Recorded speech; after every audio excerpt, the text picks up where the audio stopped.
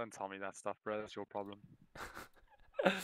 Oh, the game is up, live, and ready, gentlemen. Team Numinous taking on For the Boys. I'm Carmel, joined by Mr. Rockley here in the co-casting box, and we're actually casting a ladder game on Team Numinous's request. Their new team just came up, rising, formed very recently, and I'm interested to see what they bring to the fray today.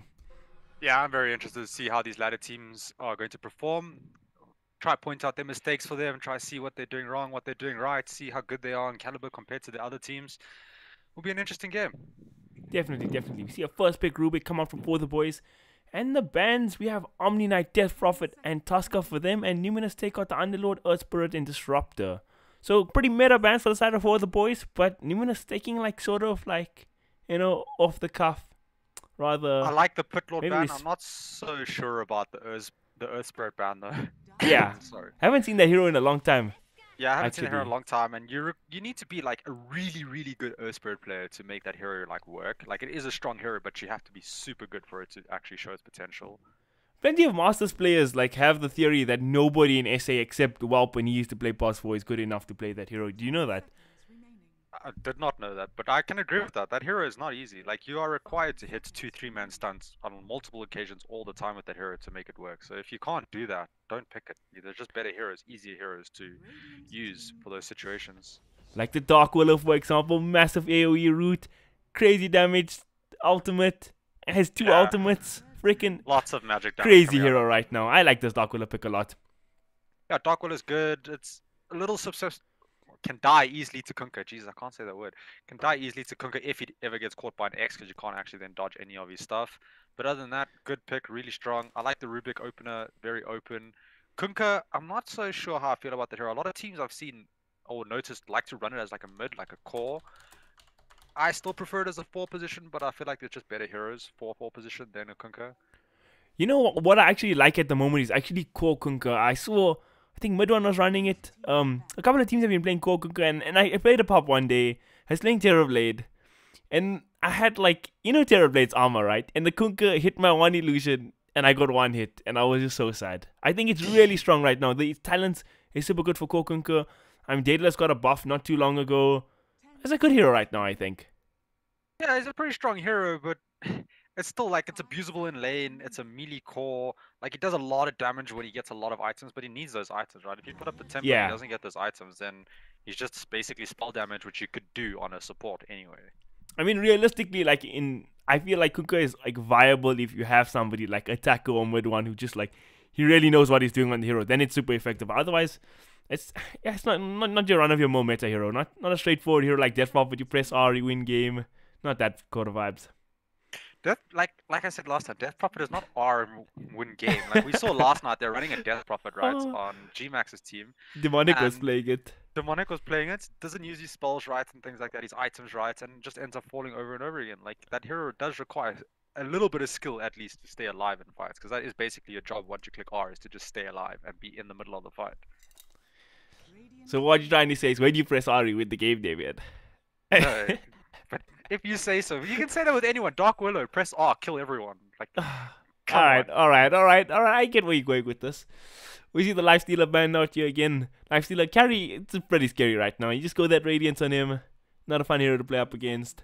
Yeah, strong carry, also really good versus Dark Willow. Like you can't do anything versus Sand King, can't do anything versus the Lifestealer either. I guess Lifestealer can't really kill a Sand King by himself or a Dark Willow either, but still a good ban, good pick. No real vehicle for the Lifestealer yet on For the Boys, so they just didn't want to face the hero. No real reason to ban.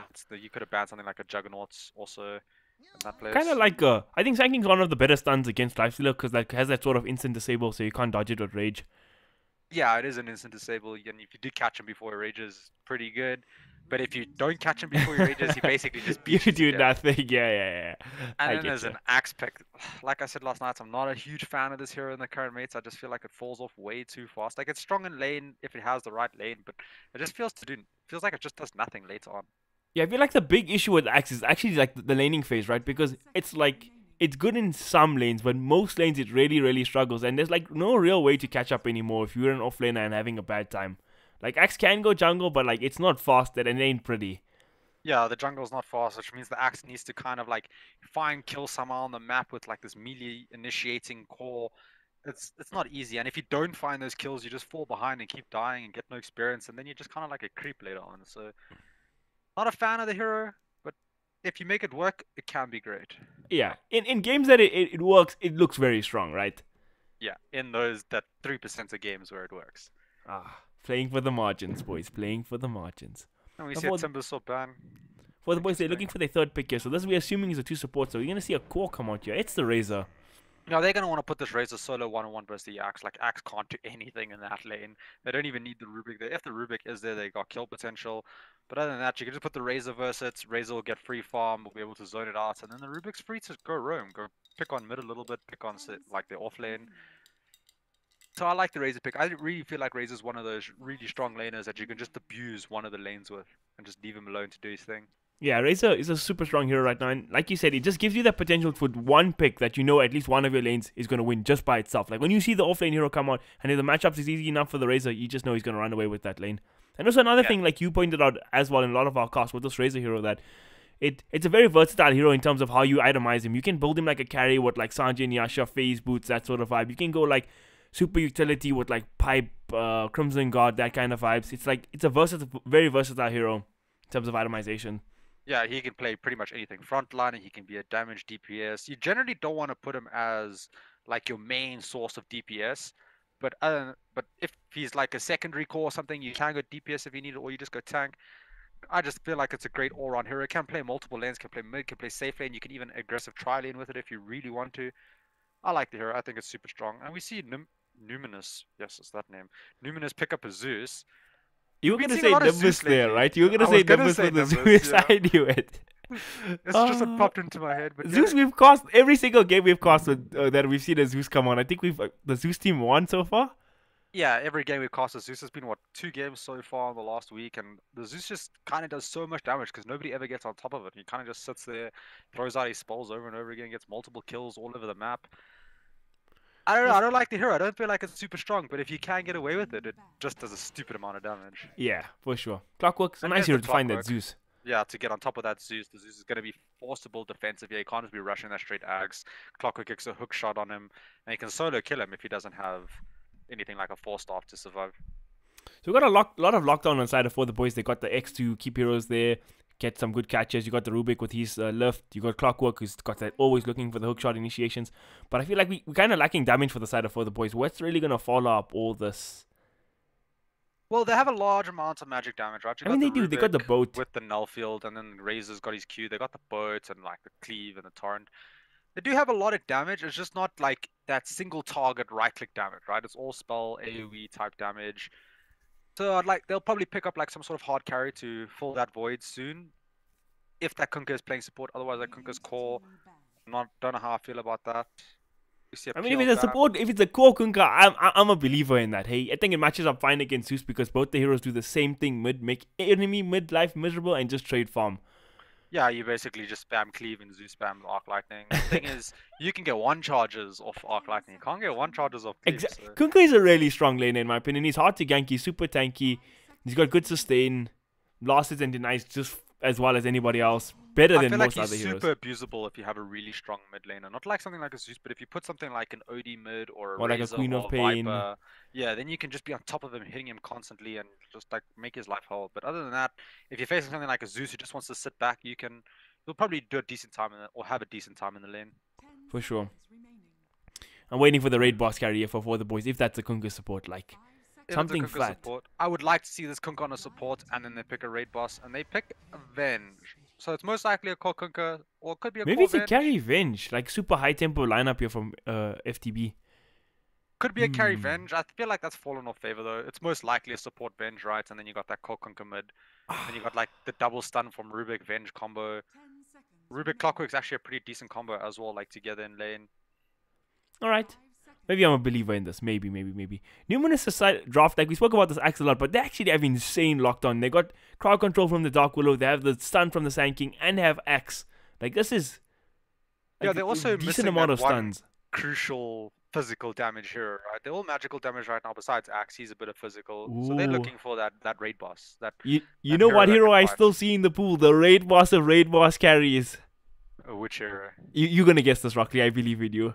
No, I'm not gonna guess a Juggernaut. Oh, no, it was the Terrorblade. The Terrorblade was there. Oh, and this Venge Aura on the field. Terrorblade, I feel like would have been such a good pick this game, actually. Yeah, Terrorblade would have just been crazy. But Juggernaut, not a bad pick. He's got the. I mean, if he gets farm with the Battle Fury, Juggernaut's like just a versatile carry. He's anytime, any place, you can pick him up. Yeah, he but lanes he's not. really well versus Clockwork. He's not the raid boss that Terrorblade is. Yeah, 100% not the raid boss. So in this game, they're gonna need this Axe to have a pretty decent time to be that frontliner for their team. Other than that, Juggernaut, pretty decent versus Clockwork in lane. You know, Clockwork cogs you just spit, and then Clockwork's not having a fun time, so you can't really get solo kills on you. There should be a pretty decent lane for Juggernaut. Zeus is gonna probably trade farm with the if it's a core Kunka, we're presuming here. And I just feel like this Axe is gonna suffer, right? If it's Avenge, Rubik plus Razor, like what does Axe even do? Yeah, that lane is super rough. You think they could aggro tri-lane with this Razor, Venge, Rubik? Like, I know Juggernaut's a strong laner, but I don't think they can compete with that. Yeah, I feel like if they wanted to aggro tri-lane, they wouldn't have picked a Clockwork. They would have picked something that could abuse the Axe lane. And we did see a level 10 Juggernaut there, so this guy spams Juggernaut. He loves this hero. Let's see how he performs on it. One day I believe I'm going to buy Dota Plus. I'm a noob, I need it. I've just been too lazy to buy it. Too lazy to buy it, too poor to buy it. That's the real reason. Alright. You don't hit the real sensitive spots there, David. You know, get the true answers out. You're not lying on stream. We got Wickerman playing the Clockwork on the side of the Radiant. Looks like she's going to be an offlane. Kunka will indeed be a core played by Calamari with the Quelling Blade in the starting items for the mid lane. Mr. He's got that magic stick, so he learned from Sargon's mistakes. Oh, yeah. Good to know. Twaxok. I like that name. The Vengeful Spirit. And Mr. Self-promoting Twitch lad child on the Razor. And last but not least for the side of the Radiant, we got Will Smith on the side playing the Rubik. I just got confused there. I was like, is this the real Will Smith? I was thinking the same thing. I mean, if Drake can play Fortnite. Clockwork gets rooted top, but he should just walk out of there fine. He is relatively fast. Yeah, he's fast enough. He should be fine. Does cost him. He's going to have to probably pop a selfie. Oh, he's going to use his tangos. Alright, I got 14 seconds to run through the whole dial lineup. RBD, Sanking, Cuppy, Dark Willow, M, Juggernaut, Moti, I think it's Moti on the Zeus. And last but not least, I was too late. Mooj on the Axe. Yeah, Juggernaut steals the Kunka's bounty rune, outclicks him there. That's basically all you missed. I didn't do it. I didn't do all the names in 14 seconds, man. So I'm so disappointed in myself. Looks like Clockwork did a cogs block middle, but then hit the cogs to let the creeps through. So it's kind of like an even block mid. I guess if he kept the whole block, it would have pulled under his tower, and you didn't want that. So yeah, I feel like there's a little bit of mana there. I mean, if he's an off-lane clock, he should have done that for his own lane, or he needs to go pull the wave right now because this tri-lane, Dark Willow, Juggernaut, Sanking, he's not going to get anything out of that lane. If he gets caught out of position, he just instantly dies. So maybe on the second creep wave, he's just going to block a bit or something like that, or try pull. He's going to have to try and make a way or make his own way through this lane, like try get some experience, maybe a little bit of gold without dying. Won't be an easy lane though. Uphill battle for sure. But on the other side, the other offlaner, Mr. Mooj on the Axe, he's not going to have any easier of a time with the Rubik plus Venge dual support with the Razor here. Yeah, he's going to have to be hiding in the trees a lot and just pray he doesn't get hit by any of the stuns, because if he does, he's dead. 100%. Venge busy zoning him out here. Yeah, and man, I do not envy either of these offlane heroes this game. Yeah, really bad offlanes, or really hard offlane, should I say. The Sand King does TP bot now to go help the Axe. They feel like they don't need to put enough pressure on the Clockwork top, so he's going to sit here, try help this Axe out a bit more. And that's going to help the Axe actually just stay in lane and get experience, right? Because if they do go on him, he can just stun someone like their Razors start. But he might be in trouble here. This is going to be first blood. He wasted his stun. He's going to get wailed on. They still have the Rubik lift available. One more right click from the Razor is going to do the trick. Is he going to get it? Yeah, he will get it comfortably. They're leaving it for the Razor. Oh, but he's juking and jiving in the fog. Yes, it's taking longer than it should. He actually gets another stun. Venge. Okay, Rubik's going to finish that off. Will Smith with the Oscar. And there was one of those moments where you wish you just had a fairy fire, right? That Rubik attack was a fairy fire you live. But nobody really buys that item anymore. Don't blame them. It's quite expensive for how little it gives you. I mean, it's good for core heroes, but you don't usually see supports pick it up. Yeah, you don't. There's one fairy fire on Kunka at least. He has one versus. Axe will get some experience on the tower now though, so that's one thing for him. Yeah, that's a big win for the side of the Radiant because they're pushing in a triple range creep wave to the tower for Axe to get XP. That's a huge wave. Or Yeah, win it's a big rather. wave for him. They did cost him first blood to get this wave, but at least he's gonna get something out of the lane now. He's almost level 3 from that. You get a lot of experience from creeps if you get them solo. Yeah, I was actually reading like an offlane guide the other day, and it was like something like saying like if you're gonna play like this old 11 strategy and die in your offlane like for first blood or early on, you should try do it inside of the creep wave. So creep aggroes and then it pushes it to your tower after when you respawn. Yeah, that's basically what you want to do. Just keep, if you're gonna die, try at least get something when you get back. Like, just prepare for that. Looks like both these supports just zoning out Axe, or Axe zoning out both the supports. But Raze is getting free farm, which is what they want. Sanking's Oh, Sanking kind missed of the last juggling. hit on the big creep. That's so sad. That feels bad, man. Oh, they're making a move on Axe, lift into Static Link. Just gonna hit him now multiple times. Probably won't get this kill, but it is a lot of damage. He does have a salve though. Yeah, he's Gucci, man.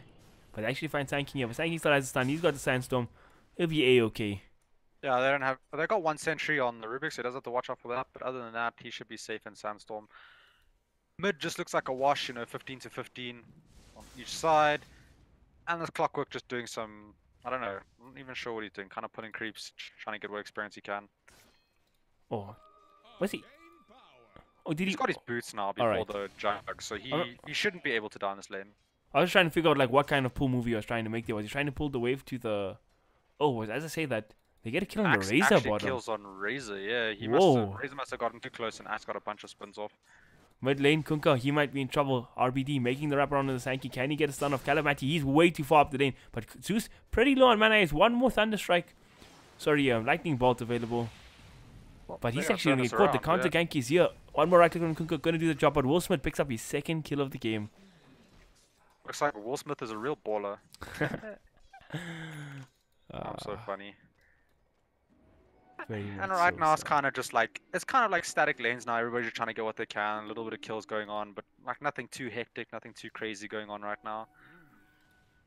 But we'll see. Yeah. That should change. Once a Clockwork hits level 6, he can start rotating a lot easier. Kunkka should be able to get solo kills once he hits level 6. He doesn't have any points in X marks a spot though, so it might be a little difficult. Gets stunned up by Sanking in the middle lane.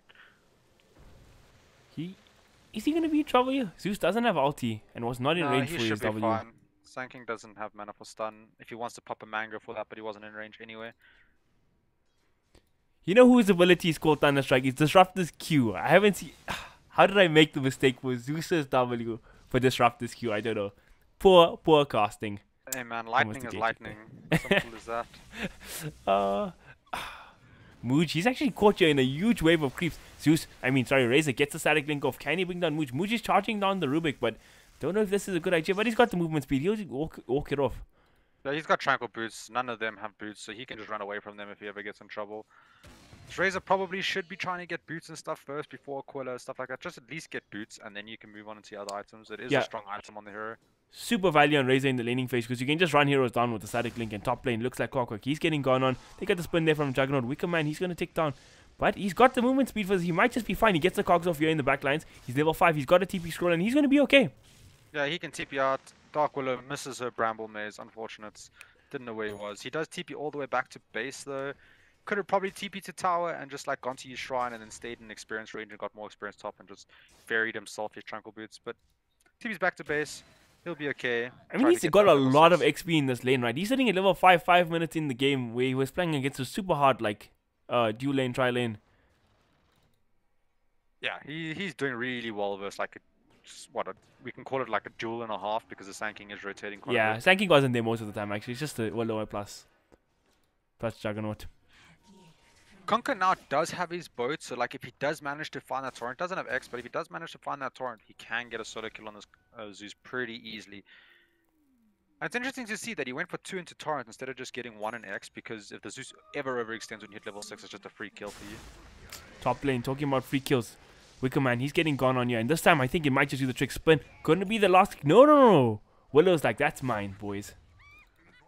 And they found Zeus middle with the Venge. I don't even know if she threw the stun. I don't think so. And torrent boats, and he does. Arcane Rune, he could have just been off cooldown. It has an when you Arcane checked. Rune. Yeah, it could have just been off cooldown. Yeah, they traded off lane for mid. They're definitely worth it for the side of the Radiant. Axe playing super aggressive bottom. you don't really expect this, right? This Axe should be having a real tough time actually against Razor. Razor should be stealing damage the whole time, sending out of lane, just denying every single creep and last hitting every creep. But this Axe actually got a lot out of this lane. Yeah, he's only level 5. Doesn't have all that much last hits now at just 10 CS, but he did get a kill in the lane on the carry. Like, he's got enough out of this lane. Yeah, he's definitely got enough out of this lane. Looks like he's going straight for the blink first, and Dark Willow being caught up by the stun. He get actually stunned. He didn't dodge it with the Shadow Realm. Oh. Now, Axe, he might be in trouble as well. They're surrounding him. One more right click from Razor should do the job. Is he gonna? Nope. But actually, no, it does. Double kill for Razor. Now, Sanking, he's gonna run it off. I don't think the Shadow Realm actually dodges the stun. You still get hit by it. It's just they can't target you afterwards. It probably would have been wise for him to use it so he could get right clicked. But yeah. But you don't take the damage from the stun either, though. No, I'm pretty sure you do. I'm not actually that sure. I have no idea. Where's ACG when you need him? He's spammed. Yeah, dude. You can tell us. I don't play these new heroes. They're too difficult for me. Actually, I never play new heroes when they come out. Just don't you? Have you played Tango? I've played him once. It fared really bad. I never again. Hero's a joke, man. My gosh. I just feel like when new heroes come out, they're never balanced. Now, mid lane. Oh, Zeus is going to get gone on that boat doing an insane amount of damage. Kunkka picking up a solo kill there in the middle lane. Yeah, boats at level 6 is a 400 AoE nuke. There's not a lot of spells in the game that do that much damage at level 6. So besides Dark Willow ulti, who even knows how much damage that thing does? 1 million in 1 damage. Like, let me actually calculate. How much does this thing do? Oh, quick maths from Mr. Davian. Yeah, we're waiting for it, boys. I wouldn't say quick maths, dude. Big Shaq would not be proud. Oh, what we got the 2017 memes here. Feels bad, man. It's like 960 damage or something at level 1. How ridiculous is that if it hits the target constantly? Cray. That's like a lion finger plus his stun and like a few right clicks for just one spell. Top lane Juggernaut still having the time of his life. 58 CS now at 9-minute marks. Going for the Battle Fury up next. He's got his Wand, Aquila, and Phase Boots completed. He's got level 6 now. Clockwork, he might be in trouble. Willow, he's gonna dodge all the brambles. What a People are so accustomed to playing against Dark Willows and now they can dodge those things in their sleep. Feels good, man. Kunkka actually went earn on his... What? That's an interesting build for Core Kunkka, I'm not gonna lie. They're quite interesting build. Maybe he just wants to sustain himself because he knows he's going to be getting quite a few kills. It is some nice mana regen and armor and some like stats and stuff like that. Yeah, and if you're building into Vessel later on, like it doesn't matter if you're a support or whatever, it's just a solid item. Yeah, Vessel's pretty decent this game if you throw it on targets because Healing Ward won't do anything. And there's a big fight going bottom. Axe gets stunned. Axe, is he going to get punished for this? He's trying to steal a big stack here, but Juggernaut, he makes the early rotations. He TPs in. He's got the Omni Slash available, but Razor gets off the link. Juggernaut is scared now. Axe, first hero to fall for the side of the Dire. Can Razor get more though is the question. Going to miss uphill onto the Dark Willow, but Sanking, he's going to fall. So it's a 2-for-1 trade. And oh, Kunkka's still coming in. He throws out the boat, catches the Willow as well. Make that 3 for the side of the Radiant, but Juggernaut, he comes back in. He's trying to spin down the Razor. One more tick. Is he going to do the job? He's trying. And there goes down the Razor. Juggernaut, he still has Omni Slash available. But he has the... Oh, he's going to get it. Going to catch this Voyage as well. But I don't think he can man-fight the Kunkka. And no, he can't. Calamity getting a double here. Yeah, unfortunate there. He does Omni Slash. He gets 2 kills. If he did manage to put his Healing Ward down before he Omni Slash, I think he would have came out ahead in that fight. Would have been able to kill the Kunkka as well. Maybe. Kunkka's like super tanky at this point in the game. Yeah, but the Juggernaut, like, I don't think Kunkka can... like deal out enough damage to kill somebody. Yeah, while maybe Healing Waters on top of him. Fair enough. I was surprised in that fight that he went for the spin play to try to bring down Razor instead of going for the Omni Slash play there, but it is a bit risky. There's other heroes around, so it worked out. Yeah, it worked out fine for him. He did get 2 kills. Zeus getting hook shot at mid. He's probably gonna fall here. Yeah, Moti getting caught, but Willow, he's here trying to get the return kills. The Shadow Realm Strike gonna do the job. Yeah, 1-for-1 trade, but it is a support bench for your core Zeus. Not really ideal for the side of the Dire here. But yeah, all in all, this game is looking relatively even. Only a 1k net worth lead towards... I mean, it was kind of slow at the start of the game, the laning phase, but now it's just ramped up. People are ready. 18 kills, 11 minutes in. I'm enjoying this game of Dota 2, boys. Yeah, people have their ultimates now. Now they want to fight. Axe gets lifted. He's getting wailed on here. Can they have the damage for him? Oh, the Xbox going to bring him back. He's going to go down. Mega kill for Calamity. And Radiant Duke secure the first tower of the game, bringing down this tier 1 in the bottom lane. This Kunkka's build is super interesting, right? He went the and then he went straight into the Hood. Like, the Hood makes a lot of sense in this game. There is a Zeus, there is a Dark Willow, there is a Sanking, so the Hood will help him a lot. But when is he going to get his damage? Alright, he's got this covered, right? He's going to go straight for all these utility tank items. Then he's going to buy a Rapier. Alright, X-Marks comes out onto the Zeus. No boat available, so Zeus just gonna get harassed up here. I don't think there's any kill potential on him. But the Ernie's there ticking away. Kunka's got the face boost. He doesn't actually care. He's charging down the Zeus. Yeah, That did I a lot honestly of feel like damage. he could have just run that Zeus down to me. Oh! Zeus comes in, gets cleaved. Big mistake by Zeus. Oh man, that's a feels bad, man. Oh, feels good to be this Kunka right now. Yeah, I just see Sargon in the chat right now, you know, trying to get a little bit of revenge from last night. But let's be honest, Sargon, you can't get revenge after that quad performance. I mean, I would tell him to put a stick in it, but we learned from his Queen of Pain last night. He's incapable of doing that. Yeah, that was bad, man. Like, even this Kunka can kill a Zeus. Okay, I've had enough of Flavor Sargon. Keeping it real here at the stream, boys. We got a 4-star first item on the Clockwork. A lot of Clockwork like to go there, a lot like to go for Blade Mail. I would have preferred the Blade Mail this game. It's super good versus Darkwood. It's also really good versus Zeus. So Decent against Axe as well. Yeah, well, it's okay versus Axe, but I mean, especially it's against okay Dark against Willow. Axe. Dark Willow can't stop Yeah. a Bedlam. If it starts hitting you with Blade Mail, she's just gonna die. That's so true. Blade Mail. I mean, yeah, Blade Mail is kind of standard build on Clock. I remember at some point, Clocks were going Hand of Midas. First item, Bulldog was not a fan, like in the pro scene I'm talking. Yo, I was not around during those days. Was in your absence, your brain was just occupied with Hunter and Fury exclusively. Yeah, micromanaging children is quite hard. yo, Shane getting thrown around. X comes out onto the Kunka as well. Boats there, followed by the Torrent, and now Kunka, he's just gonna, Zeus getting brought down. RBD, he gets caught in the last Bramble Maze, and they catch him with the Duster as well. Super good rotation. They have 5 people mid. They're preparing to now push this tower down. They end up getting 2 kills as well. Now they're going to get the tower. This is going to put them into a nice lead. Probably 4k, somewhere around there. Which is pretty decent at 30 minutes. You know, it's a comfortable lead to have. Definitely. Second tier one of the tower. The mid one actually cleaned up. That's the important one, ladies and gentlemen.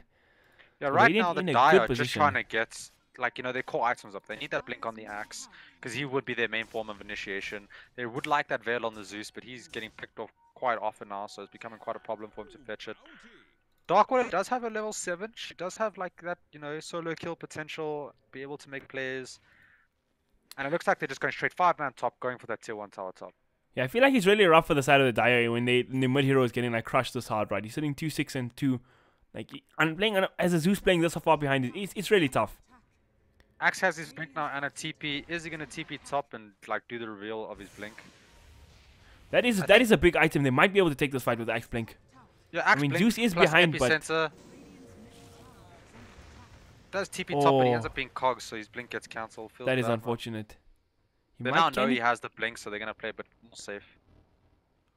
Oh, that is unfortunate. 4 heroes are just waiting top. Yeah, they have 5 heroes top, 4 heroes top. So there's 9 heroes top, and Razor just like, I'm just going to farm. He's going straight for that hood now after the drums. Ooh, looks like fight's happening. It's happening. The lift comes out there onto the Sand King, so no initiation for the Dire here. X, what gets stolen by Rubik? He gets Call. Don't know if that's the greatest spell on Rubik, eh? I'll put Kunka's debate. hiding in the trees here. He's looking for that boat torrent combo from behind. Razor finished off the tier 2 bottom. And Kunka's going to come in. He's ready for this. Going to get the X. Actually, doesn't use the X. He's going to cast it now. But he's going to get Omni Slash. But it's just level 1 Omni Slash. Does no damage. Oh, actually, bounce to the creeps. And now Wickerman, he throws out the hook shot. Can they do this? This is a messy engagement all around. But Axe actually gets brought down in the back lines. Yeah, what actually happened there is Axe got lifted and then called by Rubik. So Axe actually got called and died.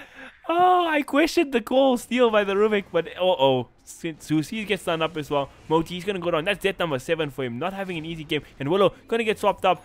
There's the X. And that is just bodies dropping for the side of Numinous.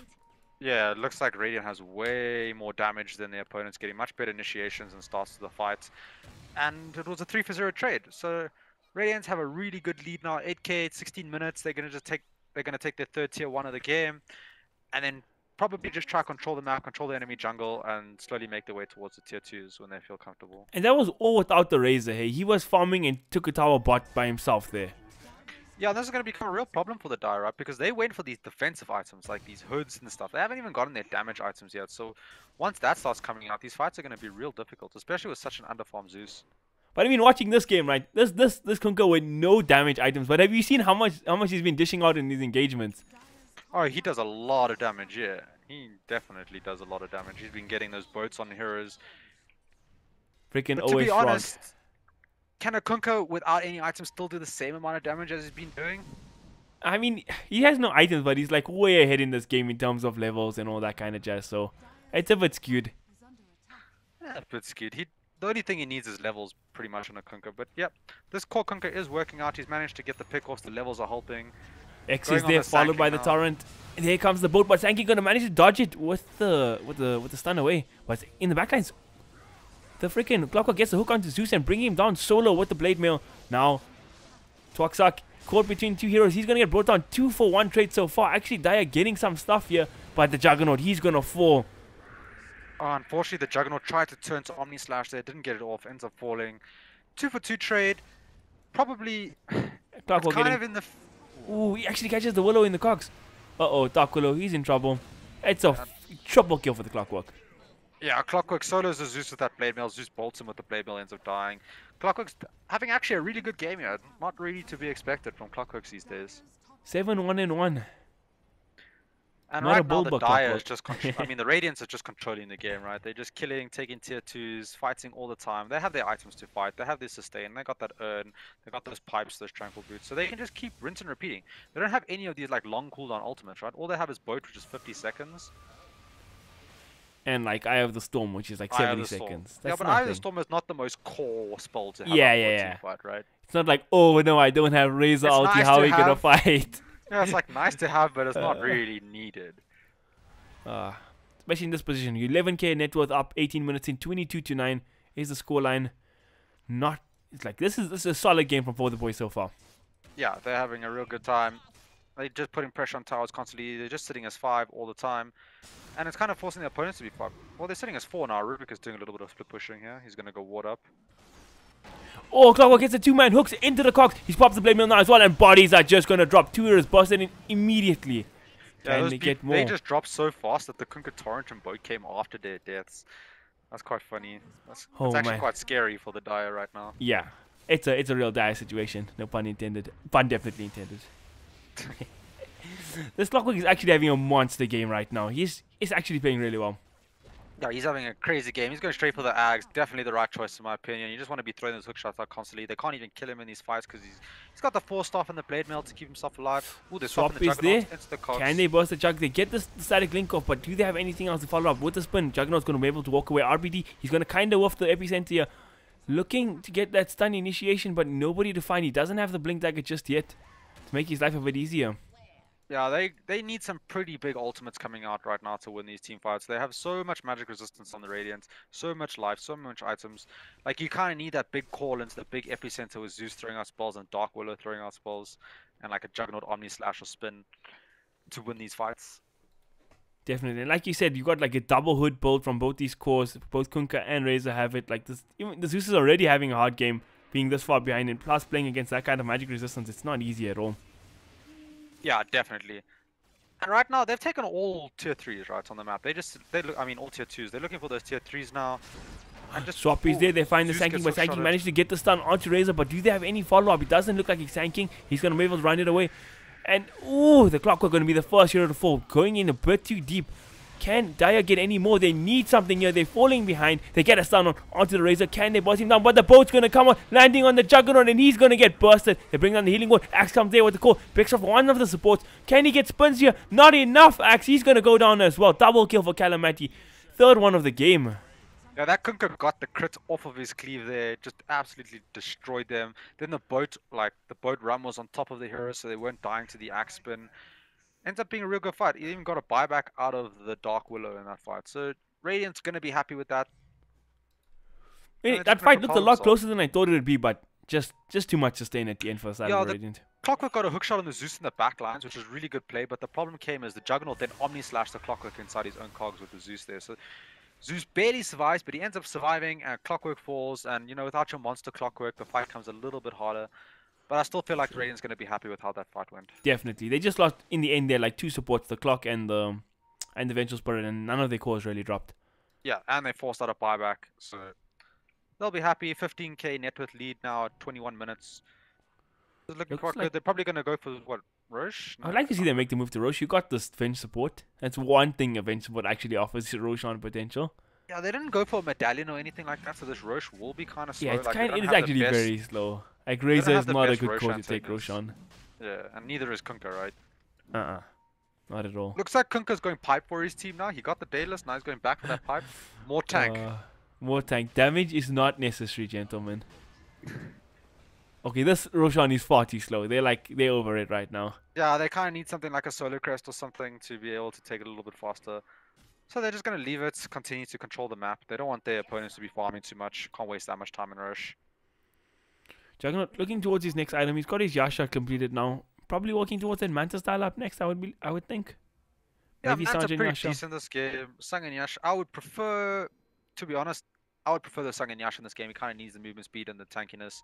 Manta's not going to offer you too much. other than Juggernaut. He's dodging going to and actually stuff. throw down his dash immediately. Going to burst jump solely on this Razor, but is it enough to bring him down? The fear is there as well. They're going to catch the Razor. This is a big pick. Can they get more? Toxic. He's going to get brought down. Double kill for Mooj.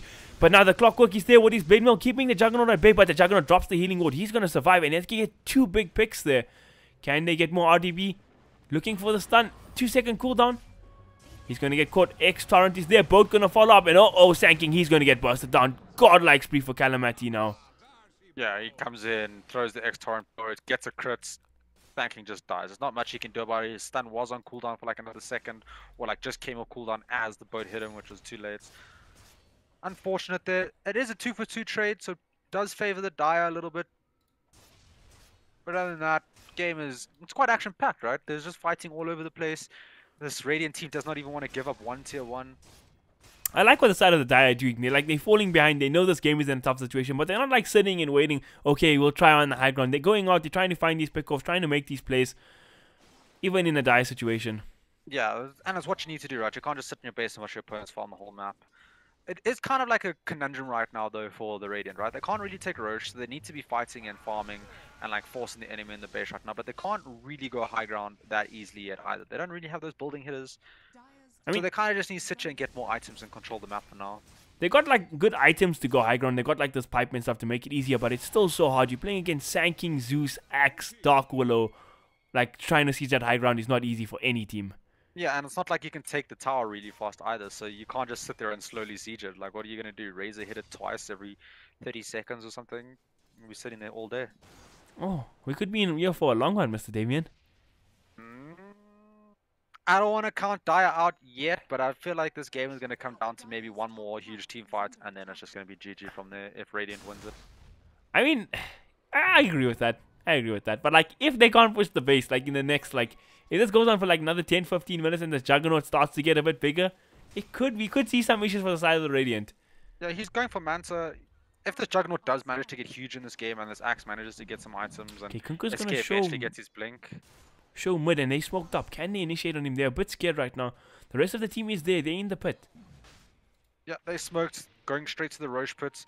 I think This the is best gonna be a big initiation they can fight. do is Dark Willow ulti, maybe. There we go. Axe going to get the 2-man call. Epicenter getting channel up in the back line. Is it going to go off? It is. The fear is there though.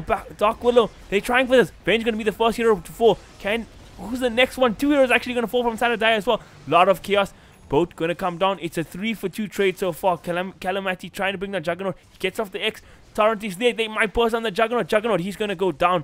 3-for-3 right now. And Moti, he's going to get slapped down by this Kunkka. Can Kunkka burst down the Axe? I mean, sorry, the Zeus. Nothing for the Zeus to escape with. He's dead. Yeah, Race is there as well. And they just run into the problem where they just don't have enough damage, right, to kill everyone. And that's what's happening right now. There's just all these pipes and defensive items just making it super hard for them to be able to kill everyone in like one go. And then the Radiant just turn around with all their spells. They got the Coca Rum as well to make them even more tanky. And they just turn and win the fight. And now it looks like Kunkka and the Razor's going to try to do some damage to the high ground. I don't think they'll get much done here. The Axe is alive now. Dark Willow in 5 seconds. Sand King's up. But the Sand King really needs his Blink though. Yeah, it's really tough. Like, he had to walk in to get the follow-up stun for the Axe there. Axe is alive? Oh, he was looking for that. Is he going to go for the cheeky? They all can. Oh, he messed up with the... Oh, the plasma field cancelled that. That was unfortunate. No, I think the plasma field hit him after he called. So something else. It must have been Kunkka Cleave or something that hit him and stopped him. Oh. Because that was big. It was a whole creep wave plus 2 heroes. That could have been big. It could have been big. Yeah, especially with Dark Willow's Bedlam coming out and Curse Crown and all that. Would have been a lot of damage coming out. Might have made all the difference. But again, here's the problem for the Radiant. They're still trying for this. But they have like Okay, actually the Razor doing a decent amount of damage to the tower now with these Dragonlords, hitting from a decent range. He's doing a little bit of damage, but it's still very slow, right? When you Oh. take a team fight like that, you kind of want to push the tower and take the racks in like Yeah. 15 seconds or something. You don't want to have to be sitting here for 2 minutes. Yeah, this is it's a hard hill to climb because you got like literally no tower push. You don't have like a Shadow Shaman support to make up for these cores that don't want to hit towers. Yeah, 100%. Oh, Clockwork hook shot on the Dark Willow. On the Dark Willow, but that's super far in the base. Is he gonna get punched with his axe? Gets a huge call here in the back. They're on to 4 heroes. Oh my gosh, Juggernaut throws out the Omnislash now as well. It's 3 heroes. Make that 4 heroes gonna drop a Cyber Radiant, and that was actually massive. That was black hole level axe calls. Yeah, that was a huge blunder by Radiant there. They saw the Clockwork go and they all grouped up to try to go help him. Axe gets a huge call off. Zeus ulti on top. Now they might get this Juggernaut Kunkka who's on a Omnislash. 10 spree right now. If Juggernaut gets this will be massive. Juggernaut does get it. It's a 950 gold in the pocket of this Juggernaut. Oh my gosh, and I don't even want to know what the gold swing was completely in that fight. We can't really see, but I think they were like 18k ahead or something when that started. They're 10k ahead now, so something like an 8k gold swing, lots of levels. And this game might have just turned around right there off of that one axe call. That's what I was trying to say. Like, if you can't push up the high ground, at some point you're going to force it into a team that has good high ground defense, and you will be punished for it. Juggernaut sitting on 5k gold in the bank account right now. And you know, I actually missed that black hole core from Axe. I saw 2 heroes on the edge of it, and I'm like, oh wow, 2-man core. I move my camera over, and I just see 4 heroes taunted, and I'm like, oh man. Yeah, unfortunately we got debated to watch the Clockwork. I did see the call like after it happened, when I heard the sound cue. But I wish I saw it from the beginning, man. Oh man, it's alright, it's alright. I did the shouting for the call anyway, you know? Yeah, you did the shouting. We heard you screaming, you know. You might as well have just screamed black hole there, but Light of heaven. So the first tower of the game, in fact, for the side of the Dire gets taken here in the middle lane.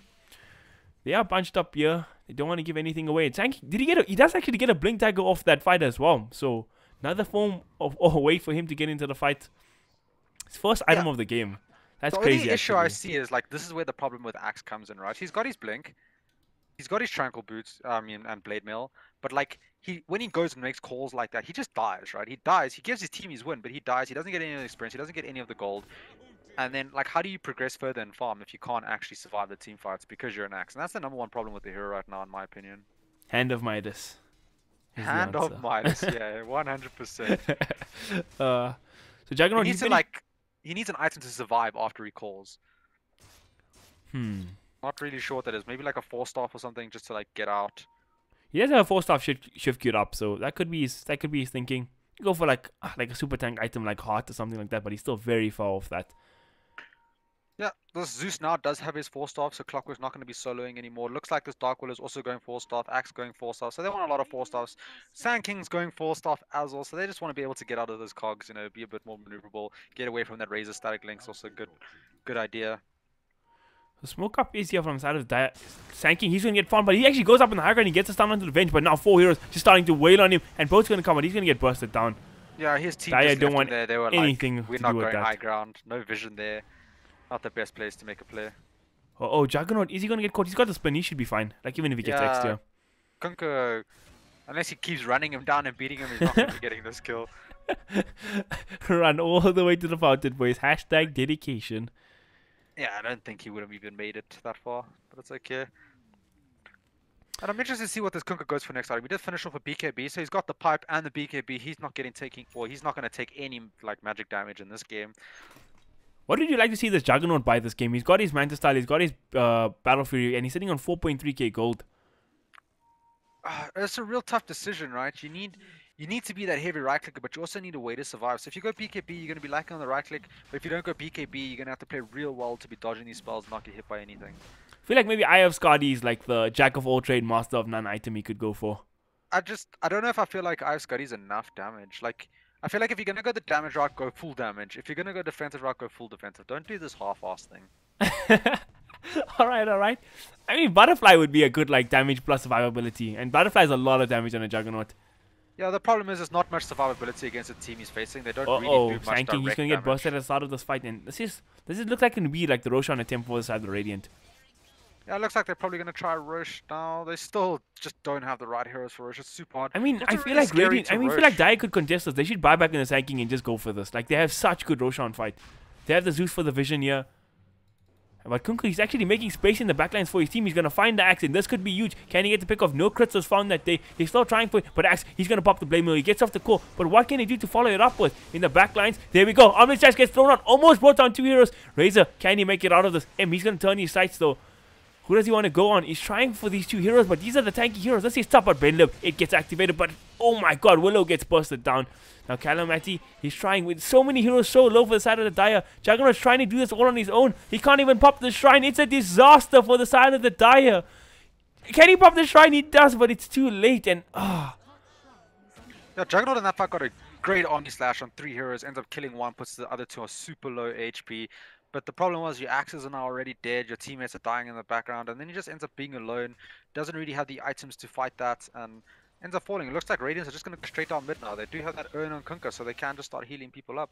I feel like Sand King should have just bought back there. Like if he fought with his team, I think Dire win that fight. Yeah, if they had a stun to follow up with that Juggernaut onto the 3 heroes you Omni Slashed, 3 heroes like instantly dead.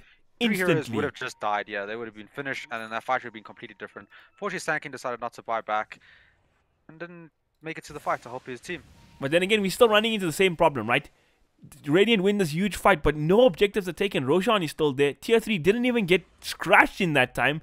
So in 35 seconds, Juggernaut's going to be back up. Like, this game, topsy-turvy They might right lose a now. tier 3 for this, but I doubt they're going to lose a Rax. Zeus is pretty good at defending. They got the glove still. Okay, tier 3 is going to go down at least.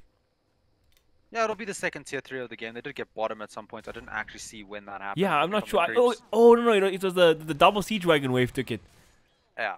That's Well, you need interesting. to worry about those double sea dragons. That thing can be a nuisance, especially if it pushes into your base. Juggernaut went for the BKB, so he went for the full-on thing. Like he wanted to go defensive, and he's going to go defensive. Yeah, BKB helps him a lot, right? It's just you don't get stunned, you don't get controlled by this Kunkka. And then now after this BKB, if they manage to stay in this game, you can get some sort of massive damage item and just pump out insane Omni damage. Slash thrown out of the Kunkka almost exclusively there, but Venge with a nice swap out. Calamity, he's still going to go down. Juggernaut with the crits. What a manly man, Mr. Emis. And Sanking, he gets stun off onto Rubik. But who else actually gets another stun off here? Onto the Razor. Oh, it was the Rubik stun that I saw initially, actually. Now, 4 heroes super low from the side of the Radiant. They're going to catch 2 here. Can they find another? Axe going to get the call off. Gets the Vengeful Spirit as well. Can the dunk come out? It is going to come out. Slam dunk for Mr. Michael Jordan. Yeah, Axe brought back there. But did you actually see what happened there? Juggernaut Omni slashed the Kunkka. The Kunkka got swapped. The Venge ran towards the Kunkka. The Omni Slash just bounced straight to the Kunkka. Put him on like 1 HP. As soon as he ended the Omni Slash, he just hit him once and he died. Some RNG gave him luck coming out there for the Juggernaut. This has been an exciting game. I'm not going to lie. It's just been cracker all around. And like you said, Juggernaut, he just purchased the BKB. He didn't have to use it in the fight. He's now sitting at 2.5k gold. So he can go for like real monster damage for his next item. Yeah, I'm not too sure what the item is here. It could be Butterfly, but I feel like that's not the item you really want in this game. Bloodthorn. Bloodthorn, really good. Basher, I don't really like Basher's not enough damage. Nullifier maybe, not that much activatables. I mean, there's a 4-star on Clockwork, you kind of negate that, you negate the Blade Mill. If you get Bloodthorn, Nullifier on Kunkka before he activates BKB, you can't activate BKB. Yeah, Nullifier is a pretty decent item. It gives you some utility and it gives you some damage. So, nice item. I would like to see him go for Bloodthorn or Nullifier, something like that. Those are pretty good items. I would not like to see a Bash or anything like that right now. I'd like to see that as his last item once he has that damage. Yeah, I feel like in the old days when Abyssal Blade was a damage item, it would have been definitely the go-to item now. But right now, I don't think he needs any more survivability. He just needs to chomp and once he shut hits down level these heroes. 25, if he feels like he needs more survivability, he can get 600 health. Otherwise, he can just get more Omni strikes. Nah, dog. He's going for the Omni Slash talent, dude. This guy knows. This guy after knows. this game, with these huge Omni Slashes he's getting, there's no way he doesn't go for it, right? Oh, that talent is really strong, I think. But both the talents, like 600 HP is no joke either. And this there's a GD Juggernaut bot. seems to just be getting huge Omni Slashes off in these fights all the time, which is quite a concern because that spell does a lot of damage, especially once you have items. So I'd like to see this Venge be a little bit more on point with these swaps maybe, and just like save whoever gets Omni Slash instantly, don't run into them with the Omni Slash himself, kind of just sacrifice himself and save his cause if something like that happens. Yeah, Maybe for even sure. build something like a Ghost Scepter on himself, so when he does a swap, he can Ghost, and then Omni Slash is completely wasted. I mean, he's trying with the swaps for the Omni Slash, but yeah, like you said, he doesn't have a Ghost Scepter or anything like that, so he's just gonna get blown up by Omni Slash every single time. Oh, now it's just become like a kind of just like everybody trying to farm, get what they can. I'm surprised that the Radiant right now haven't taken any of the shrines. They do have 2 tier 3s down, so they could start taking some shrines. I feel like that would be their next easiest objective to go, but they go for a 4-man smoke. Looks like they're going to be making their way down bottom to where this Kunkka is. Might be baiting this Kunkka here. I think, yeah, Daya is just a bit scared right now. They don't expect Kunkka to be solo there, which is not. He's got his team behind him. All these friends sitting here all smoked up. They really want to get this Juggernaut level 25 before this next fight. Like, it's a real big power spike for the hero. They throw out the scan. Daya find it. Oh, but they don't actually get the initiation on Juggernaut. He gets the spawn off just in time. That's kind of interesting, right? Juggernaut spin, you could have just swapped the Juggernaut straight in. RBD, he goes for this. He gets a double man stun. And there's a call to follow up. RBD, he's going to get bursted on. So does the Willow. Heroes are just dropping left, right, and center. But there comes the big Omni Slash. Double kill for Jug. They get the Razor. Who else can get here now? Sanking. Sorry, Clockwork. He might be a chomped down, but in the back lines, heroes are getting caught. Juggernaut, he's trying to get. Can he get the crits here? One more hit is going to do the job. Triple kill for him. But Zeus, he's going to get caught. So it's Juggernaut up against these two heroes. The Clockwork and the Vengeful, sorry, the Rubik's. But now he pops the BKB. Not much they can do to him while he popped that. He's going to try to charge down this hero, but he doesn't have actually any chase items. Yeah, the Juggernaut with the Omni Slash end up killing the Razor and the Kunkka. That's the 2 cores gone from 1 Omni Slash. Oh, I was wondering where the Kunkka went down. Yeah, he went down with the Omni Slash with the Razor same time. And still, that's a pretty decent fight now coming out of the Daya again, right? It is a 4 for 3 trade.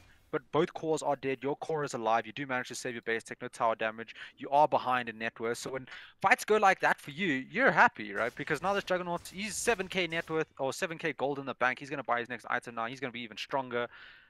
You know, I actually questioned that Abyssal Blade purchase earlier, but he's sitting at 7k. He could buy a full straight up Abbey Blade right now. Yeah, he could. Or and he then he could has just go some for chase. More damage. Yeah, he does have chase then. So maybe Abbey Blade is the way to go here. He does actually hit quite hard, much harder than I thought he would with just the Battle Fury Mantas, like his damage items. And I need to get the extra damage from the bash. He goes for the Skadi. That's fine, because he got buyback as well now with the Skadi, so... Yeah, he gives him a little damage, a little bit more tankiness. And he can chase, like we saw in the last fight that he struggled, even though he wasn't getting kited by a BKB, but he couldn't just run these heroes down and just whack them. Yeah, and now he's hitting. Creep's just gonna farm up. It looks like 3 people in middle. Is the Radiant actually gonna try and make a push again, or are they actually just gonna try and ward up this Rosh now and get this Rosh out? Because I feel like they really do need it. We'll give them a little bit of an extra edge in these fights. Like they need like a medallion or something, because Roshan is still difficult for them, even with all this damage. RBD, he's getting gone on here. Stun comes out. They've committed a lot for Sanking, but he is gonna go down. Yeah, Sanking goes down again, and this is the problem that happened last time, right? The Sanking got caught up when they're trying to do Rosh. Now they're going for that Rosh. And good guys. Does he have double Daedalus now? It doesn't matter if they don't have good Roshan heroes. Just with double Daedalus alone, it's enough damage to get Roshan. And I don't think Daya can contest this without the Sanking.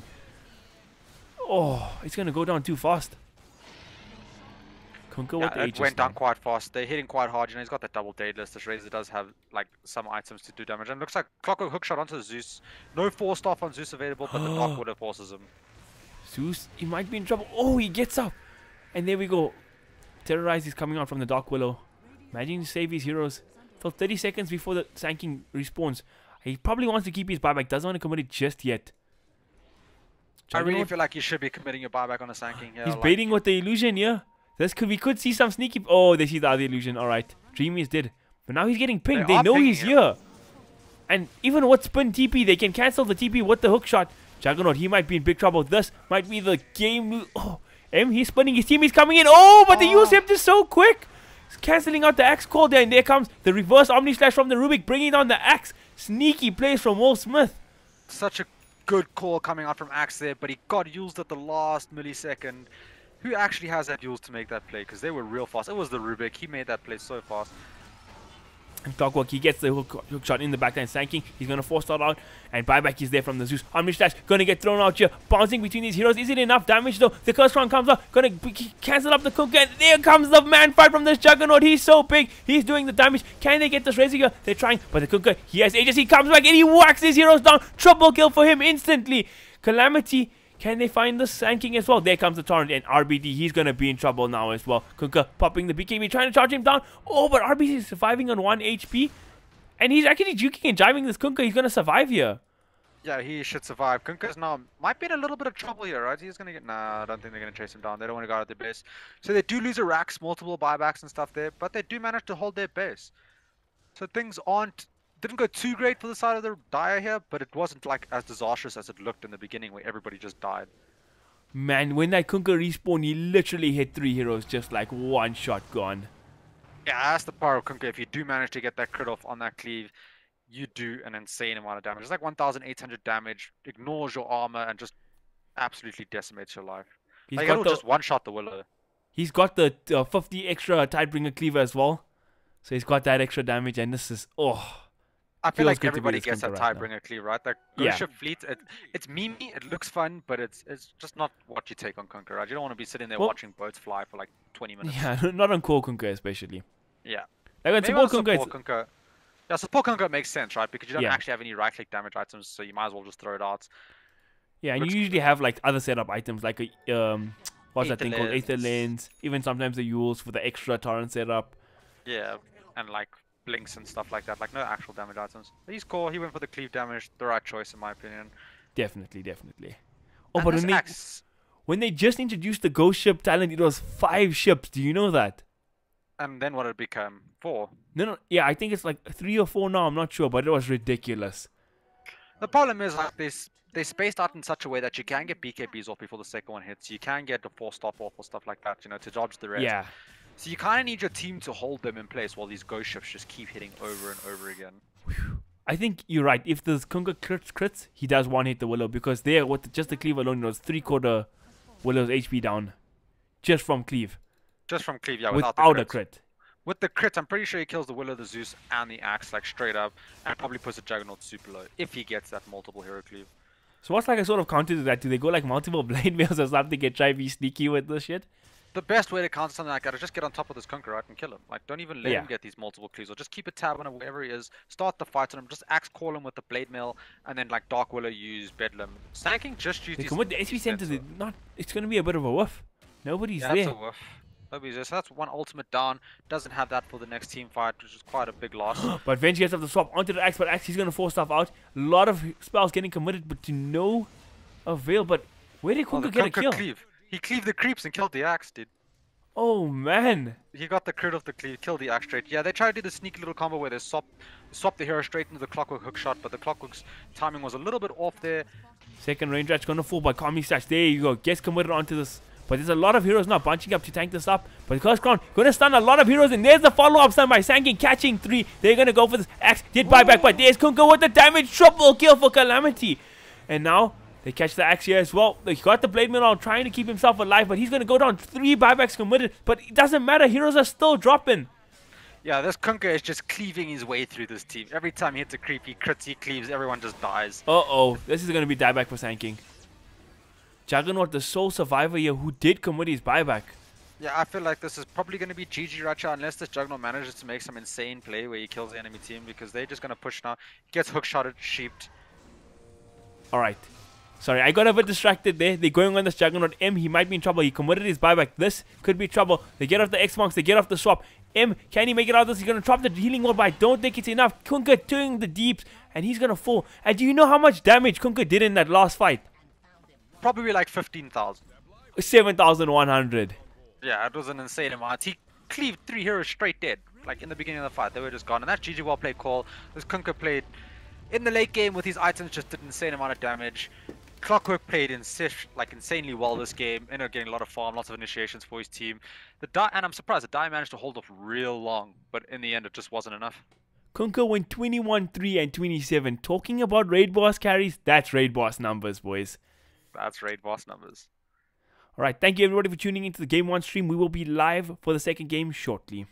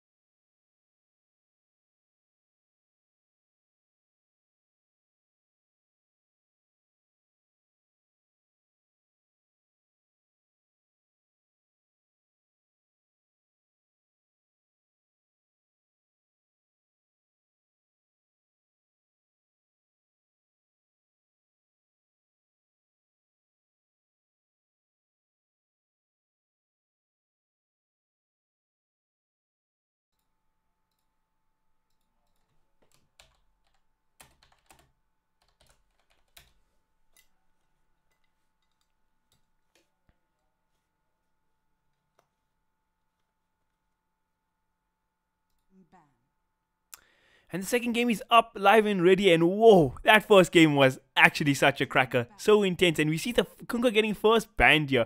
So respect to the Calamity Kunkka there. Yeah, they don't want to deal with those cleaves. Those cleaves that came out in that game were quite insane. Like, just killing heroes just straight up at the end of the game, like not even a chance to fight. So they get rid of it.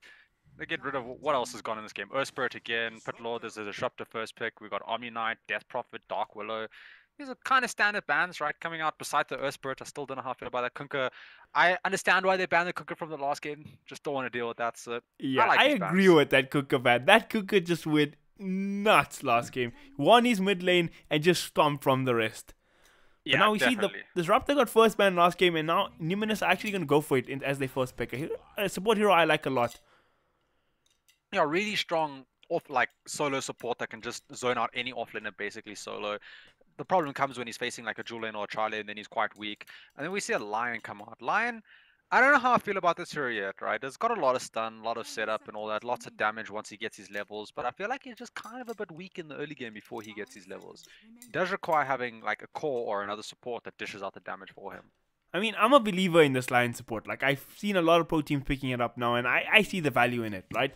But I don't know. I don't know if Lion is a support like I like to pick up like this early, right? It's not like something like a disruptor that's just like all around good and gives you a lot. It's like at some point in the draft, you'd be like, okay, I see this is a good game for Lion, and then I'm gonna pick it. I don't know. I don't know if I'm thinking correct there. And here we have a bounty hunter pick. I like this hero a lot. I feel like if you play it right and your team understands how to play with the bounty hunter, you can put a lot of pressure on the map. You get that gold lead with his tracks, and then you can kind of just snowball to victory. That's nice. Slaughter, a hero we don't see very often, right? We're not sure if this is off lane. Probably a 4 position though. It's How just do you tough to feel play about Slaughter Slaughter? right now. It's because like I mean, they Yeah, kind bounty of gave him runes a don't couple give of nerf experience. to Yeah. his stun, so it doesn't do that much damage early, like a while ago. But like, I think the bounty rune change is like a real game breaker for Slaughter because where do you get your XP? Like you say, you don't get experience from the bounty runes anymore. Yeah, so you kind of need to sap experience from a lane or something like that. You can't really jungle anything like that. So you basically need to sap experience and find kills. If you're not managing to find kills with the Slaughter, you do tend to start falling behind. And then at some point, right, your core has to leave the lane to go farm jungle or something so your Slaughter can farm up his blink because the Slaughter without a blink is quite a bad hero.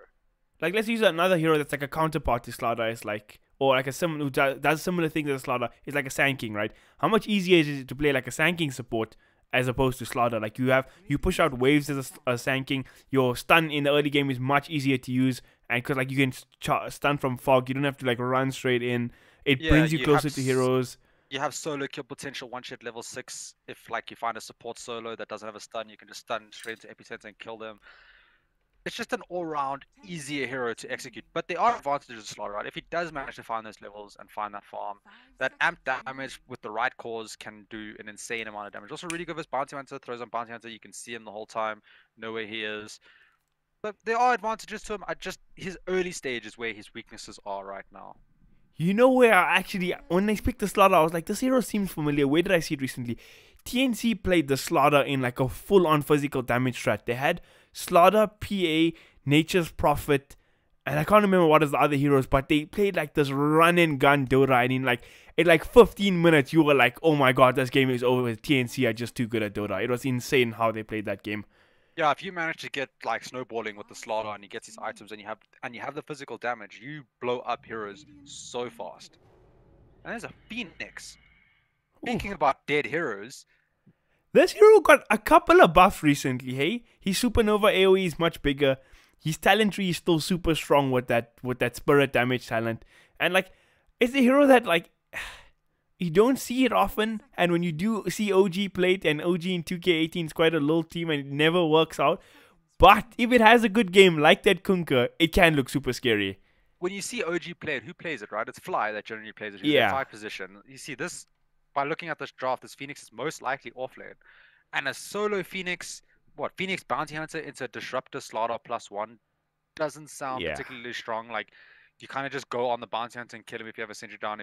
Otherwise, you can just like put your Static Storm, not Static I mean, Storm, Thunder Strike on the Phoenix and glimpse him back if he dives away. Yeah, if you just have a warded Disruptor in lane and you can just catch Phoenix every time. So actually, it's an odd pick picking Phoenix into Disruptor, like you mentioned. Yeah, it's quite difficult to get off, but if he does manage to get off good eggs and the good Sunbeam, can do a lot of damage. for sure. And now we see the green hero come out, Viper. Ooh, Terrorblade as well comes out now. Picking a Terrorblade into Disruptor, I'm always a little iffy about that one, right? Because Disruptor is one of the heroes, you put the Static Storm down on Terrorblade, there's no Sunder coming out, and you can generally just burst down the hero. I guess so. But if he gets his like BKB or something like that, then that hero, like, it's really good versus Viper, really good versus Slaughter, really good versus Disruptor. Once he has the Slaughter's items. like pretty good at like CC against Terrorblade, and you get the amp damage on him. It makes him like much easier to kill with physical damage. Otherwise, Yeah, it's it near makes impossible. him easier to kill, but generally with Slaughter, you want those heroes that don't have super high armor, right, to amp damage. Right, because right, then you right. just blow them up That's a good point. real fast. Like now when you amp damage a Turbo, he's kind of going to be like a normal hero, not really Yeah, an when you amp go hero. from 37 armor to like 29, it's not that big of a difference. I get what you're saying. And there's a mag pickup, so that's most likely what offlane mag, mid Viper. They Pause have for some Slaughter. synergy, you know, with mag RP into Disruptor ulti and Slaughter crush and Viper hitting.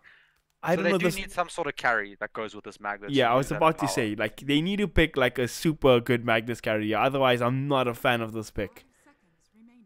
And what do you think your options are here, right? There's Lifestealer. You could pick up a Lifestealer. Oh no, it's banned, so you Lifestealer's can't taken take out. Lifestealer. So there is Juggernaut's Juggernaut still in the still. pool.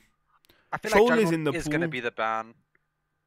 I'm not a fan of Troll in this game. There's like, you know, Lion is so much CC for Troll, and if you do get CC'd as a Troll, you kind of just die. Though it is really good against Phoenix, you know, Troll ulti, and then Phoenix it just dies. I also, which analyst was talking about this? I think it was Lacoste, and he was saying, oh no, it wasn't Lacoste. It was, I think it was, okay, I remember. It was Kyle talking about this. He was saying that Troll versus Terrorblade is an odd matchup, right? TB is good against Troll in the late game, but Troll hits his timing before TB, and then you just win the game off that. So it's like, Yeah, if if you're you get a picking hold Troll of now that with the TB. mag, I think if you hit that timing fast enough, I think Troll just goes ham. If he just goes like one or two, like one item plus the BKB, they can't do anything to him. I think he just wins the game. Oh, they go Ember Spirit. Okay, so this is safe lane Ember. Looks like it. Not It a has to be a fan. safe lane Ember. Not a fan. If you Not go, a fan. okay, so I've experimented with Ember Spirit lately with going the physical damage build, right? And this actually is really, really strong. The problem is you're an Ember Spirit and your first like 15 levels, you're kind of useless. You need to be very active, getting lots of kills with your team. You don't want to be just sitting there farming. So I mean, Ember Mag actually is like a good counter to Terrorblade, right? You clear up his illusions, you do like that cleave damage to him through armor. But yeah, like Terrorblade can't really sunder your Ember Spirit because you're always staying so far away. But you kind of like when you have an RP plus a Slaughter who has amp damage, you kind of want to just be blowing up targets. And Ember Spirit's not one of those heroes that blow up targets, yeah, right? he He likes kind this of long he likes to do sustained three, fights. four, yeah, 3, 4 sleight of fists, you know, have those 15, 20-second fights to do his damage over time. If he does manage to get like, let's say, double Daedalus plus a couple of items plus some power, this Lion's gonna have a tough time. If this Bounty Hunter gets caught by that like slice, he's gonna have a tough time. Phoenix is gonna have to pop like premature eggs. Okay, It could work let me if give he has a good people lane. like some perspective on how bad a hero Ember Spirit is right now. TKC hasn't played this hero in about 6 months. That's how weak Ember Spirit is. And if TKC's not playing the hero, you know it's bad. And they pick up And the you Invoker. know. So it's Invoker versus Viper mid, most Oh, I'm likely. not a fan of this Invoker pick either because like you already have the super big late game carry, right? You have the Terrorblade. Like you don't need another hero that can just go to like 50 minutes. Yeah, and we Do all you? know Calamati likes his heroes with Cleave and Daedalus. Invoker's not one of those heroes, eh? So we'll A have to matter see of how his your Invoker Invoker. goes. Not a super fan. Their lineup for the boys also very lacking in lockdown, right? They have the Lion. He's okay. And then Man, I would Invoker's have. basically Tornado. I would have I gone for something aggressive mid. I Like think if much more Numinous aggressive. went for Troll Warlord, they would have just won this game. The thing is, Troll's really hard to play into Invoker before you have your BKB, right? He has so much things like Deafening Blast, he has Tornado, he has Cold Snap, like all those annoying things that just make it really hard for a Troll to hit you. So you would need But your team to start the fight. But if you start hitting somebody, they just die. once that Troll hits that BKB timing, he's literally like they can't do anything to him. Like Bounty Hunter support does nothing, Lion does nothing. Terrorblade struggles against Troll really early on before he has like MKB or Bloodthorn or something like that. Yeah, basically all they could do against the Troll then is just track opponents and run away real fast. Yeah. Yeah, but I mean, can't cry about the Troll Warlord pick right now. This game is up, live and ready, and we do see Ember Spirit Magnus. This is like a classic old school combo, and it could be cool, or it could be like 60-minute high ground defense as well. I don't know if I like that. Yeah, But I'm not a fan of a 60-minute high ground Ember Spirit defense. This takes me back to what, like TI4 days, TI5 or something? Oh, yeah, My man. gosh. Yeah, guys, we like casting and all, but we want to play some Dota 2 as well, you know? Yeah, have that late night Dota 2 lose just to go to bed on like, a bad mood. God damn, the phalanx stack. We were so close, Damien. We were so We were so close. close. Feels bad. Okay, so interesting. This Mag doesn't actually have a start shield for the lane he's facing. Like he's got to understand that this disruptor is going to be. This line's going to be right clicking him constantly. So I would have gone start shield. I feel like that item is super good, especially for offlaners right now. Got the money for it. Why didn't he buy one? Yeah, I'm not too sure why he didn't buy one. He has the money for it. Maybe he wants to get something else like super early. Like he And didn't we go see for this like bounty one hunter. rush either. Is He this hasn't bounty hunter committed for going anything. Maybe he's got Yeah. some next level item he's gonna go for. Yeah, something we have no idea. Super early blink, dude. Like, don't buy items early to get that blink. Who knows? Maybe. Looks like Bounty's going for a courier snipe soon. Like, he's positioning himself to just go invis and to run towards mid to get a courier. That's presuming that they use the courier super early. The good old bounty hunter career. Oh, he's actually gonna pull the wave here for his Phoenix. I like this. Good Yeah, team player. Yeah, he's pulling the wave. He's just gonna either try double wave it or pull it all the way between his towers. Don't think he's gonna get it all the way between his towers without sacrificing way too much life. I mean, he's a bounty hunter. Does he really care? He don't care about life. Oh, actually, Yeah, Cloudus here as well. He just double stacked it basically. So the next creep wave is gonna spawn. This creep wave is gonna run into this sort. Like, yeah, it's just gonna be like a double stack type thing. And this Emma's Brett's gonna have quite a tough time farming. He doesn't have a start shield. He can't really farm in the tower that easily. He's just pulling it behind the tower. And this wave eventually will push towards Phoenix's tower. I think this is the right thing to do to pull the wave to meet the other wave, right? Yeah, it's As a definitely the carry. right thing to do. The problem is now he needs his support to go pull the second wave behind the tower now. Because what's going to happen is this creep wave is going to overpower this creep wave. It's going to overpower the next creep wave, which is probably going to meet on the tower or somewhere close, and then just push towards Phoenix's tower. And Phoenix is going to get levels. Yeah, that's rough. So they're pulling it away, but now you see it's too late to do this pull now because now the creeps are already in lane running. Oh, I Let's see. manage Okay. to stop it from getting to the tower though, but there's a double range creep. It's going to push. Nothing you can do there. Phoenix gonna get something in lane, boys.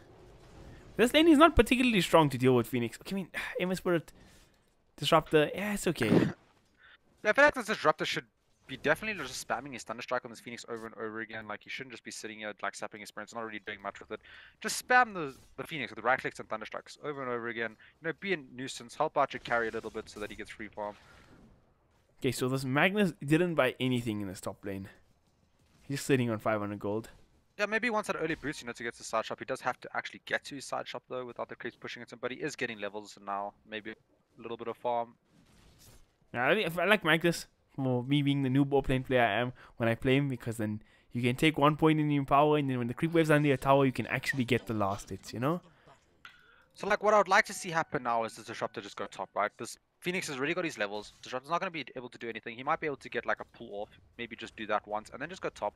Leave this Ember 1-1 versus the Phoenix. You want your Ember to be equal levels to a Phoenix. You don't want him to fall behind, otherwise the lane's going to become, like, insanely difficult for him. Yeah, they have to make this lane, like, sort of favorable somehow. Like, I with feel like Disrupt- Ember Spirits, once he hits level 6, has kill potential on this Phoenix. You just go in, pop your Flame Guard, you pop your Searing Change, Phoenix is gonna egg, you back off. The next time Phoenix comes into lane without his egg, you can just Remnants onto him and kill him. But he has to till be that super point, after. I feel like Phoenix lane's much better than Ember, doesn't he? I don't know, you have Flame Guard to take away any of Phoenix's magic damage, so you can't really harass you. His right click, Phoenix's right click is kind of pitiful, so you don't really worry about that. Yeah. It's more this Ember Spirit needs to worry about taking damage from the creeps, because he doesn't have a start shield. Other than that, Bounty Hunter looking for a courier snipe middle, doesn't end up finding it. The courier's just still sitting in the base. This Viper is refusing to bring anything to him, and he knows that this Bounty Hunter is. Oh, I think like Viper's the one mid hero you can get away with, like, not needing a career. Like, I'm a Viper, man. What do I need a crow for? I'll just win the Yeah. lane anyway. Yeah, he doesn't need the crow because Invoker is one of those heroes that can't really put a large amount of pressure on the Viper to force him to crow out any sort of regen or items to sustain himself in lane. So he can just sit here and chill till he knows that this Bounty Hunter is. This Bounty Hunter is spending a lot of time in this mid lane. He's just chilling here waiting. Top lane, they get the skew onto the Terrorblade under the tower. Do they have anything to follow this up with? Nope. Stun on cooldown from the Slaughter. Yeah, I feel like they set that up with the Slytherin Crush so that he could get in position. Oh, for I this see. Lion also misses his stun, but now Lion doing Lion things, just, draining mana. He did go for 2 points in mana drain and only 1 point in Earth Spike, so he's just going to be that nuisance. Get rid of the mana. If Mag has no mana, Slaughter has no mana, they can't actually do anything to threaten this Terrorblade either.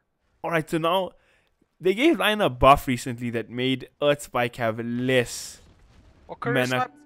Bouncy mana Hunter finds the cost. courier. Did he find the courier? Okay, what Yeah, a he player. found the courier. It was the bottom. Just happened to be in Viz there running. Courier ran over him. And now that Disruptor's in trouble, this Phoenix on top of him. He's got the Fire Spirits out. And yeah, He's gonna he's keep throwing them. is it gonna be He first missed blood? one. He missed the one Fire Spirits. Oh, Disruptor. You might That just be feels finding bad, an MS, man. but he can get kills. James gonna be back up in 7 seconds. They're trying this Yeah, bounty this hunter Phoenix getting is in burnt trouble. down, This and Phoenix is Phoenix. dead. Oh. Oh, the jukes! Alright, this is crazy. Oh, Yeah, bounty hunter is going back in for the snipe. He has the shuriken as well. Oh, he gets found by the Ember. How come? Nobody went in Viz, so the Chains chains. should have revealed that, shouldn't it? I'm pretty sure it revealed him, but then he was like, I'm not gonna get this kill, and just like saw creeps, gold floating around, so he went for that. Alright.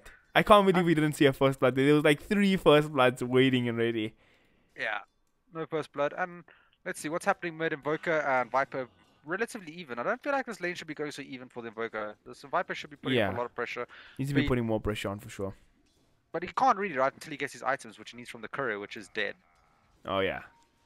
Very fair point. So I guess that was like Bounty Hunter did his job then. If he managed to get Invoker to have an even lane, fair play. Yeah, it looks like Bounty Hunter DC'd now. So, but yeah, Invoker's having a pretty decent time versus Viper. You don't really see this often. He did go for boots early, which is the correct thing to do against a Viper. Otherwise, you're just gonna get like run down constantly. So he does have the boots for a little bit of movement speed. Probably going to the Midas now, which is the normal build for Invoker. Like everybody sees it every day, every game. Who's that? I think the number 1 player in or number 2 ranked player in EU. What's that guy's name? Thompson. He goes for that meme hammer build with the Coswex. It's quite funny. Like, but it's like legit for him because he's so good at Dota. I've only seen that meme build once. I can't remember who it was from. It was some pro player. It It was was quite Miracle, funny. wasn't it? Was it Miracle? I don't think it was Miracle. I think it was somebody else. It was one of like I the think renowned. it was Abed or something. Oh, like that. maybe Abed. That sounds like a fanatic thing to do, right? Definitely the EE summer strats. MS Spirit getting gone on your bottom. Putting out the harass here, the bounty hunter is, but Sada, he's going to come and get the rotation of changes there as well. And there's our first blood. RBD picking it up onto the bounty hunter. Now they're going for Wickerman as well. They have the glimpse available. Can they bring him down? They're going to glimpse him back. But where is the follow-up? Sada has a crush available. MS Spirit He has forced dive herself in up. 4 seconds. Ooh. Does He's he going to get get the the dive off. Ah. If he got the crush as the dive started, it would have been a disaster for the Phoenix. But Phoenix managed to get away. He's got Tranquil Boots, so he will heal up. But they did get first blood on the slaughter. Great rotation from him in TB's bottom to help out his team. This courier is still dead, so none of these people can bring their items. It's going to be like a mad rush for the courier once it spawns to try to get your items out. For sure.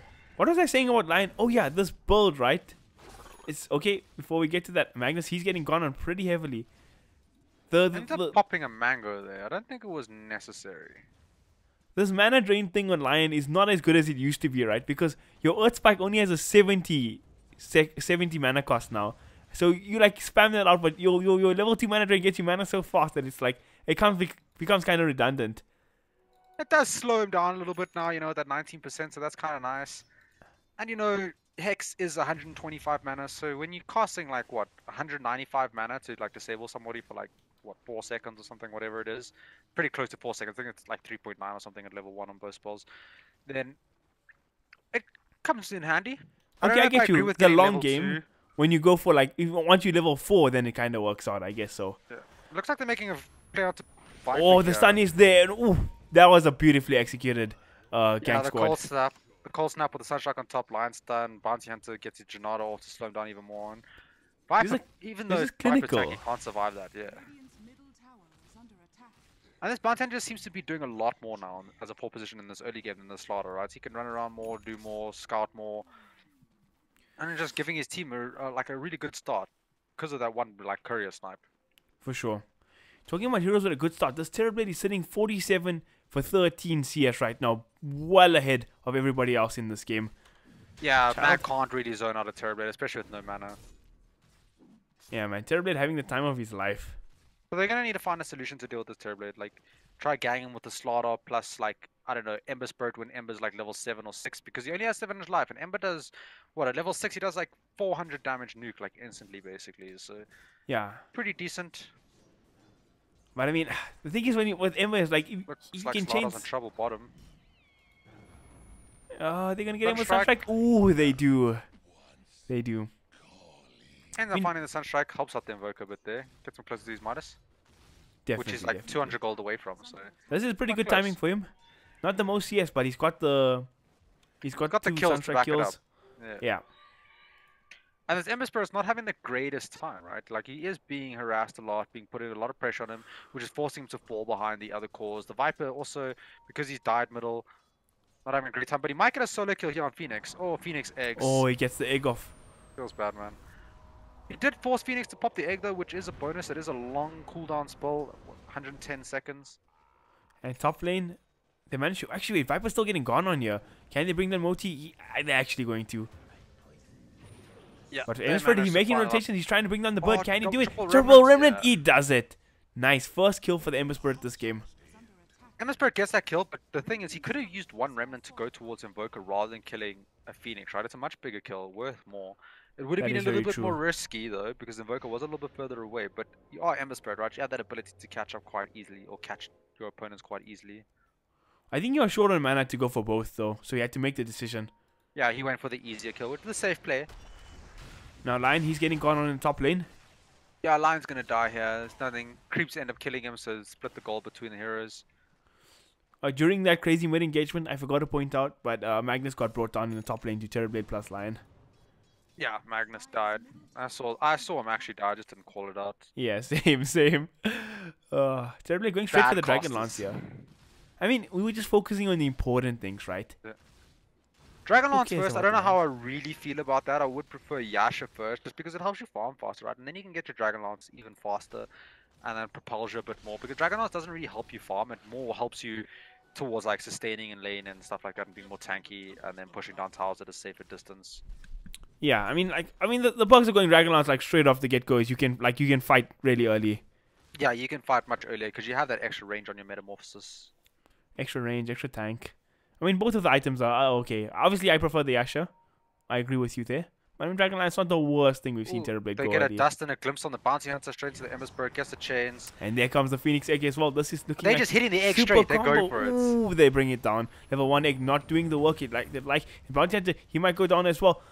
Oh, Slaughter just off the mark there. Thunderstrike is gonna kill him. Yeah, he ends up dying. Double kill for Disruptor. Disruptor now has his ulti. Yeah, he's the carry now, boys. And this Ember Spirit's going for the right click build, right? He's going for the Battle Fury. He's gonna take. Uh-oh. Courier gonna get sniped here by Invoker. Ooh, and that was with the Tome. Oh, feels bad, man. But like, if you look at these Ember Spirit talents, right? He's got 25 damage at level 10, which is quite nice for your Slight of Fist. Then you get Chains at level 15, which holds people in place for longer. And then you get your True Strike at level 20, right? So Butterfly on that Terrorblade is not gonna do much. And then the 25 comes. If you have the items and the damage, 2 Slight of Fists in a fight, that stuff, it just gets disgusting and insane. So if you can get your Ember to that point, you can be. And he's got the mag. He's got the mag. So this could be setting up for the prime Ember Spirit game. You know, like those Slight of Fist rampages might happen. Yeah. This game. It could be something like similar like we saw with the Kunkka last game. It could be. Different team, different player, but Same philosophy though. Same philosophy. If you can't kill one hero, why not just kill them all? Huh? It was like, what did you say yesterday about the Echo Saber Abaddon? What's better than attacking once? Attacking twice, yeah? You can't deny that logic, though. So. Mag having a hard time. Mag is gonna still. die to flying here, yeah. Gets fingered, dies, yeah. A solo kill for the Will Smith. This guy deserves an Oscar. Yeah, you gotta really watch out for Lion, eh? Once he hits level 6, he does have the potential to just kill anyone. He has like 700 damage locked and loaded, ready to go. So if you get low, he will kill you. It is a long cooldown though. I mean, you've shown your concerns about this hero many times, but when this hero gets a start like this, where he's like level 7 this early in the game, it's really scary. Yeah, I know, it's definitely one. If it gets out of the laning stage decently, which this Lion has, he's got his arcane boots, he's well on his way to getting a blink dagger, whatever he wants. Probably a blink dagger is generally the play to go. He can make a lot of plays. Triple man stuns, sheeps, all that, and like sheep is kind of what you want to deal, and stuns to deal with an Ember Spirit. You know, find him in the back line and just kill him. He'll be able to Looks like they're solo gonna make kill a a play on core. Terrorblade here. Oh, there we RP. go. RP's there. Triple Remnant. Can they burst on them? I mean, they get the Terrorblade before the Thunder comes out. Nice, crisp plays from the Ember. Good rotation from him. Yeah, the nice skewer straight into 2-man RP, then the crush on top with the change, triple remnants, and they just die, right? He doesn't have any points in Slight of Fist yet. He will start getting those points now. He went for the max chains, max flame got build. I don't know how I feel not having 1 point to Sleight of Fist. It is quite useful. Invoker And getting on a the other solo kill side, mid. yeah, Viper dying again. This Viper's having a real tough time. Was this Viper the Zeus in the last game? I think he Yeah, he was. He also had was. a tough time in that game too. I just Yeah. realized I have one of these players muted. Feels bad. Calamati, he's gonna get gone on here. The amp damage is there. Ember Spirit putting on the deeps, and Invoker, he's gonna go down to the Sunday was trying to come out there from the Terrorblade, but he might be in trouble. Oh, nope, he's gonna get started. One more right click, gonna do the job.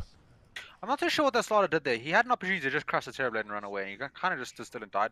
But this is exactly what you need to do on a Terrorblade. I mean, on an Ember Spirit, right? As you get your level, you get a couple of levels, you get your remnants out, you get some spells ready, and then you just go and start killing things. Because you do an insane amount of magic damage in the early game on this hero. And this lad is actually getting the best of both worlds right now because he went the super greedy Battle Fury straight build, yet he's still getting impact done on the map. But now he might be in trouble. Lion's gonna come in, he's gonna get off the Hex. Is he gonna get it off? No, he's gonna get stunned off though. Finger not available, and Ember is gonna be fine. Just These not TPs enough are coming in, damage. and now these guys might be in trouble. there's The the Dust is dust. there. Oh, misses the chains, but the glimpse is there. Straight to the Static Alright. Storm. He's going to So fall to good. this. It's a And huge again- rotation for a Bounty Hunter, but if they manage to find this Terrorblade sitting here, which do... they have Remnants into the Slut Chains. They could try go for that play. Nah, he's just going to get away. Too much movement speed from that track. Yeah, and we again, if see you a don't Midas burst on on the the Terrorblade Phoenix. fast enough, Yeah, he's going to sunder you. yep. They do have RP ready in 5 seconds. They don't have Static Storm though. But that's the one thing that for Terrorblade in the early game, right? Is they just Static Storm on top of him and he's never going to get a Sunder off if he's in there. I mean, this game is looking like super close in terms of scoreline, 9 for 9, but Daya is way out farming the side rating. It's a 4K net worth advantage to them. This Terrorblade is still the top of the CS charts and the net worth charts, and like this Phoenix has got a Midas. I think he's come out of the landing stage okay enough in my books. Yeah, no, definitely. Once you get your Midas on Phoenix, you kind of propel yourself. It looks like this Viper's in a bit of trouble. Look at the damage. Oh, Will Smith coming in there and dropping the finger. Glimpse coming out, but what did they have to follow that up with? Slaughter, no big dagger just yet. Actually, Slaughter is just 400 gold off his blink, so timing for him not too bad either. Sorry, I'm back. Yeah, it's not too far. But the thing is, like, right, the way this game's going, you kind of expect to fall behind with an Ember Spirit, right? And especially a Mag as well. Like, you're not really utilizing his Empower to farm neutral, so you are going to fall behind. And then, like, your kind of mid-game tempo hero is a Viper. But this Viper's had a real tough time, so he can't really control the mid-game for his team.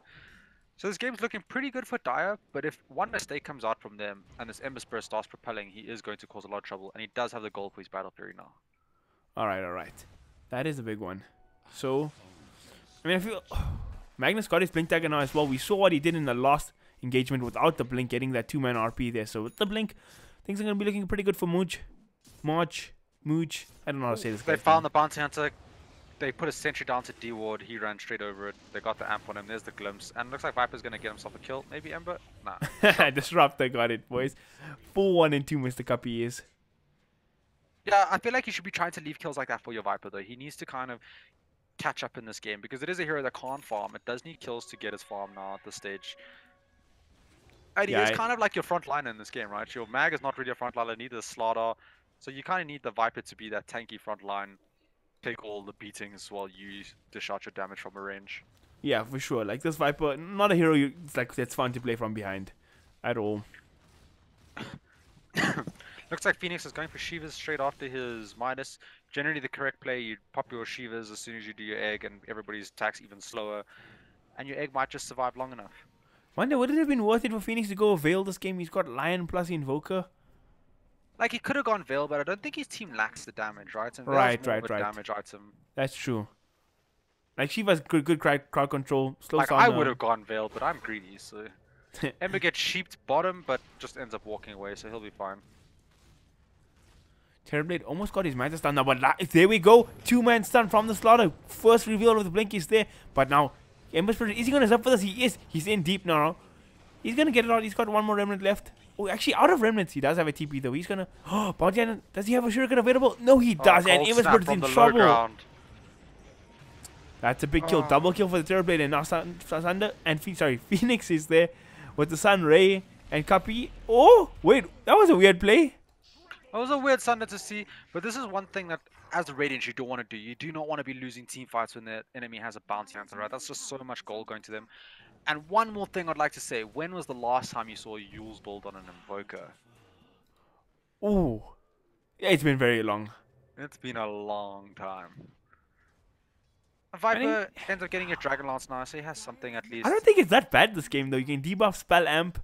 You can like catch Magnus with the Yules if he tries Yeah, to you blink. can take off Initiate. Flame Guard, which is pretty nice. You can like use yourself during Disrupt Ulti. It's a good item in this game. It's just you don't see it often on Invokers, right? Yeah, definitely. And that fight, like you said, super costly. They lost a lot of trap kills, and it's an 8k net worth difference. And like it's just getting bigger and bigger. Full Manta style completed on Terrorblade. He got a triple in the last engagement, and it's looking pretty rough for the side of the Radiant.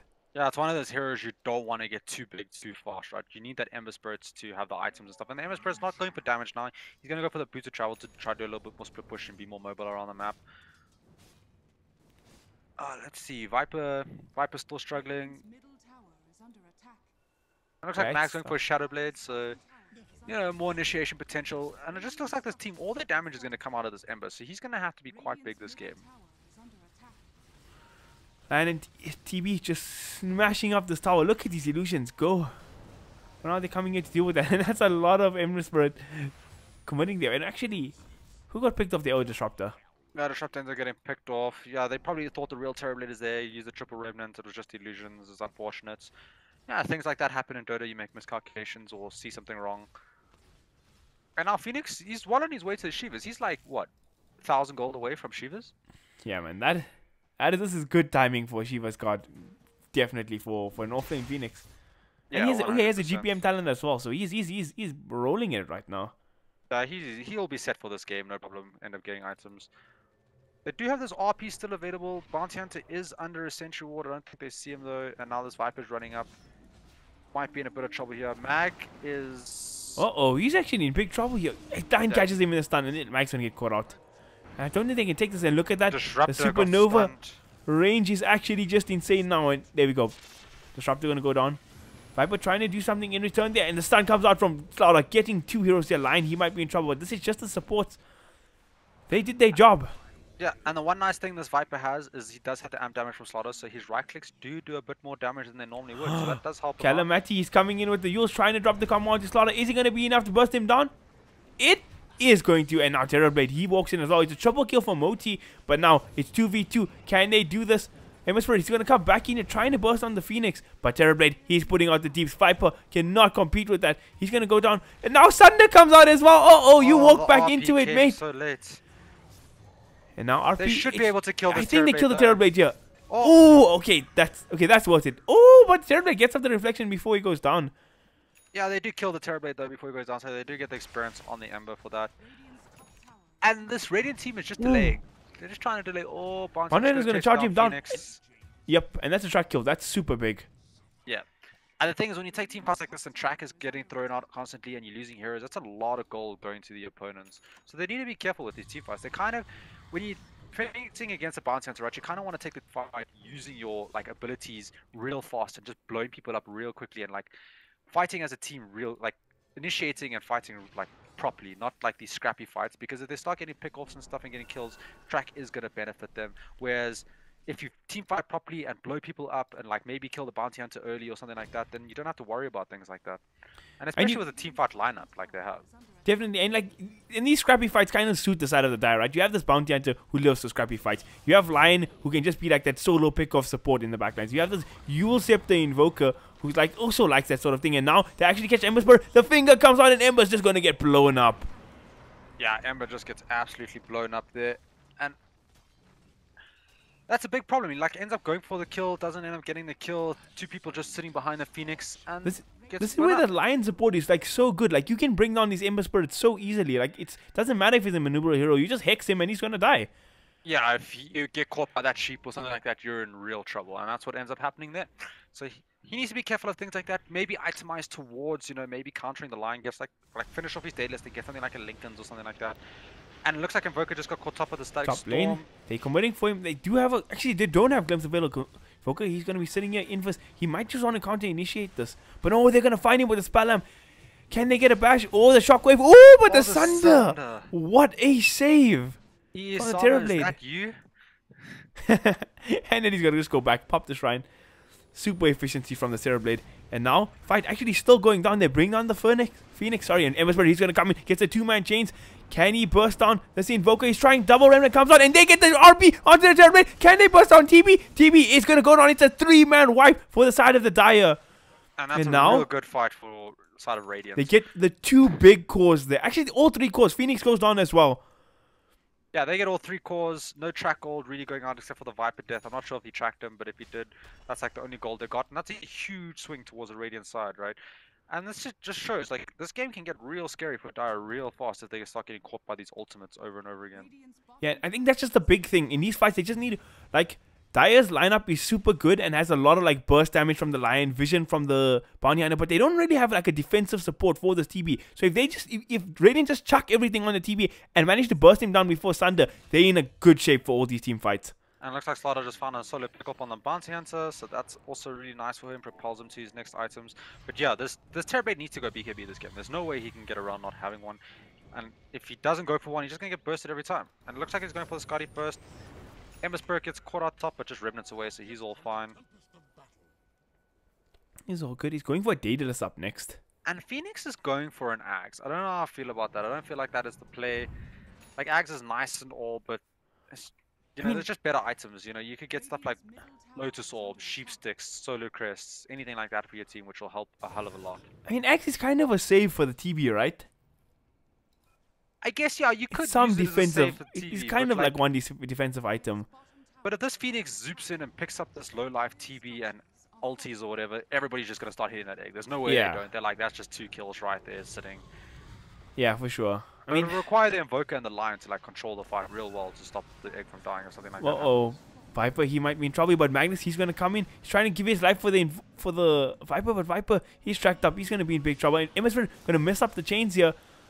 And it's looking messy so far. And the Shuriken going to be enough to bring down that Viper. And that's a track kill. They get a track off an Ember as well. Do they have enough to burst him down though? Root is on the Invoker. They get off the Static Storm. Combo up with Kinetic Field. Can they burst on Calamity? He's going to go down. Phoenix throws out the egg. But is he going to be enough? Can he get the Supernova off? No, he's going to go down as well. And now this Bounty Hunter is in trouble. He's going to get slide chains here. They got the amp spell damage on him. Going to hit him. They're quite scared of that Terrorblade, even though he's backed off. Oh, Bounty Hunter, he ran back in there. That was gutsy. Yeah, he was cut off by the kinetic field, so he decided to just fight. And it looks like Slaughter almost found the Lion. He might still. He's got sprint. He's going for this. This man got no chill. Gonna get hexed up now. Finger is there, but Slaughter, he still wants to go for this. Oh, he gets found by TB. Can he make it out? Yeah, that TB illusion causing a lot of trouble for that Slaughter. He's got the blink. He'll be Ooh. fine. Base created. That's what you typed there. Oh, good game well played. If you're in an EU rank game and you want to BM XD. Yeah, if you're in an EU rank game, GG well played. Tilt your team, tilt the enemy team, everybody tilted. And things are great. So MS Do you think this MS Bird's going to finish off his Daedalus before he goes for anything else? I feel like that's definitely probably. the play. Probably. I think he goes for a defensive item after that. Like, if he goes Lincoln's and 9 can't solo pick him off. Yeah, Lincoln's is a really good item this game. BKB, I prefer the Lincolns over BKB because you're more worried about that instance disable rather than being able to like team fight against all these spells. BKB is also very helpful in this game. To be fair, it's good against the egg, for good sure. against Invoker. But I feel like if you go like Lincoln's Blink Dagger and you just like maneuver while in the back lines and stuff, you can kind of accomplish a similar thing. Yeah, but he's basically got his Daedalus now. He's like this wagon and he's got it, so he's gonna start dishing out a large amount of damage. They're gonna have to worry about this. An empowered Ember Spirit, True Strike, so Butterfly is not gonna save you. It can do a lot of damage. Yeah, it's like if he starts getting the crits, we're gonna see reminiscence of the Kunkka in game 1 of Mr. Calamity. Yeah, where the teams are just gonna get one hit. Dying, yeah, all the TB illusions will be out of the fight. Invoker's not even that tanky yet, doesn't have his Ags yet. So Invoker went for a really great build, right? He went for the Yules, then into the Boots of Travel with the Midas, and now he's going for the Ags. A lot of Invokers you see go for Ags, basically first item after Midas. Yeah, like I feel like that build, it gives you that sort of like 16 to 20 minute fight timing, right?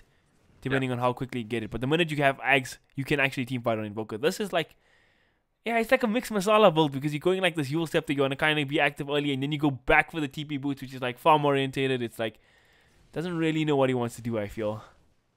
Yeah, he'll get his Ags, and then his build looks pretty good once he has the Ags. You know, you just spam those spells, lots of damage coming out. He does have to worry about being caught out by Static Storm. He does have Yules, and there's a 5-man smoke coming from Radiant right now. They're gonna go look for some kills. Looking for Looks like they're gonna the find the bounty bounty hunter. hunter. Oh, they He's found the gonna break the Phoenix. smoke, but they find the Phoenix. Can they lock him down though? Phoenix, he might just get his egg off. There we go. Supernova comes on. Terrorblade comes in. He's gonna start whacking on the Slaughter. The damage is there. They're forced to back away right now. But the Lion in the back line's getting the finger of death. And now they're chasing for more. They're going for Muji. They get the track onto the Magnus. Doesn't matter if he's invis, he's gonna commit the RP, but is it enough? And the crit comes out from Emma Spirit, bursting down. Oh my god, triple kill from him. This is insane. Is he gonna get this Invoker as well? No detection, but that is actually monstrous damage. I doubted this Ember hero, but my god. Yeah, that RP into the Sleight of Fist. Heroes just died. Double Remnants on top kills them. Viper ends up surviving, so he got some experience from that. Phoenix survived. The Invoker survived.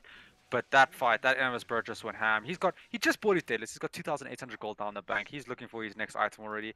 And if that might just be a sign of things to come in this game, of how much damage this Ember Spirit's going to do. And he's almost 25 for that double Sleight of Fist. I shit you not, I thought that fight was over. I saw Mac throw out the RP, I'm like, this is a desperation RP, bro. And then the next thing you know, Terrorblade just pops, and then he just triple remnants and everybody just dies. I was like, what?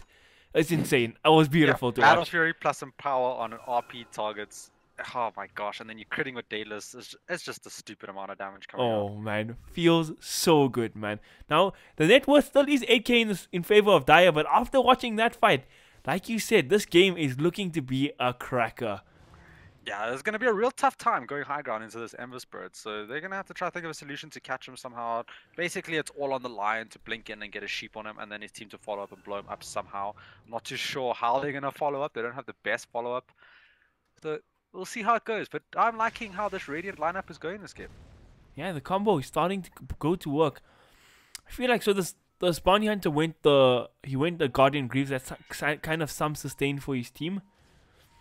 Yeah, he needs to. Yeah, Guardian Greaves is nice sustain. I don't know if it's enough here. Like, I don't know what you can possibly get to survive that type of combo if you get caught. Like, the only way to not lose this game is to not get caught by that combo. They find the Phoenix, disrupt the ulti on top. There's no egg coming out from him. Hey, Cataclysm gets thrown out. Kills the Ember straight. Burst the Ember Spirit. That's crazy, and now they find the Yule Scepter onto the Disruptor. What else can Invoker combo it up with? But he's actually going to get glimpsed back into this. Invoker is a bit scared right now, but in the backlines they find Moti. Can they burst him down? Lion trying to right-click down the Viper. He does it in the end. But in the backlines, Cuppy, he's going to TP out. And it's a 2-for-2 trade. Yeah. But definitely worth it. But in the favor of Dire, 100%. Yeah, they killed the Ember. He did get hit by like 3 Cataclysm Sunstrikes though, so a little bit lucky there. Oh, that's the first time I've seen that spell like in a game I've casted, like really show work. I'm glad you said in a game I've casted, because I've seen some Cataclysms go down that have just been disgusting. That is true. We've all seen the Reddit clips, right? Yeah, there was this one, I think it was Abed, where he used Cataclysm twice with the refresh and definitely blast and pushed everyone to Cataclysm, got like an ultra kill or something. It was ridiculous. Oh man, Abed Invoker is on a whole other level. Yeah, it's like a miracle Invoker cap. Yeah, for sure. Now, tier 2 getting shoved out and getting whacked down by this Terrorblade Illusions, doing a lot of damage, and 2 Sheet Wagon also doing their thing, heading down that tower. TB working towards his Guardian Axe. He finally finished it. He's actually slowed down a lot. He's actually 1,000 net worth behind this Ember Spirit now. Yeah, he's behind the Ember now, and he's going for the BKB, so he's going full defensive. He needs to though, because if like he gets caught by these spells, he just dies. But then you're going to be lacking damage. You can't go for that butterfly for damage. He needs to go for something else. I don't think this TB lacks damage. He just needs to survive. Yeah, he needs to survive, but how do you survive that, man? We saw what that thing does. Yeah, and that's the concern, right? He has to buy BKB this game because Slaughter has lockdown and you're playing against Disruptor. But at the same time, RP goes through BKB and Ember Spirit is going to crit you up anyway. Yeah, and Cleave goes through all your armor as well. Ember Spirit has Empower plus Battle Fury. So this is a hard game for Terrorblade, and now the root comes out. This Ember does have a DD ruin if they want to commit for this fight, but looks like follow-up wasn't there in time. Yeah, they're not going to follow that up. Looks like Mag's going for Refresh Orb straight after his Shadow Blade. Doesn't really have the mana for that.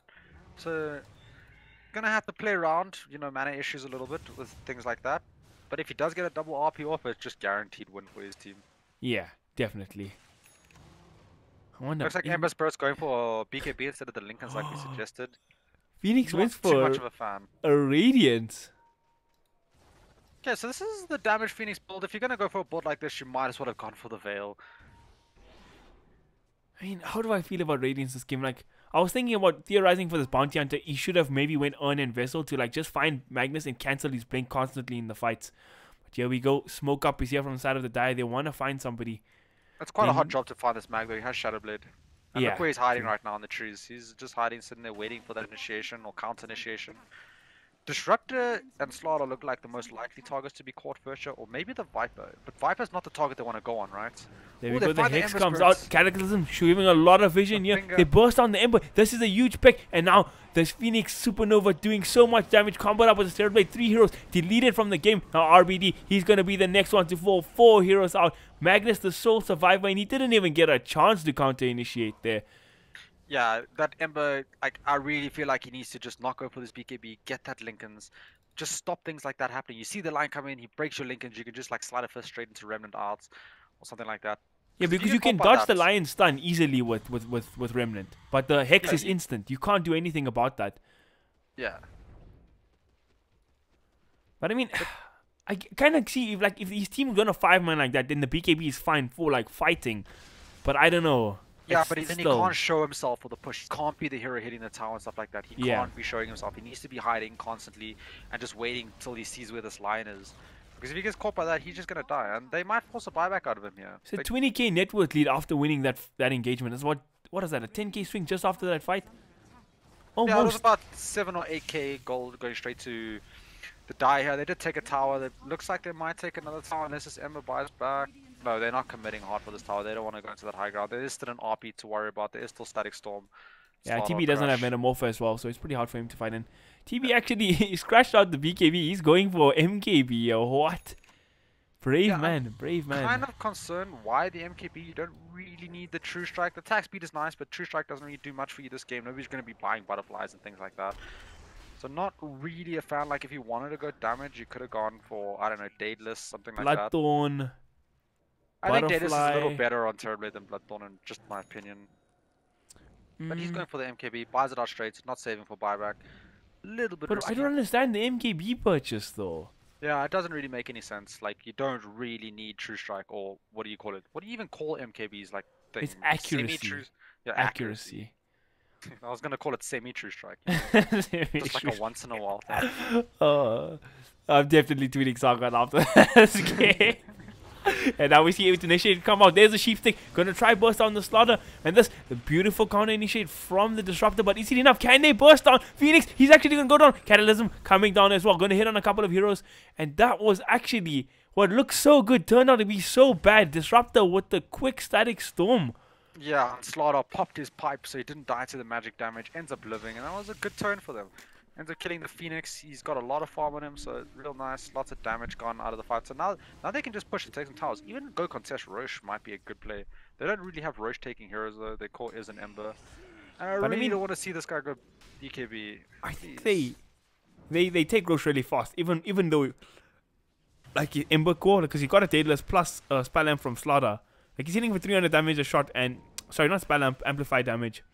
Yeah, they Or can. close They to can phase. definitely take Roche. It's just not the best Roche heroes. Okay, look how they do it. Besides It's Slaughter. gonna be Slaughter's fast, pretty dude. You're underestimating how fast this is gonna be. Look, he's gonna crit Roshan. Watch this, watch this, watch this. Okay, he's not critting. GG. Actually, whoa, it is fast. It is fast. It's quite fast. It's not too long. I didn't say they couldn't Roche. I just said it's not the best Roche. You know, you'd probably want a troll or something there rather. Yeah, they alright. find the Invoker. with the Slaughter Crush. This is a big pick. Hex comes out from line, so Glimpse, does there's the stun. glimpse. He catch Calamity, he doesn't manage to dodge it with the use, and he's gonna go down. 95 seconds. Invoker's out of the game by Terrorblade. He pops the Metamorphosis. He wants to fight this up. He's waiting onto this Viper now. He's doing the damage. Can he do it Oh, by stun himself? on Can he hit the Slaughter. Sunder? No, he can't. He's gonna fall down. And now RP still, sorry, Magnus still looking for his RP here. Can he find anybody? It's a there's 2 for nobody 2 really trade, to but RP. the 2 big cores on the side of the die are gonna go down there. Yeah, and they're gonna take this tier 2 now. Probably even push high ground. Try to force out those buybacks, right? You get the Terrorblade to buyback. He's far away from his butterfly. And he doesn't might have show wide Metamorphosis, so frame even butterfly. his buyback not gonna do all that much. Yeah, even his buyback won't do that much. They could actually maybe take a Raksha. If they get a good RP, which they still have, they could take a Raksha real easy. It's touch and go situation here. Ember looking for that slight change. Maybe he finds this Phoenix here. Oh, there we go. Slaughter's gonna go in. There we go. Skewer's getting back there, but Ember, sorry, Oh, the they're just gonna start they hitting popped the this egg now. supernova. The Oh, the stun is line there from stun. line. Is the supernova gonna go off? It stuns 3 heroes up here, and Ember, his age is gonna get popped, and now RBT, he's gonna be in trouble. Magnus has already fallen down. He's gonna go down now. Ember, he's the last man surviving. Can he do this? The silence is there. Bounty Hunter trying to bring him down. The stun not gonna be long enough from line, and Ember, he might just walk this off. Oh, Chain's not gonna hit him. Bounty Hunter's still charging him down. He sees the vision. They got the track. Again, Slight not on point. And nobody's uses follow it up here with the best. Bounty Hunter. And that's a poor dead bounty. Yeah, unfortunately, she can't really be fighting an Ember Spirit as a bounty hunter. Feels bad, man. Oh, they didn't manage to go high ground. That Lion stun, he's stunning 2 people while they're hitting the egg, and that's the thing you got to worry about. You can't be like letting heroes like Lion stun you when you're trying to focus down that egg. So if Emma Spirit Friend did not listen to us and he did buy the BKB, it feels bad, man. Yeah, he bought the BKB. It will be useful if he doesn't get initiated on, but his biggest problem and the only way he really dies in this game is if he gets initiated on. So I would like to see him go something to deal with that rather than a BKB. Unless he's like super fast on his BKB, you know, he sees Line Blink and BKB before the sheep, which is like super highly unlikely. Technically, And now I'm he's not, going for Lincolns. I'm not a fan of what the side of the Radiant did there with it just balling down to hit the racks like that. You don't have tower hitters. Like this Mag and Ember can't hit a tower, and They like, should have looked for an RP play, right? RP skew someone in straight, blow them up, and then go high ground, rather than just trying to hit the buildings. yeah, maybe. Like you have this RP, But use even it, like, for sure. But they could have played the patient game, right? When this Viper respawns, you just start walking down these towers. There's a tier 1 tower and tier 1 and a tier 2 tower bottom and a tier 1 and tier 2 top. Like you just use this first ages to accumulate an advantage. Like you're not scared to go late game with this Ember Mag combo. yeah, you are 21,000 gold behind, and you're still putting up a good fight. So, oh, sheep stick on Invoker ends up sheeping up the Ember Spirit. Can they Should burst this? BKB? Emma's, No, he just he's gonna remnant out. Yeah, But like that's a risky play to make without a that's Lincoln super Sphere. risky. Yeah, without a Lincoln Sphere. They do have 2 sheeps now, so you have to worry about that. He has to use his BKB. He has to be faster than that. He can't afford to be getting sheeped, even sheeped twice in a But like fight. even if you have miracle reactions, right? You can't BKB faster than the Hex comes out. It's just not possible in the game. The only like way you can is if you have vision, right? And you see the line coming in, Yeah, you know yeah, he's yeah, gonna yeah. blink in, and then you pop it as he blinks in. Then you can, but without vision, it's like it's impossible. I'm pretty sure not even like a Dota 2 AI bot could do it in time. We're looking at this 5, like all 10 heroes are here very close to each other. Bounty Hunter going to give some vision. Yeah, they know where the Radiance is now. This Bounty Hunter gave Bounty them the Hunter is vision. giving a decent amount of vision here. Is it? They know what's Slaughter going on. initiate straight Slaughter. onto the line. Phoenix. Static Storm on top Gonna of the pop Invoker. off the egg. And they're just And gonna it's- back off now, yeah. Bait that egg, waste it. The mag is in trouble though. They've committed Doesn't end up falling. metamorphosis here. Dire have to fight. They're gonna catch the lion. Sorry, the Viper in the back line. Gonna get brought down. And there's a big RP there by this Magnus, but where's the follow-up? Ember Spirit is nowhere to be found. And now these heroes are just gonna get chunked down by TB. 3 heroes wiped from the side of the Radiant. And Yeah, that was huge RP committed mistake as well. coming out of Radiance. They committed all these spells without actually knowing like who's where, what, and the Ember Spirit was nowhere near that fight. He remnanted out right in the beginning. Now they use the RP, and it looks like Dire's just gonna try to go high ground now. They are gonna struggle going high ground though into this Ember Spirit with double slice at first. Doesn't have Empower though, so he is a bit weaker. Yeah, I wonder if it's worth it on Terribly to like not summon illusions here just to make the slight weaker when you're hitting the buildings. Yeah, it's not that much weaker though, right? These illusions are just gonna die anyway. Yeah, no, I mean that's why you don't summon any illusion, so the slight doesn't do that much damage to you as a TB. Yeah, Once I reaching high guess. ground. But yeah, nothing's gonna come of this. You can't really go high ground straight Yeah. up without killing this Ember Spirit. They need to find him somehow to kill him. He does have the Lincoln's recipe and the Perseverance on him now. He does have enough gold to finish off his Lincolns. But he does need this mag to empower him, right? This is why you have this mag, just to empower your Ember Spirit. And when mag gets level 25, it's an extra 20% cleave and empower. That Yeah, sounds a bit that's scary. definitely a big buff. But I mean, it's quite a funny game, right? That you 42 minutes into this game, there's almost a 30k net worth difference, and it feels like net worth means almost nothing this game. Like it doesn't matter who has the lead here because the team fight from Radiant is just so strong. Yeah, it just comes basically down, can Radiant start their team fight? Because if they get that RP off with the slides and the Disruptor ulti and stuff like that fight is just over. I feel like a gem needs to be purchased for the side of Radiance. Like this Bounty Hunter can't be giving so much vision to start off these fights to the side of the Dire. Like when Yeah, you but who do you playing, give this gem to? That's the thing. Viper? One I mean, Viper Disruptor BKB can maybe carry, can. Starter can carry, anybody can carry it as long as they see this Bounty Hunter making these moves, getting these tracks off. Looks like Bounty Hunter, nah, doesn't get caught by the mag skewer, so he's fine. Wait for an orchid this game. Interesting build. Another sheep stick looks like is going to be purchased by the Phoenix soon. They're going to have triple sheep. That's really strong, having multiple sheeps. Plus the lion. Yeah, so lion, invoker, phoenix, all got sheeps. Really strong, undispellable. Need to worry about that. And I feel like Ember still doesn't have his Lincolns. He's going for it now. Yeah, just purchase Lincolns. Yeah, just purchase these Lincolns. Alright, so you win double defensive items, double aggressive items.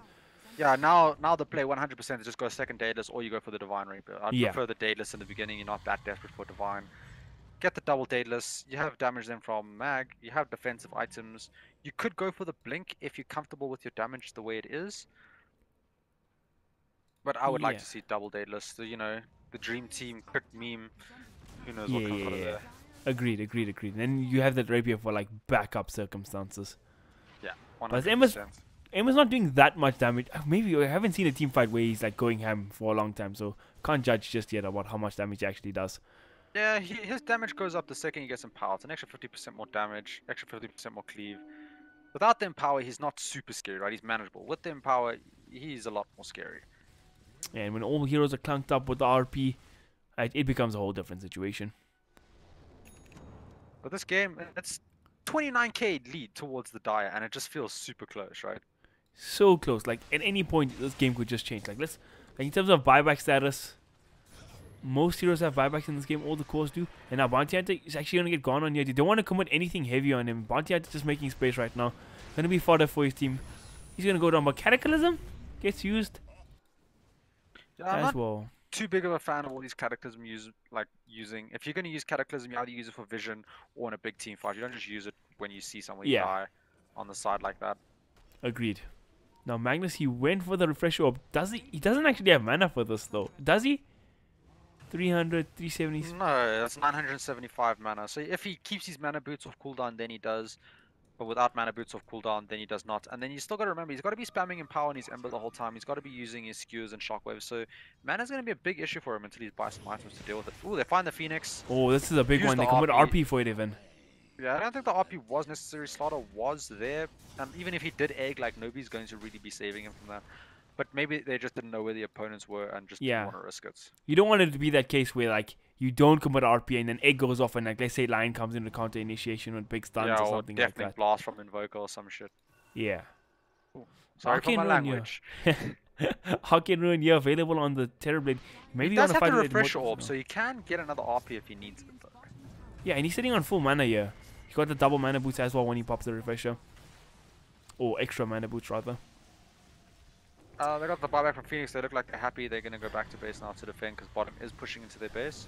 Or are they? No. Viper gets caught. Oh, there we go. The freaking Static Storm comes up, but Terrorblade, he's going to pop the BKB. Moti going to get sundered up immediately. Sorry, he's fingered up. And there's one hero going to fall. Magnus is dead. No RP available for the side Radiance. Viper going to follow Ember. He's going to TP straight out. And that was a huge mistake by Magnus. He blinked in, then realized, oh, I haven't hit my refresher orb yet. Hits his refresher orb. By the time he does that, he dies. So no RP comes out. And now they're just gonna push. But they missed the creep wave. They missed the creep wave. This mid creep wave is pushing in still. They can't really push here. Yeah, they can't push okay, it. Lion's they going back the gun for a little. But they're still gonna have to wait like 20 seconds, maybe even 30 seconds for these creeps to get you. Ember's gonna be spamming Slight of Fist onto you. Oh, look at that damage. Half Look at this guy. He's in trouble. He's got Sunder. Oh, but the stun is there. Do they get a crypt on Ember? Yep, they do. Yeah, they find the Terrorblade alone, end up just blowing him up, and that's a big mistake. Looks like the Invoker sending Forge Spirits to hit range racks, but there's backdoor protection, so it's not going to do much. Yeah, this game looking super topsy-turvy right now. Oh, Ember. Oh! They broke the Lincolns with the Bloodborne. Lion blinked in, then Ember just double Slicer Fisted and almost killed the Lion straight up. That would have been a disaster if that happened. This is a funny build from Bounty Hunter. The Guardian Greaves into Bloodthorn. Yeah, they wanted something to control this Ember. Like, the only problem is this Ember. If you get rid of this Ember in the fight, you have nothing to worry about. Yeah. So Ember's big now. He'll be getting his second item along with buyback. Yeah, he's going to get his second Daedalus. More crits are going to be coming out. More damage is going to be coming out. And then from there, he's just going to save gold. You just save a large amount of gold, buy a Divine Rapier, leave it on the courier at base, and if things go bad, have a Rapier. Will Smith almost getting brought down here in the top lane. This Lion is playing with fire because if a crit comes out there, he's just gonna die. So he needs to be worried about doing things like that. Oh yeah, for sure. Now we see Invoker doing a little bit of split pushing. Viper's still just trying to farm up his BKB. He does have the goal for it now, but no buyback if he buys it. So probably gonna save the buyback. Yeah. Is it two-man smoke coming out from three-man smoke coming up from no two-man smoke with an invis? I feel like BKB is the one item you can like get away with skipping buyback for. You think so? Yeah, because it's just like it's an item that likes to help you survive in fight, right? And they're going for Roche, but the Dire know they're rushing. Oh, Invoker getting off a huge combo there. 3 heroes gonna get smacked up. Ember gonna remnant out almost immediately. Big freaking AoE definitely blast getting thrown out. Supernova trying to zone out all these heroes around the Roche, but it's a messy engagement so far. But look at the range on that. They stunned 2 heroes with the Supernova. Ember Spirit trying to do the damage here in the backlines, but Terrorblade, he's gonna pop his stuff. Double slide charge getting used, and Terrorblade still doing the deeps. And Magnus gets off the RP onto just the Lion though. And Terrorblade, he is doing Terrorblade things. It's a 1-for-2 trade so far. 2-for-2 make that. Now Ember Spirit is doing the damage. Play the range, ooh! TB gonna go down. Oh! Is Bounty Hunter gonna make it out of this? But no, he's gonna live. He's fine. But Invoker though, TPing bottom, trying to get the split push on. There was a gem in that fight on the slaughter. He did die, gave it to the Invoker. Invoker's not doing the split push bottom. He's got a lot of damage, this Rax. He's not using his alacrity just yet. Maybe waiting out the glyph. He's caught in the kinetic field. Do they have anything to follow up to bring down this Invoker? Bounty Hunter's here. He's got invis. Ooh, double slide invis. Gems on the floor. This Ember Spirit is actually just so crazy right now. Oh, Bounty Hunter picks up the gem. Sneaky plays. Oh, feels bad, man. That's why you wish you just had that dust and that disruptor to get him to get your gem back. But lots of crazy fights coming out here, and I'm not even sure who's coming out ahead in these fights, right? The Roche didn't die, but Ember lived. And that essentially was, what, a 4-for-4 trade? Bounty Hunter survived, and then Ember survived. So, Radiant comes out ahead. And look at this, Ember Spirit can just Roshan by himself right now with all this damage he has. And like, okay, these fights are going, like, it's... Like, both teams are trading so much, but I feel like they have to kill this Ember Spirit. Like, they need to throw... Like, this Ember Spirit is doing it by himself right now. Yeah, they need to throw, like, everything at him. Bodies, the kitchen sink, the house, the car, whatever they have, just to try to blow this guy up. Oh, he ends up getting caught up by the Lion Sheep. Yes, the Hex. They do have a Bloodthorn of... Okay, they use that to break the linkage. He's going to pop his BKB here. Ember Spirit, he's still trying to fight this up. He's going to get the Bounty Hunter. Pick up the gem as well. Wait, where did the gem go? I don't think Bounty Hunter had the gem. I think... Wait, did they leave it at base? Yeah, they left the gem at base, so they didn't get the gem back. It feels bad, man. Ember, like, even moved his Lincolns to pick up the gem, then realized it wasn't there. Terrorblade is buying an Aeon Disc. That's how rough this game is. The problem I have with Aeon Disc is like, yeah, he uses Slider first to pop your 1 Aeon Disc and then what? Like, what does that Aeon Disc do for you after that? Like, you're 2 seconds are vulnerable and then you just get blown up. Yeah, this Terrorblade went the 300 attack range talent instead of the Thunder cooldown. That's interesting, considering how much damage the Ember's doing. Yeah, I would have definitely 100% gone the Sunder, and then I would probably swap out something like my Trades or my Dragonlance and pick up a Satanic, right? Because if you do get slighted and you go low, you can use Satanic to get to full, you can use Sunder to get to full, and you can just kind of sustain yourself through all these slides of fists where you kill everyone. Yeah, even a hot, decent, like you just walk out of the fight for the... Yeah, Satanic's actually the right one. It also gives you damage, right? Satanic does give you like 50 damage or something, which is also nice. But it gives you HP, so it gives you like everything you kind of need in this game. They took Roche though, super fast. Ember Spirit has Aegis, ditches his BKB for Aegis. I think that's the right play. You don't really need your BKB on you right now. You can just swap it in if you get blown up. If he went the Sunder cooldown, then he can go for an aggressive item that can help him kill the Ember Spirit, like a Bloodthorn, like a...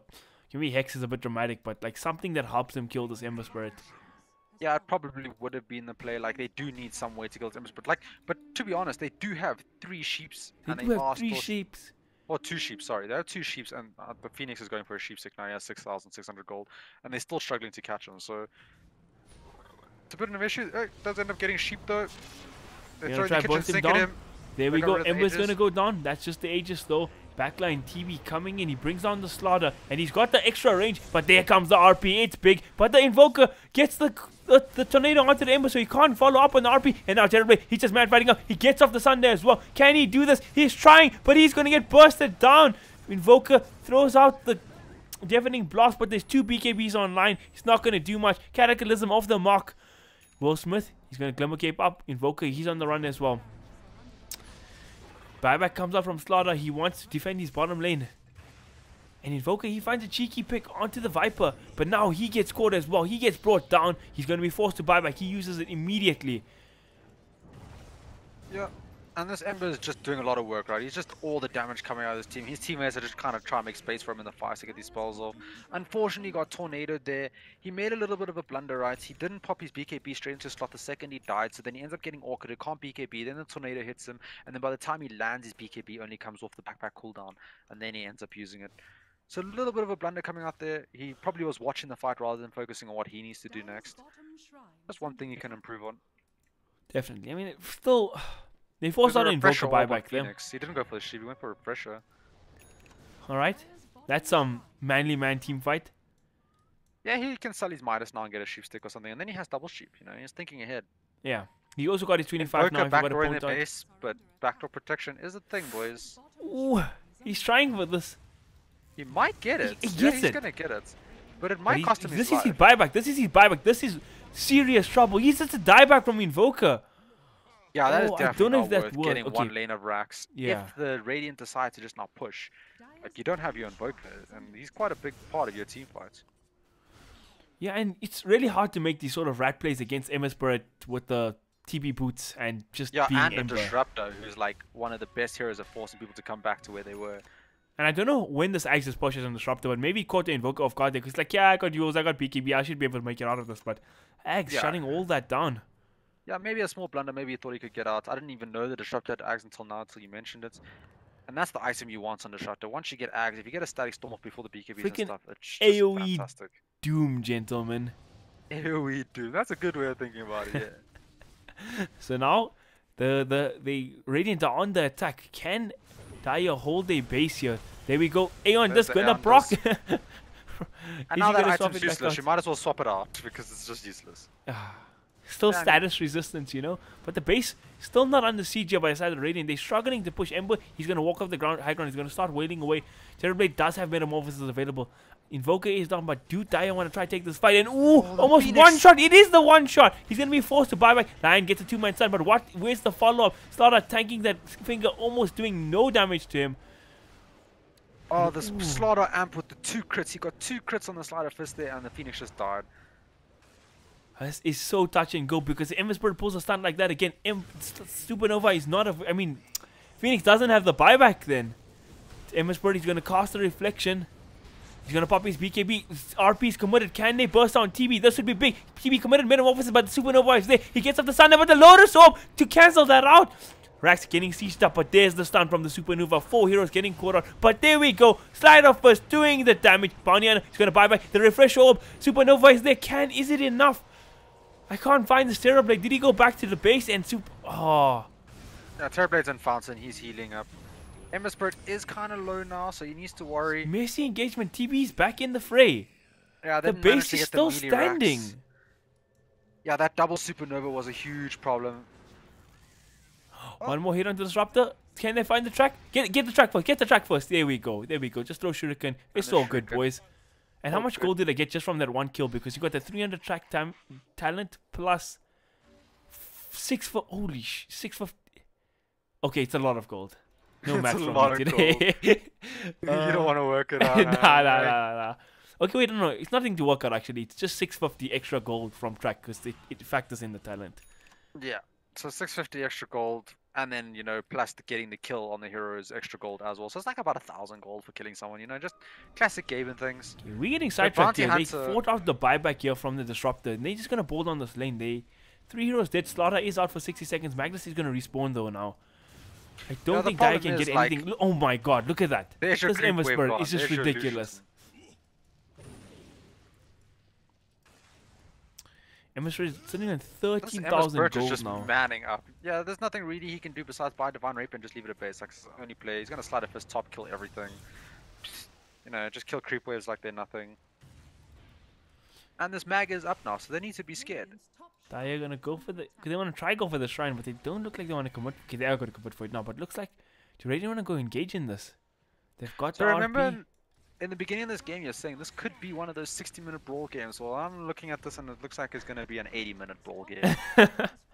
And if the Oh. Radiant win, there's a game 3. Oh, boys. Are you ready Oh, for that, Rock boys. Lee? Are you ready Somebody's for not that? sleeping tonight. Yeah, nobody's ready for it. Oh, we all ready for it. One of those things. Emma Spirit. I mean, this guy is actually massive. Like, this is definitely an Sama game. Like, you called it earlier. Going to 80 minutes. Got this, like, freaking Rapier Emma Spirit. Got this Terror Blades. We watching Fnatic Dota, boys. Fnatic Dota. Yeah, Lion just picked up an axe. The meme item. You know, it's quite Oh. nice. Like, he can... Lion 25, though, does have 325 AoE Hex right now. The one thing about that is it does go through Lincolns. Ooh. Because it ain't targeted no more. That's probably So, one of the best talents in the game. That yeah, AoE it's Hex. super good. So, you know, they got to be concerned about that. If he gets like a 2-3 man Hex off, there's going to be problems.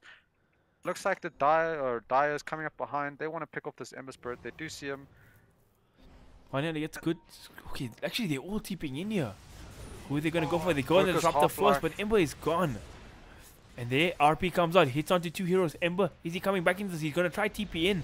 Is it enough? TP popping the Metamorphosis, but Terrorblade, he comes. Sorry, oh my god, the Ember Spirit slide bringing down. Oh my god, 3-man crush from the Slaughter. Followed up by the Static Storm.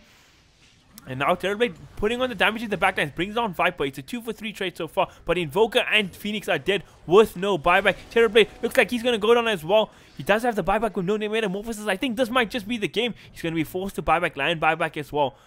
But can they hold the fort without the Invoker and Phoenix?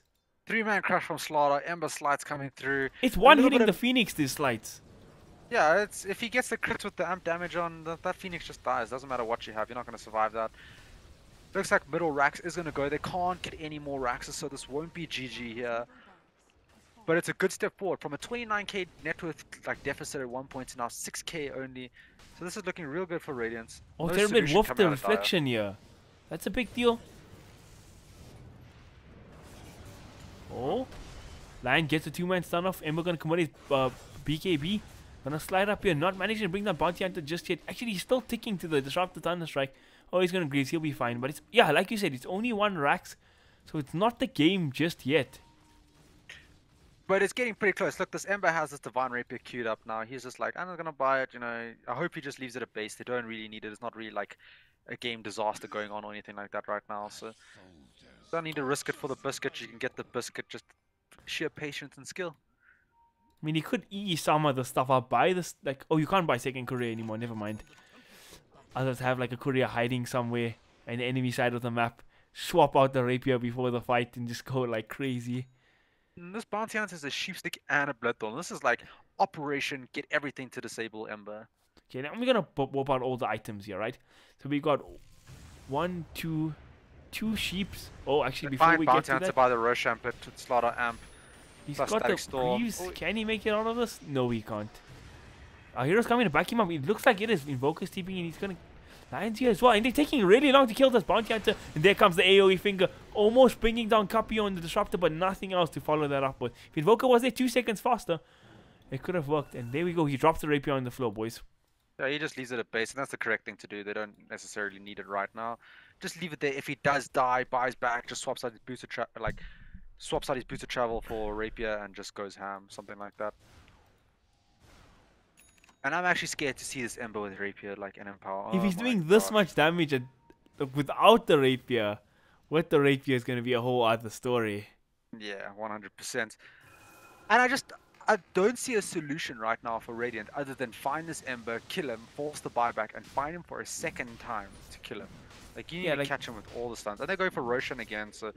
Ember finds a DD now. Oh my gosh. I feel like this will be time for Sama bring a bottle play for the DD. And it says Refresher Shot and Cheese Aegis. We have 3 RPs potentially available. He doesn't have the mana for it. Yeah, he doesn't have the mana for it, but the thought is there, yeah. Like, okay, no, he actually gives... Okay, no, he gives the shot to Disruptor, which is a good decision. Yeah, now you got 2 Static Storms going down, Ag Static Storms nevertheless, so no BKBs coming out if you get it down on time. 2 RPs, you have a Viper, like this Viper doesn't even have that many items, right? But he's still, his team's managing to pick him up here, you know, carry him through, like he's not doing too good, but once his Viper actually starts getting some items, he might actually become quite a threat. Yeah, for sure. He's got that, like, he's got a really good talent tree as well. Got the I extra would 120 like it to damage see talent. build defensive items rather than aggressive. They don't really like the damage right now. Like, just build something, like an AC or something for your team. Give your team armor, helps a lot against Terrorblade.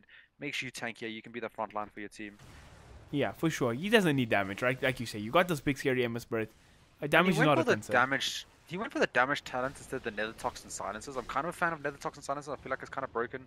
Oh yeah, that is a. I didn't see the other talent. That's a broken one. Holy snap! Yeah, like one stun or something, you just throw Nether Toxin like silence on there that could stop the Terrorblade being able to sunder in the fight. Could stop the egg coming out. It's a And stop, 8 like, a seconds focus AoE bolt. silence. That's like a mini disruptor ulti.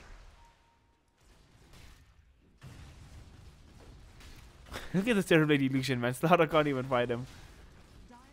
And Terrorblade actually hasn't scaled all that much. He's still just sitting on the same items he had 20 minutes ago, plus a moon shard.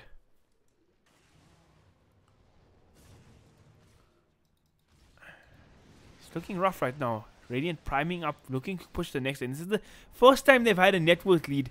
This whole game is now 64 minutes into this game. And what a time to have it. They want to walk up this high ground. They want to start pushing. Can they do it, though? Yeah, this is time to shine, just push this high There you ground. go, Phoenix getting off of Shiva's guard onto all those heroes, but he's going to go back in. There we go. RP gets thrown out onto two heroes, followed up by the static storm. They got the refresher on the disruptor. Is he going to use it? No, it looks like Terrorblade. He's going to pop the metamorphosis. He's going to start wailing on these heroes. And Supernova, it comes out. Going to bring down Magnus. Magnus going to fall. 90 seconds. He's out of the fray. He has buyback available. Is he going to come back into this fight? Ember, he's running away. There we go. Invoker throwing out spells on the backline. Just Slaughter here in the high ground all by his lonesome. Gets used up now as well. Can they bring down Slaughter? Slaughter is taking long to go down, but he's going to definitely go down. Top lane, they're looking for this Ember Spirit. Lion, he's trying for the chase. And I feel like This I Ember really... Spirit has Divine Rape on him. Buybacks, he's there. 2 buybacks committed, but they missed the stun. Does he have the Hex available? Oh, he doesn't see the Ember in the trees. And he went for the Earthspike range over the Hex AoE. No. Yeah, he did.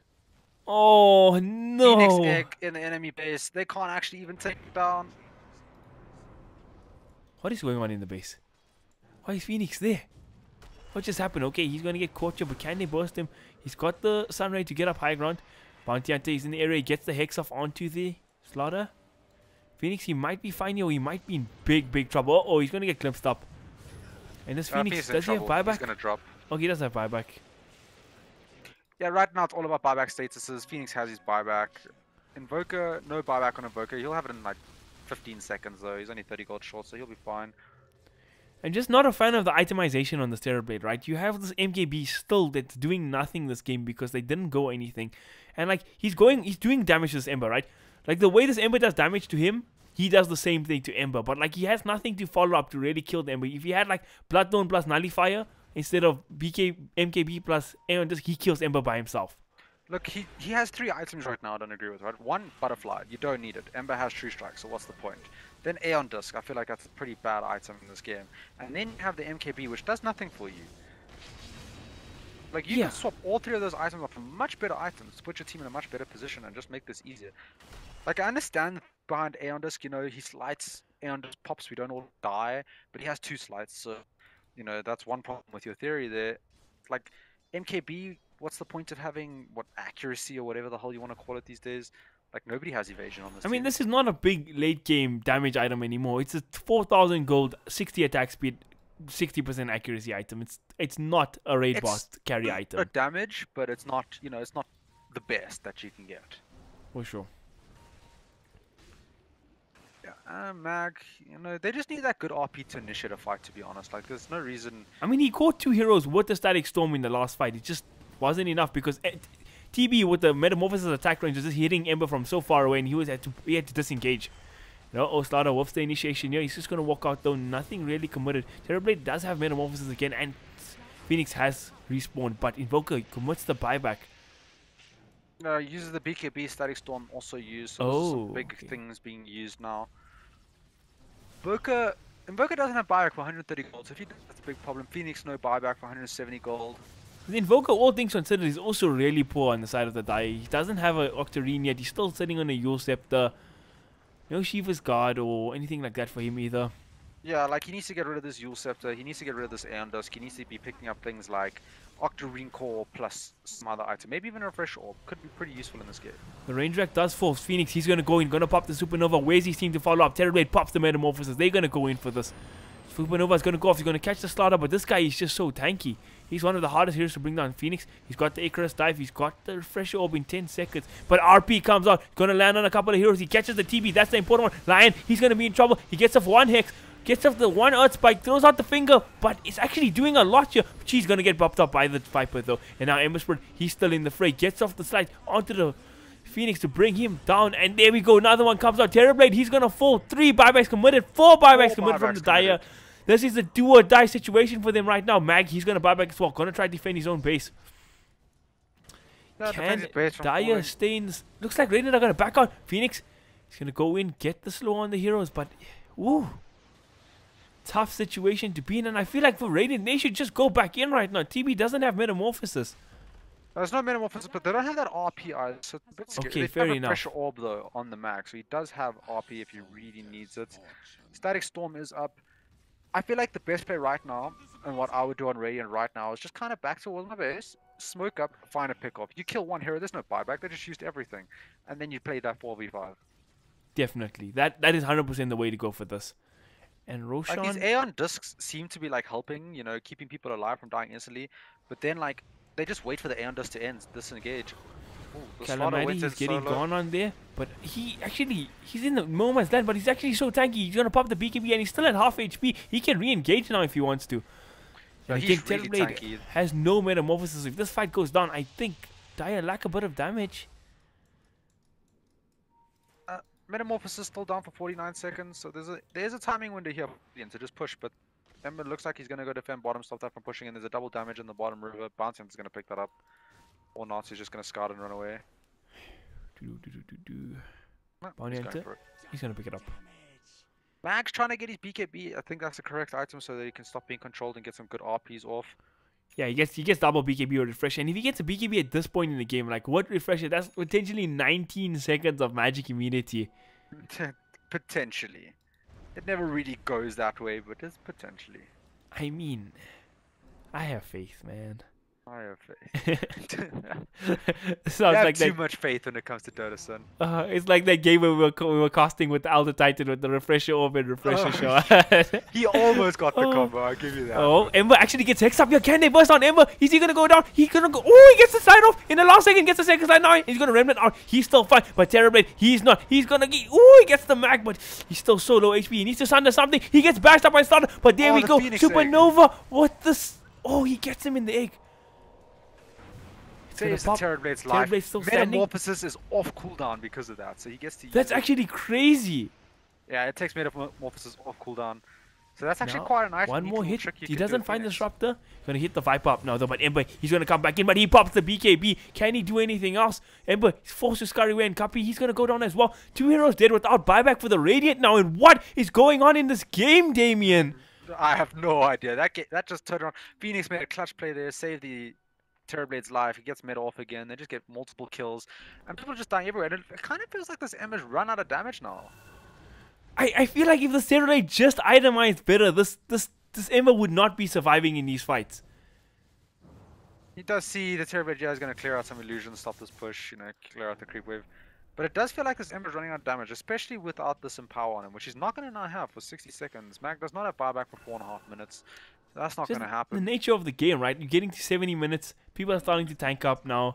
Yeah, just clowny stuff going on, you know. Like, this is the part of Dota where items is not like the most Uh-oh, important thing. Phoenix, he's gonna be in trouble. Caught out, dead, no Oh. buyback, instantly. Why was he high Instantly ground dies.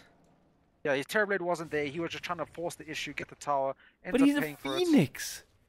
Hey, He's dude, gonna right-click the tower to do what, sir? What are you trying to say here, sir? Everybody has equal rights in the world. They can do what they want. Alright, alright. I will enter into the NBA now as a 5'10" As a 5'10". small guy. You're quite tall. You're taller Yeah, than yeah, me, yeah. so- I Not mean, just outside 6 of the foot, I'm NBA, sure I'm you're a 6 foot. pretty tall guy. 6'2", by the way, sir. 6'2". You see, that's, you you got go. that nice height for all the ladies. Too bad you don't have the face. Feels bad, man. Oh, feels bad, man. Wreckish from my co-caster. Roshan getting sieged up for the millionth time this game. Ember Spirit gonna pick up the Aegis. with to keep his rapier online. Refresh orb shard rather picked up by the Slaughter. Probably gonna She's give on the that to ground. Yeah. the Disruptor again, who's also going for a refresh orb of his own. My god. Yeah, we're just gonna see ultimates thrown everywhere. Like I don't even know how you play by play cast this. You're just gonna be calling like the same thing over 5 times. Yeah, It's dude. ridiculous. Static Storm, Static Storm, Static Storm, Static RP, Storm. RP, RP. Feels bad, Turn this man. into EDM cast, boys. Lyrics Yeah. not necessary. Oh my gosh, and I feel sorry for our viewers right now. It's getting late. People want to go to bed, man. And there might even be a game 3 coming up. Oh Oh my man, god. I am not. My body is not ready for game 3. I never thought I'd duck out a Dota cast, but who? This is an EE Summer epic right now. I think calling this Cloud9 EE Summer, I mean Fnatic EE Summer is underrating it. This is a Cloud9 level EE Summer. Cloud9, you mean the Clown9 days? Huh? Cloud9, the classic. Oh, the days we all miss, man. Yeah, those Dota were used those to were be the good simple, days of Dota. where Alliance was just slamming everyone. Oh, the good days. The Invoker Now won I the don't TP even boots know too. who's in Alliance. Yeah, dude, Alliance. I just pretend they don't have a Dota team anymore. They do. Loader's in there with some new youngsters. I have no idea, dude. Like, there's a Oh gem man. sitting on the floor here. Disruptor's gonna find it, picks it up. Bounty Hunter needs to be careful now because there is a gem on the field. Slaughter Already actually dying. gets the play off Invoker, but there we go. Aeon just coming into play. He's gonna pop the BKB, but he's gonna get bursted down. He's got the buyback. He's gonna commit it. Terrorblade wailing on here in the back. That's gonna bring down the Viper. He's Aeon just gonna prop now as well, but he doesn't do any damage while that thing's on. He needs to swap it out, and there we go. Oh, He's gonna. Terrorblade. Ooh, he gets brought down. Phoenix coming into this fight too late, but the Invoker, he's back in the fray. He's coming in, trying to do the deep, but Ember Spirit, he's gonna respawn from that Aegis. Lion. And there we go. Second RP comes Oh, out. there's the Catches RP. 3 heroes. That's game. Beautiful. Beautiful, GG beautiful is by the called, and we're Mag. going to a game 3. Oh my god. Woo! And I don't know. I feel like it comes down. This game, I don't know what to say anymore. 75 minutes. This game was just too long. It was just too long, too clowny. The too many Ember things Spirit's going on. itemization, one thing I have to point out, didn't agree with. The Lion not taking the Hex talent, didn't agree with. And Invoker, I mean, he just felt like he stopped scaling at some point. He didn't get other better items, you know? Yeah, I just feel like the Invoker didn't have the late game impact you kind of want from an Invoker. Like, it wasn't like his Kunkka in the last game where he just decimated everyone. The Invoker Yeah, just yeah, kind of yeah. felt a little bit off.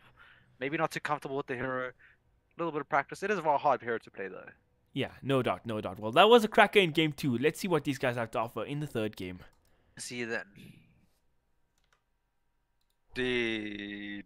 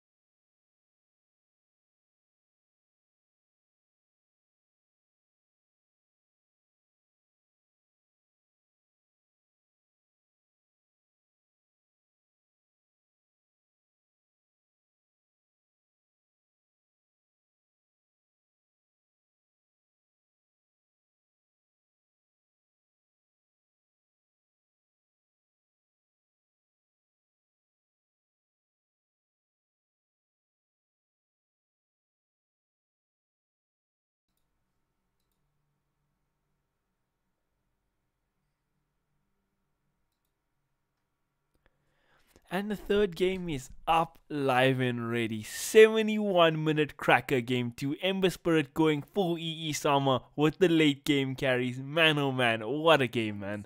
Yeah, that game went the full mile. One team winning, next team winning, sleight of fists, cleaves, crits, sunders, who knows what else was thrown out in that game. But it was crazy. Refresher orbs everywhere, refresher shards everywhere.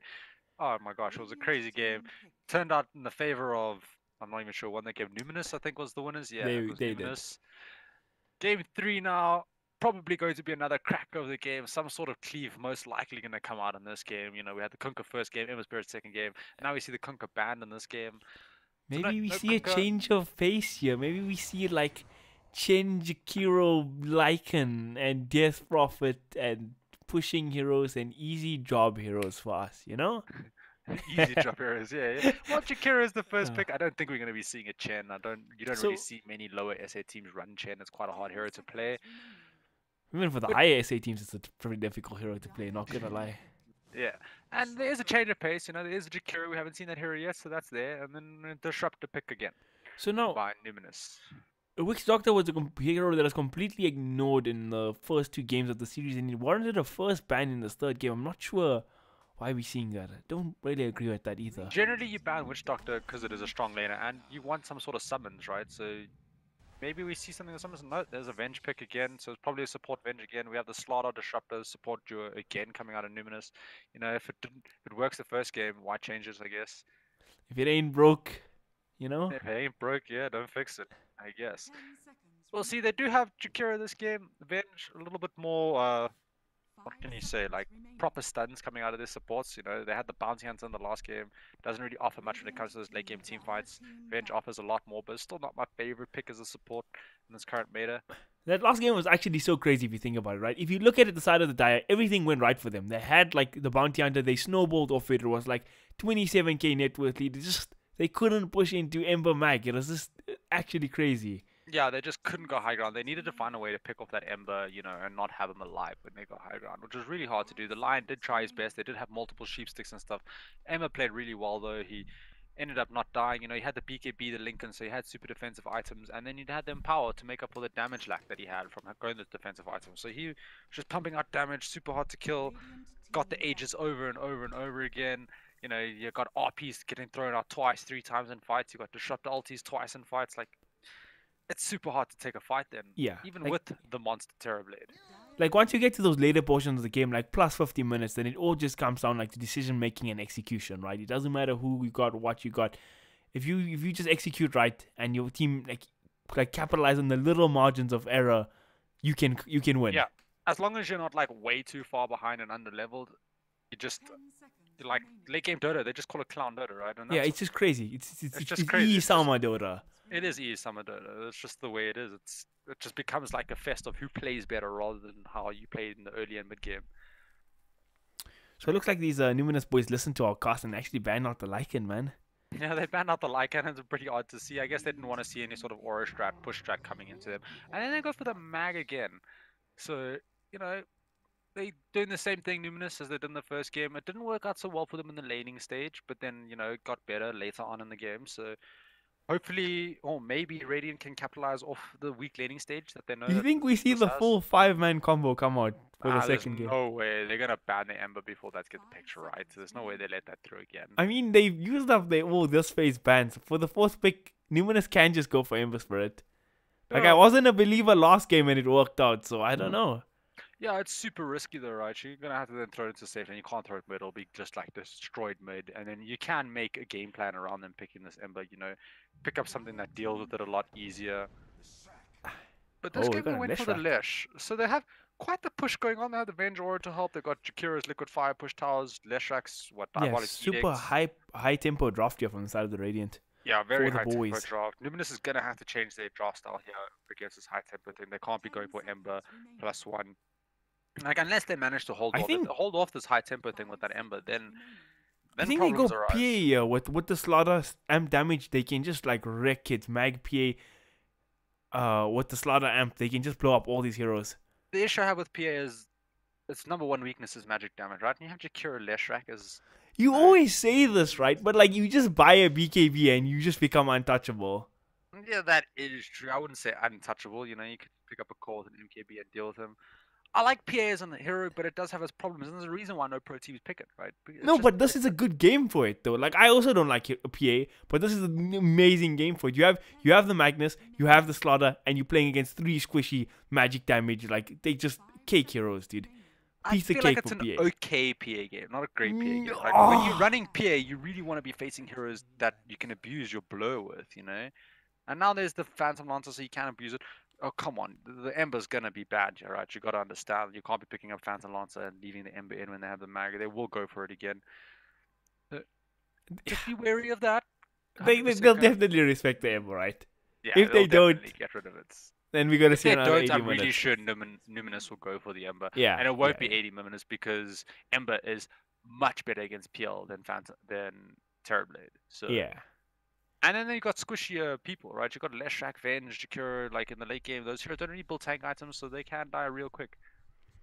Okay, I'm just gonna agree with my co-caster like a little bit here that PA would not have been the best co-hero against Phantom Lancer. Oh, with Empower in a battlefield, you know, there's still a chance. You can cleave everything real quick, but it's not the best pick. Slaughter, Amp, you know, PL can take that off pretty easily, so until that Slaughter hits level 25, PL's a pretty good pick versus him. Disruptor's good versus PL though, Yeah, so you Disruptor don't have is to good worry versus about PL. that. I think when you Q. Oh wait, no, that's Bane. I don't know if Disruptor's Q works like that, where if you doppelganger, you still see the real PL.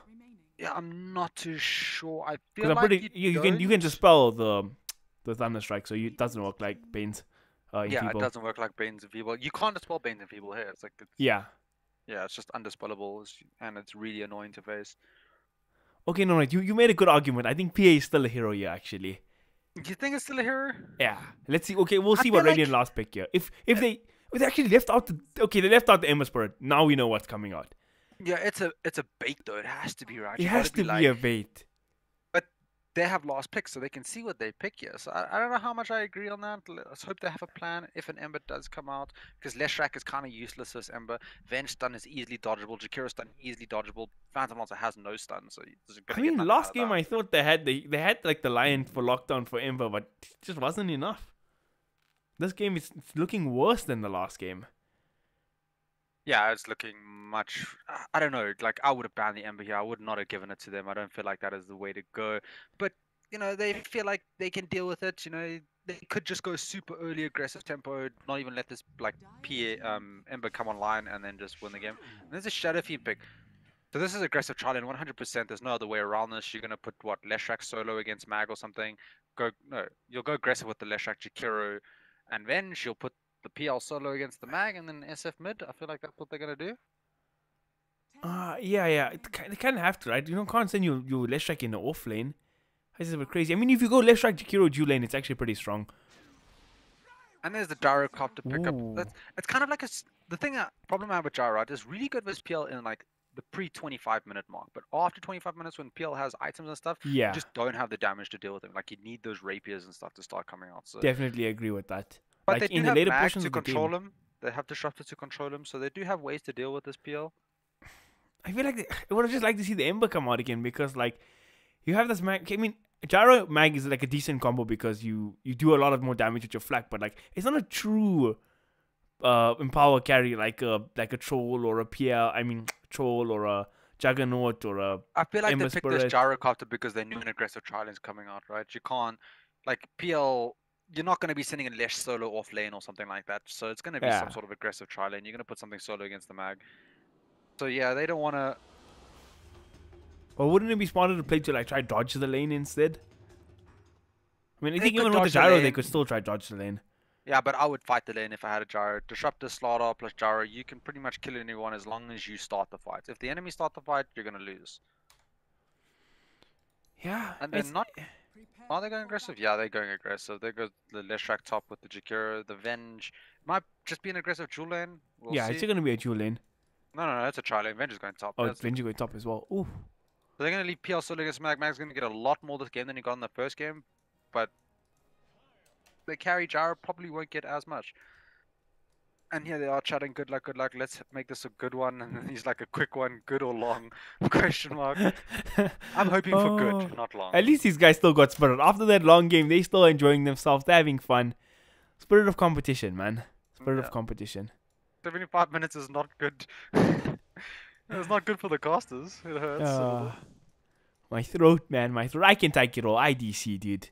I'm ready. IDC. Oh, Leshrac, does he get the stun? No, he Oh, misses he the missed stun. it. Feels bad. Venge Still going does. for this though. I mean, Avenge This had is first oh blood. Yeah, they got the damage. They definitely got it with the slow. easy game. He was just baiting with Arrows the here. stun. He Now has Rocket's gonna come rocket out, level 1. What? and there we go. Another stun comes out, and Charo. Oh, Chikiro. I mean, he's gonna be fine. Will Smith's okay. Yeah, I'm not He's really a fan alright. of this rocket level 1. If you had rocket barrage, they probably would have been able to get a kill. Especially if they both focused one target rather than one going on bench, one going Jakiro. A little bit of misplay coming out there. Slaughter does fall first blood, which is not ideal. It does give their opponents a little bit of an experience boost in this lane. I'm interested to see how this PL does against this mag early. I feel like this mag to go skewer level 1 is not ideal when you're facing one-on-one lane. He should have gotten power or even shockwave, but power is probably better. Yeah, like Little no kill potential in that bottom lane, right? There's no reason to level a skewer. Oh, well, PL at level like 4 or 5 does have kill potential on mag, right? So he just goes in, starts hitting him, Yeah, mag yeah, yeah. skewers away, and then you just chase him with Phantom Rush. But that's like at 4-5 at this point. Yeah. At this point, really nothing's going to straightforward. happen. They're just going to be hitting creeps and maybe hit each other a little bit, but that's all that's going to happen. Yeah, these guys should just trade farm like pretty evenly. I like to think. Does PL have a little bit of advantage in this lane? Yeah, he definitely has an advantage in his lane. He has a better base damage, better attack animation, more armor. He's a little slower though. Yeah. And once he hits like level 3 and he starts then he can trade pretty well with the Phantom Rush. Yeah, once he gets level 2 even, he can just start using Phantom Rush to hit this mag. I would like to see him pick up a Star Shield. Jay is going to be tanking some creeps when he tries to play aggressive into the mag. Star Shield helps a lot with that. And mag as well, he did that thing that he didn't last game, you know, save a lot of gold, doesn't spend it early. Yeah, I'm not a big fan of this at all. Yeah, I'm not a fan of that either. I feel like you should be spending your gold early to give yourself the best possible chance in the lane. So Moti is back on the Zeus. Hero he struggled quite a lot in the first game. But this game he's got I think it's kind of an easier matchup against Shadow Fiend if supports don't rotate on him. He can just Yeah, it's harass a much SFR. easier matchup, and like the supports aren't going to really rotate on him without his supports knowing, right? And it looks like the Slaughter's going bottom. They're going to leave this top lane. They don't really want to deal with this. They're going to just go shut down this PL then instead. I don't know how much I agree with this, but it could, you know, it could pay off. Could be quite a disaster for your gyrocopter top. Yeah, I feel like I mean does Slaughter even really do anything to PL bottom? Not really. I'm pretty sure PL can just right click him out of the lane. Like Slaughter has 4 armor, PL has 6. PL hits harder, moves faster.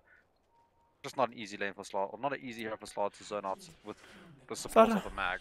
He's gonna find the double bounty rune and he might scout out this DD rune, but I don't know if he's gonna check for it. He does check for it, he sees it. He gets himself a double bouncer, and that's always nice. He does need his level 2. Once he gets his level 2, if the Zeus has the mana and the levels and gets the Shadow Fiend a little bit low, he can just go behind the Shadow Fiend and they can get a kill on him. Top lane, So they're there's looking for potential something here. They get the stun onto the disruptor, but do they have enough damage to burst him down? They're gonna try. Stun comes out from left track. Yeah, It is on the mark. He pops the edict as well. That's disruptor. He's a dead hero. If you get caught by that bench stun into Leshrac stun, you are going to die 100%. You're not going to run away from a Jakiro with Jewel Breath. He does slow you by 28% to level 1. So, do you get caught out of position, you are going to die on this lane. So, they do need to play a little bit defensive. Yeah. Bottom lane, Slaughter with double damage is able to zone out a PL. He does have that double damage now, so that will help him out a bit. Yeah, this is okay. Mag is getting a lot of farm out of this lane as well. And our top lane looks like Kapi is dead again. This aggro tri lane is like a scary one. Yeah, he's just too far forward with the Disruptor. But the problem is, if they do that combo on the Gyro, he's going to die as well, right? Disruptor can't really save him. So this lane it's a bit hard to play. You need to kind of position yourself in such a way that the opponents can't get that venge stun on you. Otherwise, they're just going to kill you every time. And look, they're diving behind the tower. Start committing diabolic edict in the tower, and this is serious damage. And actually, Venge is scouting in the There's a backline. Zeus TP with no Whoa. mana? Wait, what? Zeus TPs, throws one arc lightning, uses some I ball charges, and he's I gonna do run not back know to what's mid. going on right now. I feel like we're back 70 minutes in the last game, getting non-flashbacks of not understanding the Dota 2 that's being played. This is interesting. The Slaughter's actually managing to zone out this PL quite well. Cause I'm not really sure why this PL just doesn't hit him back. Like, you're going to win that trade 100% of the time. You do still have more regen on you than the Slaughter. Slaughter does have 3 tangos. You have 1 tango plus a solve, so you can do fine. Just hit him out the lane. Don't let him bully you out. Show him who's the man. And then continue your farm. Yeah, Mike is actually getting so much out of this lane. Yeah, he's having a great time in this lane now. He's got his 2 in shockwave, so he can spam creeps. He's got him power. He's got secure for safety or for kills. And then Zeus actually committed a lot with the TB top now. Shadow Fiend's got a big level advantage over him, caught up in the CS wars. Yeah, Zeus is struggling for mana as well every time. Oh, Oh, and actually going to go on the SF. Do they have enough damage to burst him down? They got a lightning bolt 3 seconds before that's back up. Slaughter giving the vision. Is it enough for Zeus? Oh, but the Leshrac comes in with a crisp rotation, getting the stun onto the Zeus. Shadow Fiend still going to fall down though, but they're going to get a return kill onto Moti. And now that is a good TP. it's still a very good trade for Radiant, right? Zeus did get the levels from killing Yeah, the he SF. did. So he does catch up in that sense. SF does die. It is a 2-man rotation, support rotation bottom, which makes space now for the gyrocopter top. He's just farming against Avenge. So it's definitely worth it for the Radiant, you know. Helps them out a lot. They are going to now return top. Zeus is now level 5. He comes back with full mana, full life, which helps him a lot as well. And despite all the kills that Radiant are getting in this aggressive trial, they're not actually getting that much farm on this Leshrac. He's only sitting at 10 CS 5 minutes into this game. Yeah, and Leshrac's one of those heroes you kind of need items on. He is relatively squishy. Ooh. They did just try to go for the Venge stun into Lesh stun. They did miss the Lesh stun, so that's unfortunate. Stardust here as well. Rocket's chasing him down. Play, they should definitely go for this counter play. They just used everything. They should have just glimpsed him back and then killed him under these creeps. Shikiro also going for like a very greedy build here. 2 in the liquid fire. Maxing that out. Try pushing it on the tower. And actually they find Slaughter here. Do they have the damage with? They got the Edict proccing, but the creeps gonna start tanking that up. RBD, he's just gonna walk this off. He's fine. He's the Slaughter. He's big, tanky, fast. He's got a tranquil boots plus sprints. Oh, they're trying to catch him. Oh, it's off the mark with the stun by Wicked, this man. Leshrac's in trouble. He doesn't actually have mana for the next rocket barrage though. Yeah, he popped his flak cannon. Will Smith gonna tank the gank there. He used his flak cannon there to, I'm not sure why, and it just gave him not enough mana for rocket barrage. He could have just chased down the Leshrac with rocket barrage rather than using flak cannon. Doesn't really help in that situation, but it's okay. They get a kill, getting some levels, doing okay. Just hovering over the Leshrac lightning storm right now, and the amount of this spell has received buffs 4 patches in a row. Oh, that's a dead Lesh. That's a dead Lesh with the Zeus ulti coming out and the rocket hitting him. And now this Range? gyrocopter is just doing a lot of damage, just chasing down people. Zeus is top again for some reason. This guy really likes coming top. He should just be sitting mid getting his items. Like, there's no reason. His team's doing fine top. Yeah, Mag and PL pretty even in this lane. Mag has a blink already though. He can go boots, nothing, just straight blink. That is now something you do not. You know, in the first game, you joked about this, right? You're like, oh yeah, this is why he goes to starting items. He doesn't care about these small items. He just wants a blink dagger. Yeah, but it was a joke, right? It wasn't meant to actually happen. 6-minute blink dagger. I've never seen a blink this early, actually. Yeah, but it's completely useless. Like, what are you gonna do with this blink in 6 minutes? He's gonna go back and farm in the lane. Like, I guess he can rotate top to get kills, but like, Gyro's not even level 6 yet, so your RP's not gonna do that much. I mean, I feel like it'll do something. It's just the fact that he's gonna go back and farm, and they're gonna see the ping out the blink dagger and be like, "What's going on in this game?" You know? No, he's probably like sitting on TeamSpeak telling his friends, "I got blink dagger already, boys. It's going great." It's not an ideal first item to get. You definitely want to be getting boots, magic wand, stuff like that. Like, blink is not that important. It is a cool item on the hero, but this item does not help him in this lane at all. Like, what does he do against this PL now who has Aquila, boots, and a gloves of hate? Do you have a blink dagger? There's PL. You see, okay, now we figured out why PL is struggling in lane. Okay, we went max Spirit Lance instead of maxing the Phantom Rush to trade hits in the lane. Yeah, you should have definitely got max Phantom Rush. It's just so much better, actually. Mid lane, Calamity getting bursted down by the Zeus and the Slaughter combo. And it looks like this SF is getting the pressure on it from the Slaughter. Like, the Slaughter just making the rotations with all the Zeus burst, and he's just dying over and over again. There is an Arcane Rune bottom for Zeus, so if he goes and scouts runes and get that'll help him a lot. Max with his blink dagger, he's gonna find that. And in top lane, Leshrac is dead again. The Disco Pony not having a fun game.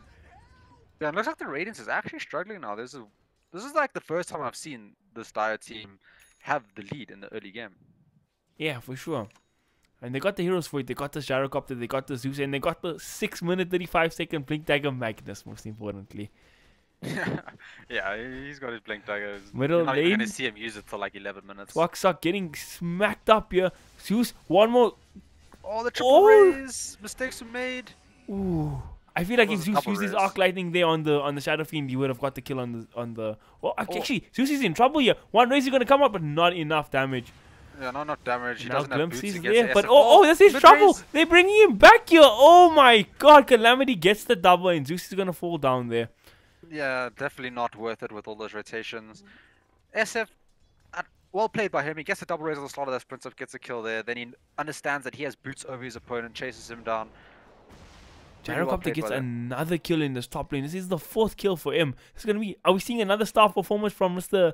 Carryman, the Yeah, Ember Spirit player from last we game? could be, and this aggressive tri-lane is just not doing anything at this point anymore right now. Now you're just feeding their carry. There's like no reason to continue this. You need to find another game plan at this point. Maybe go gank with this Leshrac and this Venge or something and just leave the Jakiro top or something like that. Bottom lane, these 2 heroes are still trading up farm. Just the usual stuff. PL getting a big advantage now. He's got way more CS than this Magnus. Despite And that's Magnus the having such a problem. good early lead. That's the problem with going Blink Dagger, right? It gives you no stats, no damage, nothing. It just gives you an ability to blink, which doesn't actually help you in the lane. Yeah, and if he was gonna go gank or something, like if he was playing, let's say Sand King or like Starter or something, then it's like there's some reason to do it because you can actually go around and make plays. But if you're gonna just farm in the lane as a Magnus, then there's no point to do that. Like there's never a point to do that. Yeah, it's not an item. Like it's a meme thing to do to get a blink that early, and it doesn't actually help you that much. Like Yeah. on certain heroes, it might. Like I can't really think of one off the top of my head, but in this game, on that hero, definitely not. You definitely want items like your mana boots or your treads, or depending on what you're going and how you want to play the game. Zeus looks like he wants to make a rotation bottom for the Phantom Lancer, but that's not an easy kill to get. Yeah, especially with the Zeus. They do have the blink RP. No, he doesn't have mana for RP. Mid lane, So Slaughter gonna get caught. Gets bursted down. yeah, now these supports are actually just trying to help them mid out. They know their top is like kind of a lost cause. This Leshrac is gonna fall now. Uh-oh. He's gonna miss the stun. The rocket's coming out. There's the damage. I mean the cooldown. Bringing down the Leshrac rather easily. Static Storm there though. I don't agree with that. He didn't really need it. He was 100% dead from the gyrocopter. But that's gonna be on cooldown for a bit. Slaughter's coming It's his top now with the supports. tranquil boots. They're waiting top for the gyro, but the Venge doesn't have mana to stun. And I'm pretty he's sure, sitting, okay, he sees the support rotation. Now it's trouble because Slaughter's gonna come in. If he catches one of these heroes, could be trouble. Gyrocopter, he's claritying up. He's got 15 charges on the stick, or the one rather. Yeah, and what I feel like they should be doing now is just push this lane. Just push it into the enemy tower over and over again, and then you can use the supports to dive Uh-oh, behind the Jakiro tower. is dead. Yeah, Jakiro's in trouble. Is he dead though? Yeah, he's Yeah, dead. rocket comes down. Disruptor though in the backlines is getting caught, taken down Leshrac by the is burn dead. damage, but he's gonna go down, and so is the Venge. Triple kill or double kill for the Gyrocopter. A double kill for the gyrocopter. They lose 3 heroes there. They do manage to kill the disruptor. Definitely not worth for the side of the Radiant here. The Venge that's the illusion problem. almost bringing down Gyro there, and it's a 7-0 Gyrocopter here. Yeah, it's a 7-0 gyrocopter, and they really need to just ditch this off lane now. They cannot be doing this over and over again. If you're going to feed a gyrocopter like this, he's definitely going to have the farm and items required to beat this PL. Let me say that it's only a 500. Okay, 500 net worth difference. 12 minutes in is a big difference. Yeah, 12 minutes in, 500 net worth is quite the difference. It's like, what, 60 gold per minute extra? Yeah. It's a big deal. Oh gosh, my math is on point today. Well done me. Is it 60? No, it's not. It's like 40 or something. No, 45, I don't know. You My were so math is proud off. of yourself there for a I moment, though, was, you and then I know? realized I'm an idiot. University for what? So Gyrocopter went for Mask of Madness this game with the Empower. He's going to be farming like an absolute beast. And it looks like we have an SF going the... He went trades into... It looks like he's going Shadowblade, and then he went for the Spell Amp. So he's going the Spell Build. Not mean, a fan even of if- the Shadowblade super early. I would have rather gotten a Yule's. It's just so much better if you're going the Magic build. I mean, even if you're going the... Lotta's in trouble bottom. okay, top lane, things are going down as well. Gyrocopter trying to get a kill on the Jakiro. But bot still looks like there's action going on. Requiem's going to get thrown up, but to no avail. And Shadowfiend, he's going to be in big trouble here. Caught in the Static Storm, and Zeus gets the double kill, but killing both the Shadowfiend and the Phantom Lancer. Yeah, that's going to propel him in a nice way. He's going to get his mana boots now. Or he's not. He's got it queued up, but just runs past the Secret Shop. Feels bad, man. Ben just pushing down mid tower a little bit, but yeah, the side of the Radiant right now, they're struggling for levels. I'm pretty sure they're quite far behind on levels because that aggressive trial lane didn't turn out the way they want. Yeah, they got level 5 Jakiro, level 6, level 8. It's not looking too good. Oh, Gyrocopter They doing need to Gyro compose things. himself here and just start making some intelligent plays, right? Get the pickoffs in an intelligent way rather than fighting into multiple heroes. Hashtag no shade was thrown that day. Copy? That's not shade. I get you, I get you. I get Venge you. overstaying his welcome mid just ends up getting gangs falling.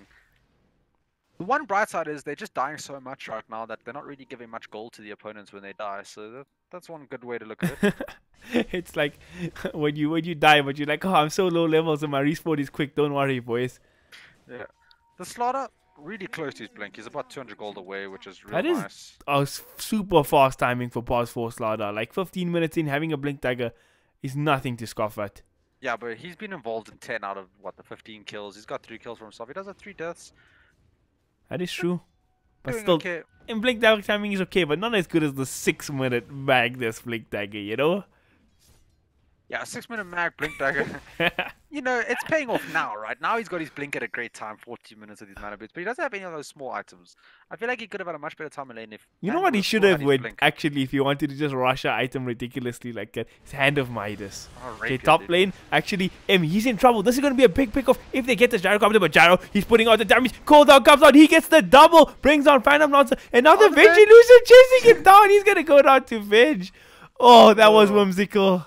Yeah, the Venge Illusion's getting the Gyro and the Disruptor there.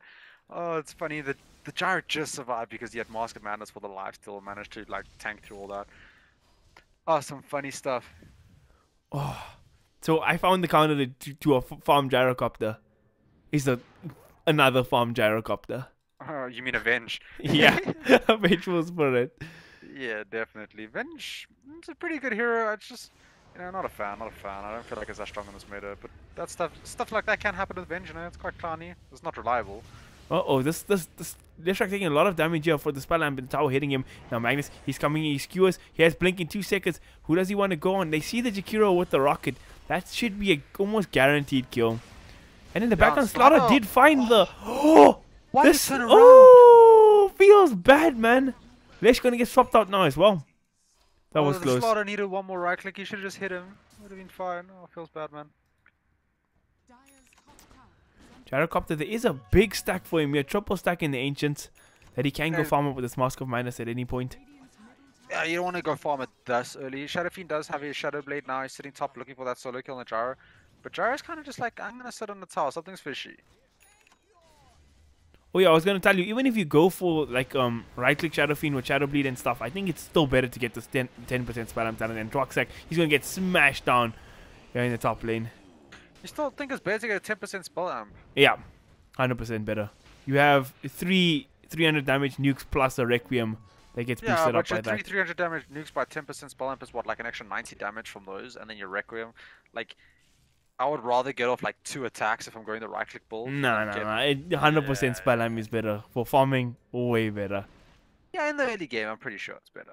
But in the 20 late game, attack I don't speed know. is nothing. You know what? You know what's better than fucking 0 attack speed? 20. Be quiet. Alright, but it's I'm actually over this guy. We go look at Dota buff, kid.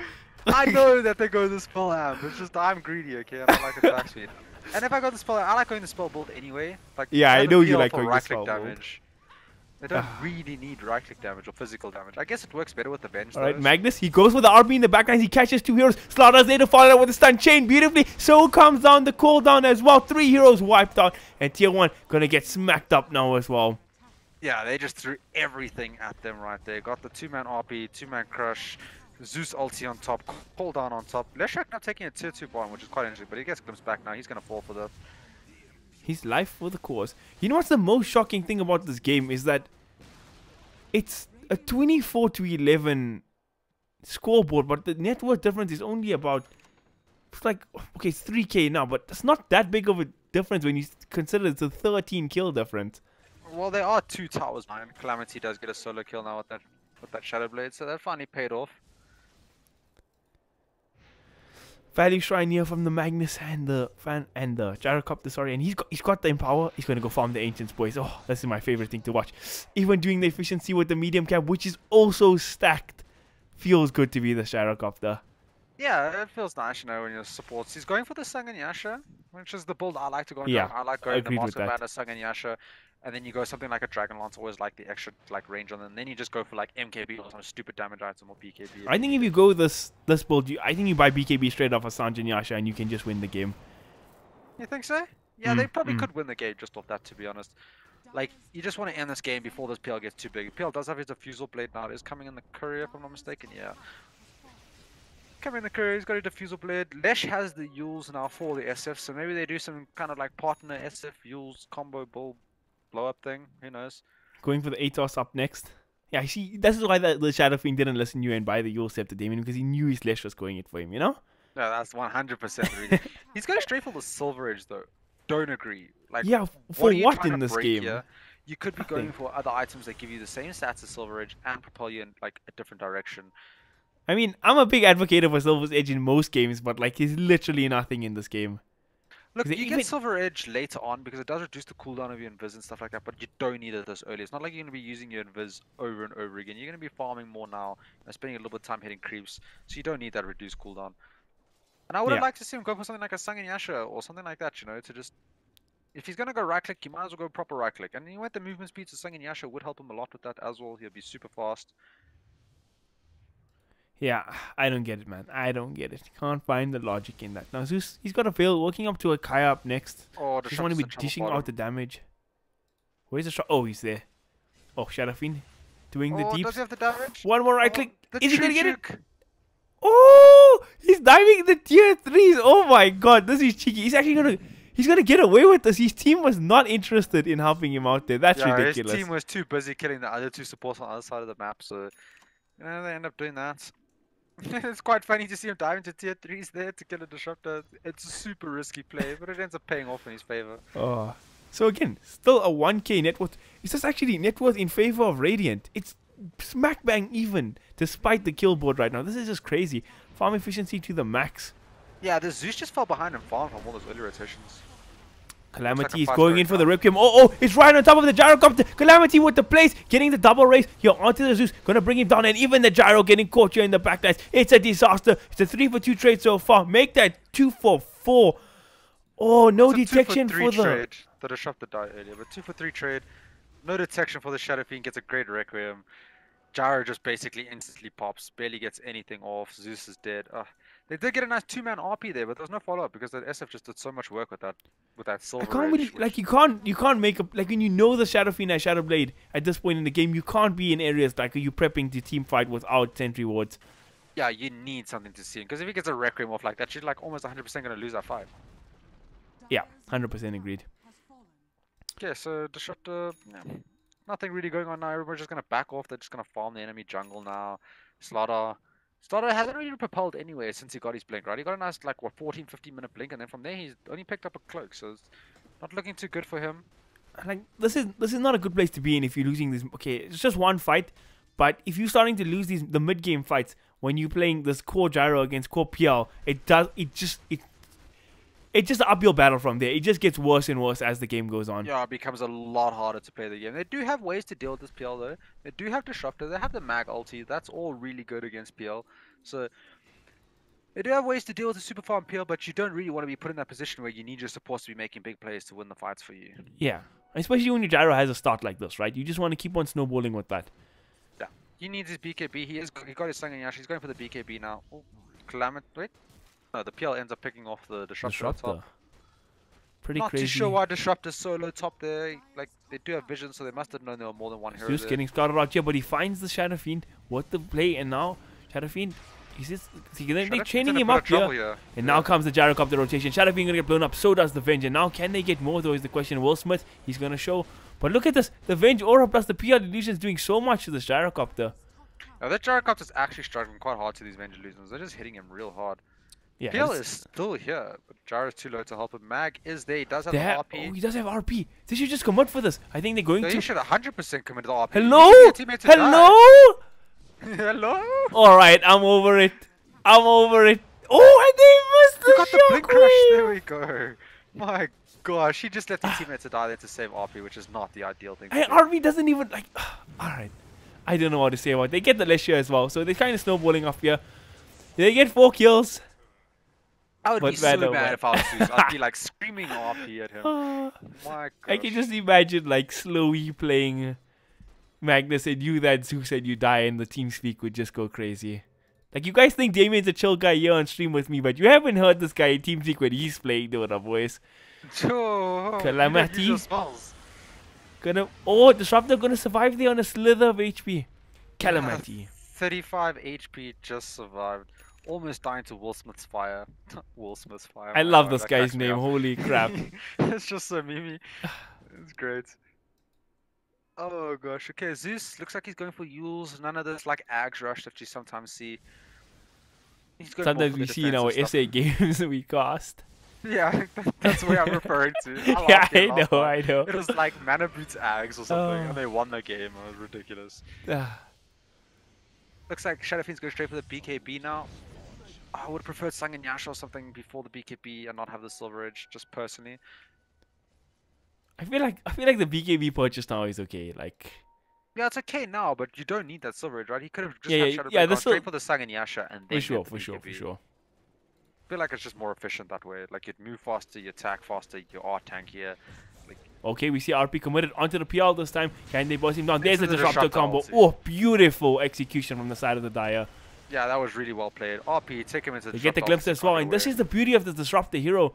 Every pick you get is just worth so much more because you get the stragglers as well. Yeah, if there's any stragglers, you just get those kills if you have the vision. And it turns out they had the vision, they get the kill. And they're always going to have the vision, right? So you just have to save Thunder God's Wrath, just use it, and they'll know where everyone is all the time. So But Radiant making good plays. They drop their 2 heroes, but they're pushing pressure on top. They get the tier 2, forcing ports back. it is risky though. It is disrupted with glimpse. So if they don't get back in time, and disruptor does get there with that glimpse, which now There we Slaughter go. did get the crush off. So As we see, Will Smith is going in. He's going to get smacked down. He's going to fall. And who else can this disruptor find? Zeus stepping back now as well. Even the gyrocopter making rotations, but Calamity, he's going to walk up to the plants. He's got a TP. He's going to get the hell out of there. see, that would have been one of the times where you know there's a large amount of opponents top right, where Zeus should have just used his ulti just to see where everyone was during the fight. Because if he Yeah. did that, they would have seen the Shadow Fiends invis. The disruptor was pretty close to him. Could have just popped the dust, get the glimpse of. That would have been another kill straight off the bat. So sometimes saving your ultimates just to like secure kills off a team fight's not the best play when they have other like utility that can be brought from them. Yeah, and I feel like what Zeus ulti, the big thing really is the vision game, right? 325 damage is a lot, but like the vision is such a big deal. Yeah, the vision is much better, especially when you have a disruptor. Yeah. Just helps you so much.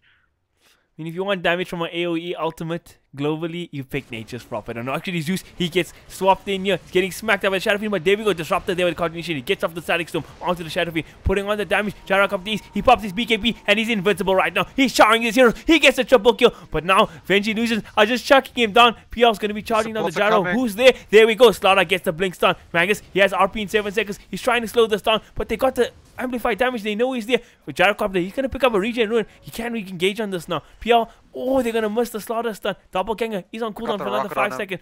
Rocket is going to chase down this Phantom Lancer. Is he going to catch He him in does have time? doppelganger to And dodge there it. we go. Oh, The he bash gets is there from Slaughter. Ooh. Oh. He gets the doppelganger off, but the RP gets committed. It's a 5-man wipe. Gyrocopter is just too strong right now. Yeah, that was the reveal of the Gyrocopter Hello? BKB. Hit the 10 tower, hit the seconds. tower. Okay, he's leaving him for Gyrocopter. What a support player. What a support play. Leaves it for the Gyro. Yeah, Gyrocopter 10 second BKB, 10% BKB, 10-second BKB gets shown in that fight. Helps him a huge amount. The Zeus did get blown up by the swap and all that, but the Disruptor ulti came out on top, allowing Zeus to get one bolt off before the fight happened. Yeah, it was. Ooh. What an engagement, man! What an engagement, and that just shows the power of this Gyro BKB. He just presses it, and he got off like 4 flat hits off the tower there. Yeah, he does a large amount of damage in this early game. It is the strength of Gyro. This is like his time to shine right at this point. Yeah. This is like his strong point in the game. But good to see they're utilizing getting team wipes and stuff. I would like to see them now just start, either go for more objectives. More objectives is the game now. Just keep putting the pressure. Don't bother farming your jungle. It's not needed. You got your items. And just keep fighting, and just put pressure on the Radiant. Because if you let them farm, and this PL does get big, and this SF does get big, you do get outclassed in the late game. Definitely. And now we're waiting for the next RP, and I think, like you said, when they get that, they can just get up and go again. Now, we spoke about this PL Gyrocopter a lot, and we spoke very sort of PL favored, right? But when Gyro's just far ahead, it's actually hard to play PL against Gyro. Yeah, when Gyro is 5k gold ahead of you in 28 minutes, it is super hard to play PL. But if you guys are even net worth at like the 35-40 minute mark, you just kind of walk all over the Gyro. Yeah, for sure. Like, Gyro doesn't really build items to deal with PL, whereas PL just builds like really good items, just blow people up. He's gonna get his Manta after Manta. Like, once Gyro hits, like, Gyro's level 25 talent is disgusting, right? 30% crits, like, stuff like that just is ridiculous. And then he naturally builds tanky items, right? Scuddies and hearts and things like that. Gyro does not have the damage to burn through that, and PL hits real hard. And like Gyro's like this burst damage carry, and PR loves these long sustained fights because he's just so tanky and can go for so long. Now we see the smoke rotation is there from the side of the Dire. Sorry, Radiant. They want to try burst on this Magnus. Magnus taking damage, but Gyro got the epox his BKB. He does so much damage. His heroes are getting flacked left, right, and center. Gyro with the double. There's a glimpse as well onto the Phantom Lancer. Can he get the rocket on him? It's on cooldown. Actually, no, he gets it on. In the backlines, stuff is going down. They're trying to burst on. Oh, there we go. Cooldown is there. Triple kill from the gyrocopter. Beautiful, beautiful. The and rocket now, came after his doppelganger. yeah. Feels bad, man. Now they have this slaughter amp damage. They can go for the Roshan. They can go for the tier 2. The options are open for the side of the Dire. What would you like to see them go here? Roshan or tier 2? First of all, I would definitely 100% go for the Roshan. It is just a better objective than tier 2. Once you have Roshan, you can't get the tier 2s anywhere, right? They're not going to fight into you.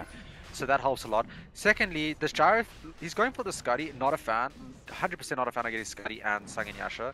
I would rather go for like a Butterfly or something here. Yeah. And then just pound out the damage and just win the game off that Butterfly with his Aegis. Like, you don't even have to delay this any longer. There's no reason to. Even, yeah, The there high we go. ground, Oh, they find this. the Find tower this take here as ability well. is not that good though. That's the problem.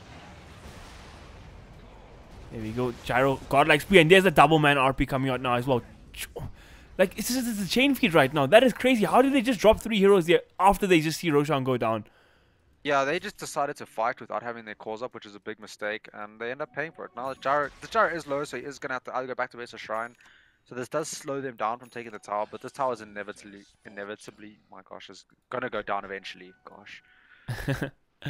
My English is just so bad. It's too late for me to speak. It's late at night. We just casted a freaking 75-minute game before. Sorry, 71 minutes. Let me know if fake news here.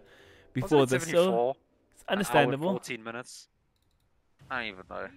You know, it was 70 plus minutes. Let's just go with that. I think you're right. It was 1 hour 40 minutes. Yeah, 74 minutes. Damn, you on the ball tonight. Might not be good with the English words, but the English numbers you got going, right? The English numbers I got. Yeah, it feels good, man. Silver linings, boy. Slaughter's going for Yules. How do you feel about that? I would have preferred to see a Solar Crest, to be honest, 100%. Yeah, Crest is good. Yules, No, I'm not quite sure why is he going for Yules this game. Yeah, I don't understand the thinking behind it. But you got this Gyro, right? Who is basically your raid boss. Yeah, that's who they. You just want to pump him up, right? I get you. Yeah, you put that Solar Crest on. SF didn't go for the magic build, right? He went for the right click build, so Solar Crest helps a lot. PL's all right click, so that helps a lot. Oh, SF just went for the Yules. They just did the Leshrac Yules into SF combo.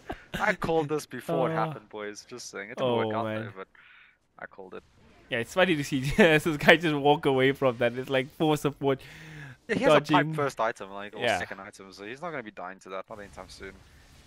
Okay, he went for the Scud. I actually agree with you. The Butterfly definitely the way to go, right? You have this Aegis, you have BKB. The spell damage from all these supports doesn't matter. And you're playing against right-click SF and Phantom Lancer. Butterfly definitely value. Yeah, but it's okay. Sanginyasha is seen as the poor man's Scotty, right? So right. Like, why get the poor man's Scotty and the rich man's and like the Scotty? Like, it just doesn't make sense. Like owning a Fiat and a Ferrari is just blasphemy. It's like one of those things in Dota. It's like if you get too much of one thing, you do get diminishing returns, and that's what happens when you just get too many stats. Now, Disruptor committing the ult here, not gonna hit on anything. Leshrac doing space for his team here. The rest of his team is just getting the hell out. They bring down Lesh, but they force a lot of rotations out for that. Actually, they kill the Jakiro now as well. I still kind of like that move from the Radiant. Yeah, they get some tower damage, some pressure, making. Okay, no, it's gonna be 3 heroes dropping now. Oh yeah, 3 heroes, maybe a little bit too costly, you know. Yeah. And you're giving this stuff to this Gyro getting a triple kill. This Gyro is gonna be huge. Like, he can get this Butterfly now. Like, he's almost on his way to that. Oh man. Like, just disassemble a Mask of Madness, use the quarterstaff for Butterfly, usual, and then just use the Mask for like a Satanic or something and sell that Sanginyasha. You don't need it if you have a Scuddy. What was I gonna say? So actually, you know, stats actually got buffed recently in this patch. All heroes get like all the buff from stats now. So the Scuddy kind of got a buff. The magic resistance is nice from the strength, movement speed from agility, spell amp from intelligence, I guess. But like, you don't need that many stats. Let's be honest. Like, you know, with all that stats, he still only has 9% magic resistance. Like, how much more are you gonna buy? What, like another Scuddy? Oh yeah, that's true. I mean, yeah. Not a great. It's diminishing returns. Like, it's nice to have, but it's not something you should focus on your builds. Like, rather if you get 35% evasion, you're going to be blocking so much damage coming out of their 2 cores. And this Gyro just hitting the high ground now with his flat cannon. That yeah, He just, to he just, kill the what? Jakiro straight up. Yeah, Jakiro not tanky enough to survive that. Venge barely survived as well, so some problems Oh, coming in for oh the god, team. Leshrac walks forward there. It's a disaster. He's gonna get popped. Yeah, Leshrac was for instantly dies, and this is looking to Oh, they RP on off the RP illusions. though. And Got a now little Rax bit actually might debated. just go down here. Look at how much damage the Gyro does. He's eating up these Raxes right now. Now they're gonna throw out the PL illusions, but these guys don't care. They're gonna bring on this Rax. This Gyro still has the Aegis. Not sure for how much longer. But man, oh Yeah, he's man. got ages. What, like I'm not even sure. Another 2 minutes, just under, probably somewhere on there. Can we check? I don't even know. I mean, if we had Pump McCall's fancy layeth overlay, it would tell us when the Aegis is gonna expire. But We should actually see if you can download that. You might be able to use it for free. I mean, he sells it to events and stuff. I don't think you give it to us plebcasters for free. But I can ask him, I'll be like, yo, man, I'm a South African caster from a third world country. Can you hook a brother up? Okay, maybe that the conversation won't go down so Okay, well. yeah, no. And it's a bit of a lie as well, you know? South Africa not Okay, actually. no, there goes the ages. Oh, yeah, it's gone. It's gone. It's gone. So now he went Meg for when Shiva's got Maelstrom. as well. Who in Maelstrom? Okay, the gyrocopter. He went for Maelstrom. He's going into Magilna. Like, I understand PL is your biggest threat this game, but you really just don't need that. Like, it's not required. I would have gone Butterfly 100%.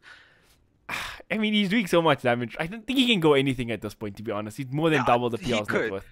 And it'll look good regardless of what he does, but it's definitely not the right move, right? I mean, if we want to flame something, let's find something else to flame because this Gyrocopter is going to look too swaggy when we're laughing at his stuff. Okay, let's find something else to flame. I'm looking. SF has a silver edge. Don't know why. So I can flame that. That's what He's like going the for a 100th Scuddy time now. this game.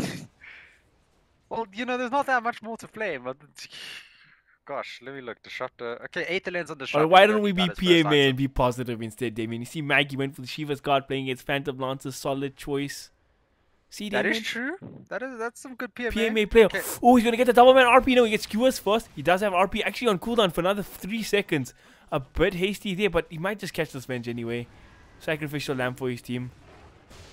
Yeah, Avenge gets caught out. Zeus just pops the R, kills. You know, now that's a hero that you just click R, right?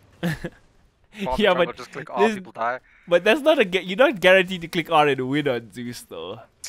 You're not guaranteed to click R and win on DP either. Like, That is debatable.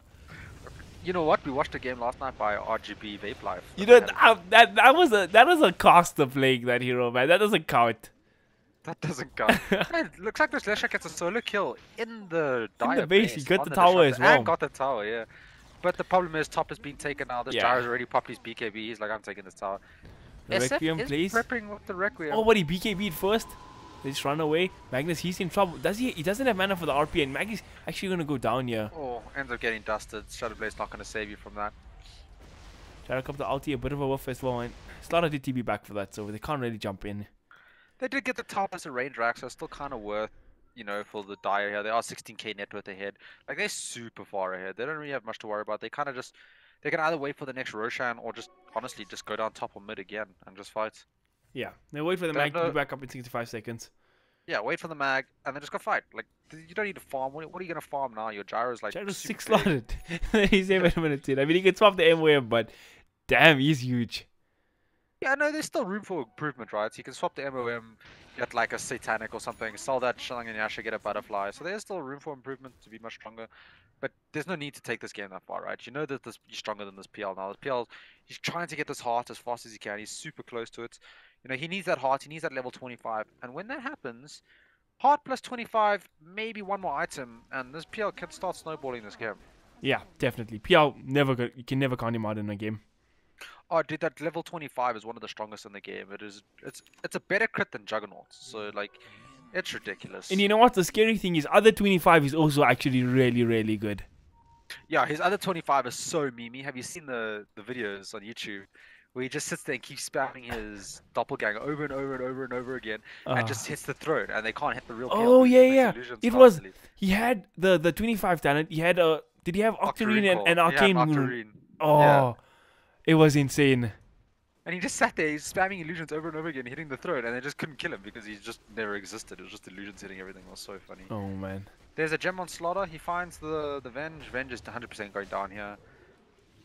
Yeah, not surviving that. Zeus. And this Bringing Radiant team out is the just trying to Aghanim's. split push as much as they can. Yeah, they got the Axe now on Zeus. I think they already just walked on mid. Aegis is back up. This is a cheese Aegis as well. Yeah, they should just take Roche. This Gyro is like super close to Satanic. Once he's Satanic, there's no way they're killing him. They're not even killing him now, so how are they going to kill him with Satanic? And then everything will be Gucci. Yeah, they're going to go They for have the the Rosh slaughter now. for the Roche so they can take it real fast. This Gyro super farm is going to go down real fast. And like, Mag is empowering this Gyro so he even hits harder than it looks like that he normally hits. Hitting with 350 damage a shot. With That's a lot half of a damage. second attack speed. Yeah, that's a lot of damage. He hits real fast, real hard. He has Zeus does a lot of damage now with his ulti Veil, plus he's got the Nimbus going on. This is gonna be a real rough road for the Radiant right now. Like there's they need to no hold off. way they should be able to win this game. Like They realistically could speaking, win they if don't there's have mistakes coming out. You know, they don't have any sentries Okay, right now. But they I do have figured it a out. I figured out the strategy. Okay, Gyrocopter is gonna buy a rapier. He's gonna right click on the enemy fountain and he's gonna DC. And he's not even gonna DC because then he walks it back in the base. He's gonna right click on the enemy fountain and give them the rapier. As I say that, plays getting made. Mag actually gets caught out here, so he messed up. Talking about mistakes, he pops the cheese. Gonna RP absolutely nothing with PR. Dodges with the double gang. But there comes the cooldown. There comes the flat cannon. The damage is coming out from the Gyrocopter. The bound buyback is forced out. But it's a triple kill for Gyro. Yeah, 2 buybacks coming out. Gets 3 kills on both supports plus the offlaner. Another 3 buyback. buybacks. They're gonna kill the slaughter here. But Gyro, he's still doing what he's needs to do. Hit the Brax. Throughout the basically use, do or die Dodgy, for the Radiant ATOS on him. Can they burst on Gyro? The sun comes on. PL is here, but they don't see him with the Glimmer Cape. Yeah, they don't have any vision for that Glimmer Cape. They do on the Jakira, but he was all the way I back feel like I in just want the Mountain. slaughter to buy back and I want them to go again. Gyro finds a DD. Yeah, they should just definitely 100% go now. They got the DD. He's still got bloody. He's got Aegis. Oh, he's gonna get caught though. Puts the BKB back in stash.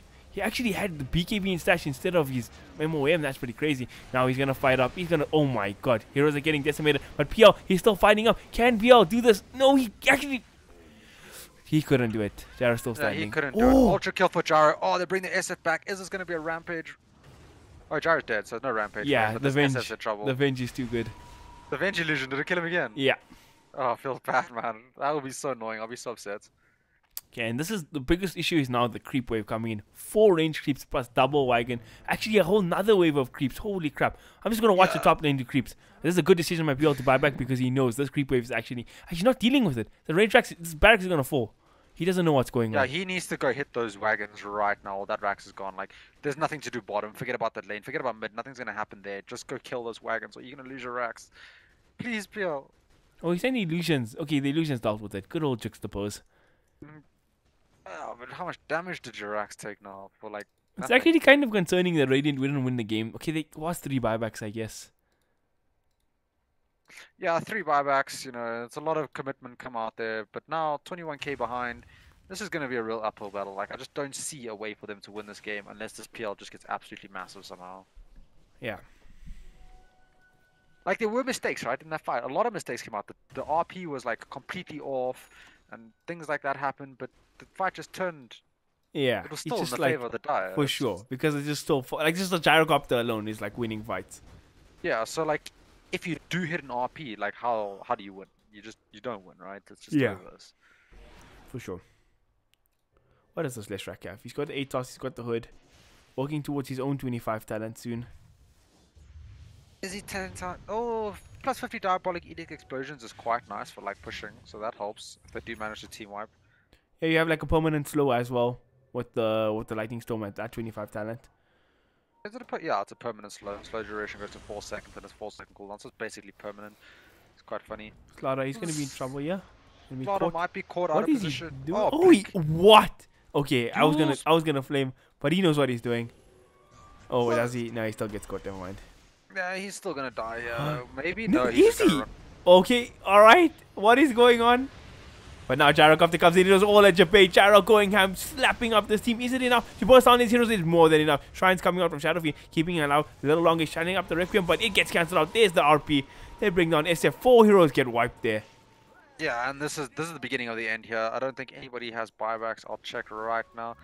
No buybacks at all on anyone that I can see. So yeah, they're just gonna now push down a lane. There's no way this PL can solo defend this, and this is probably GG right here.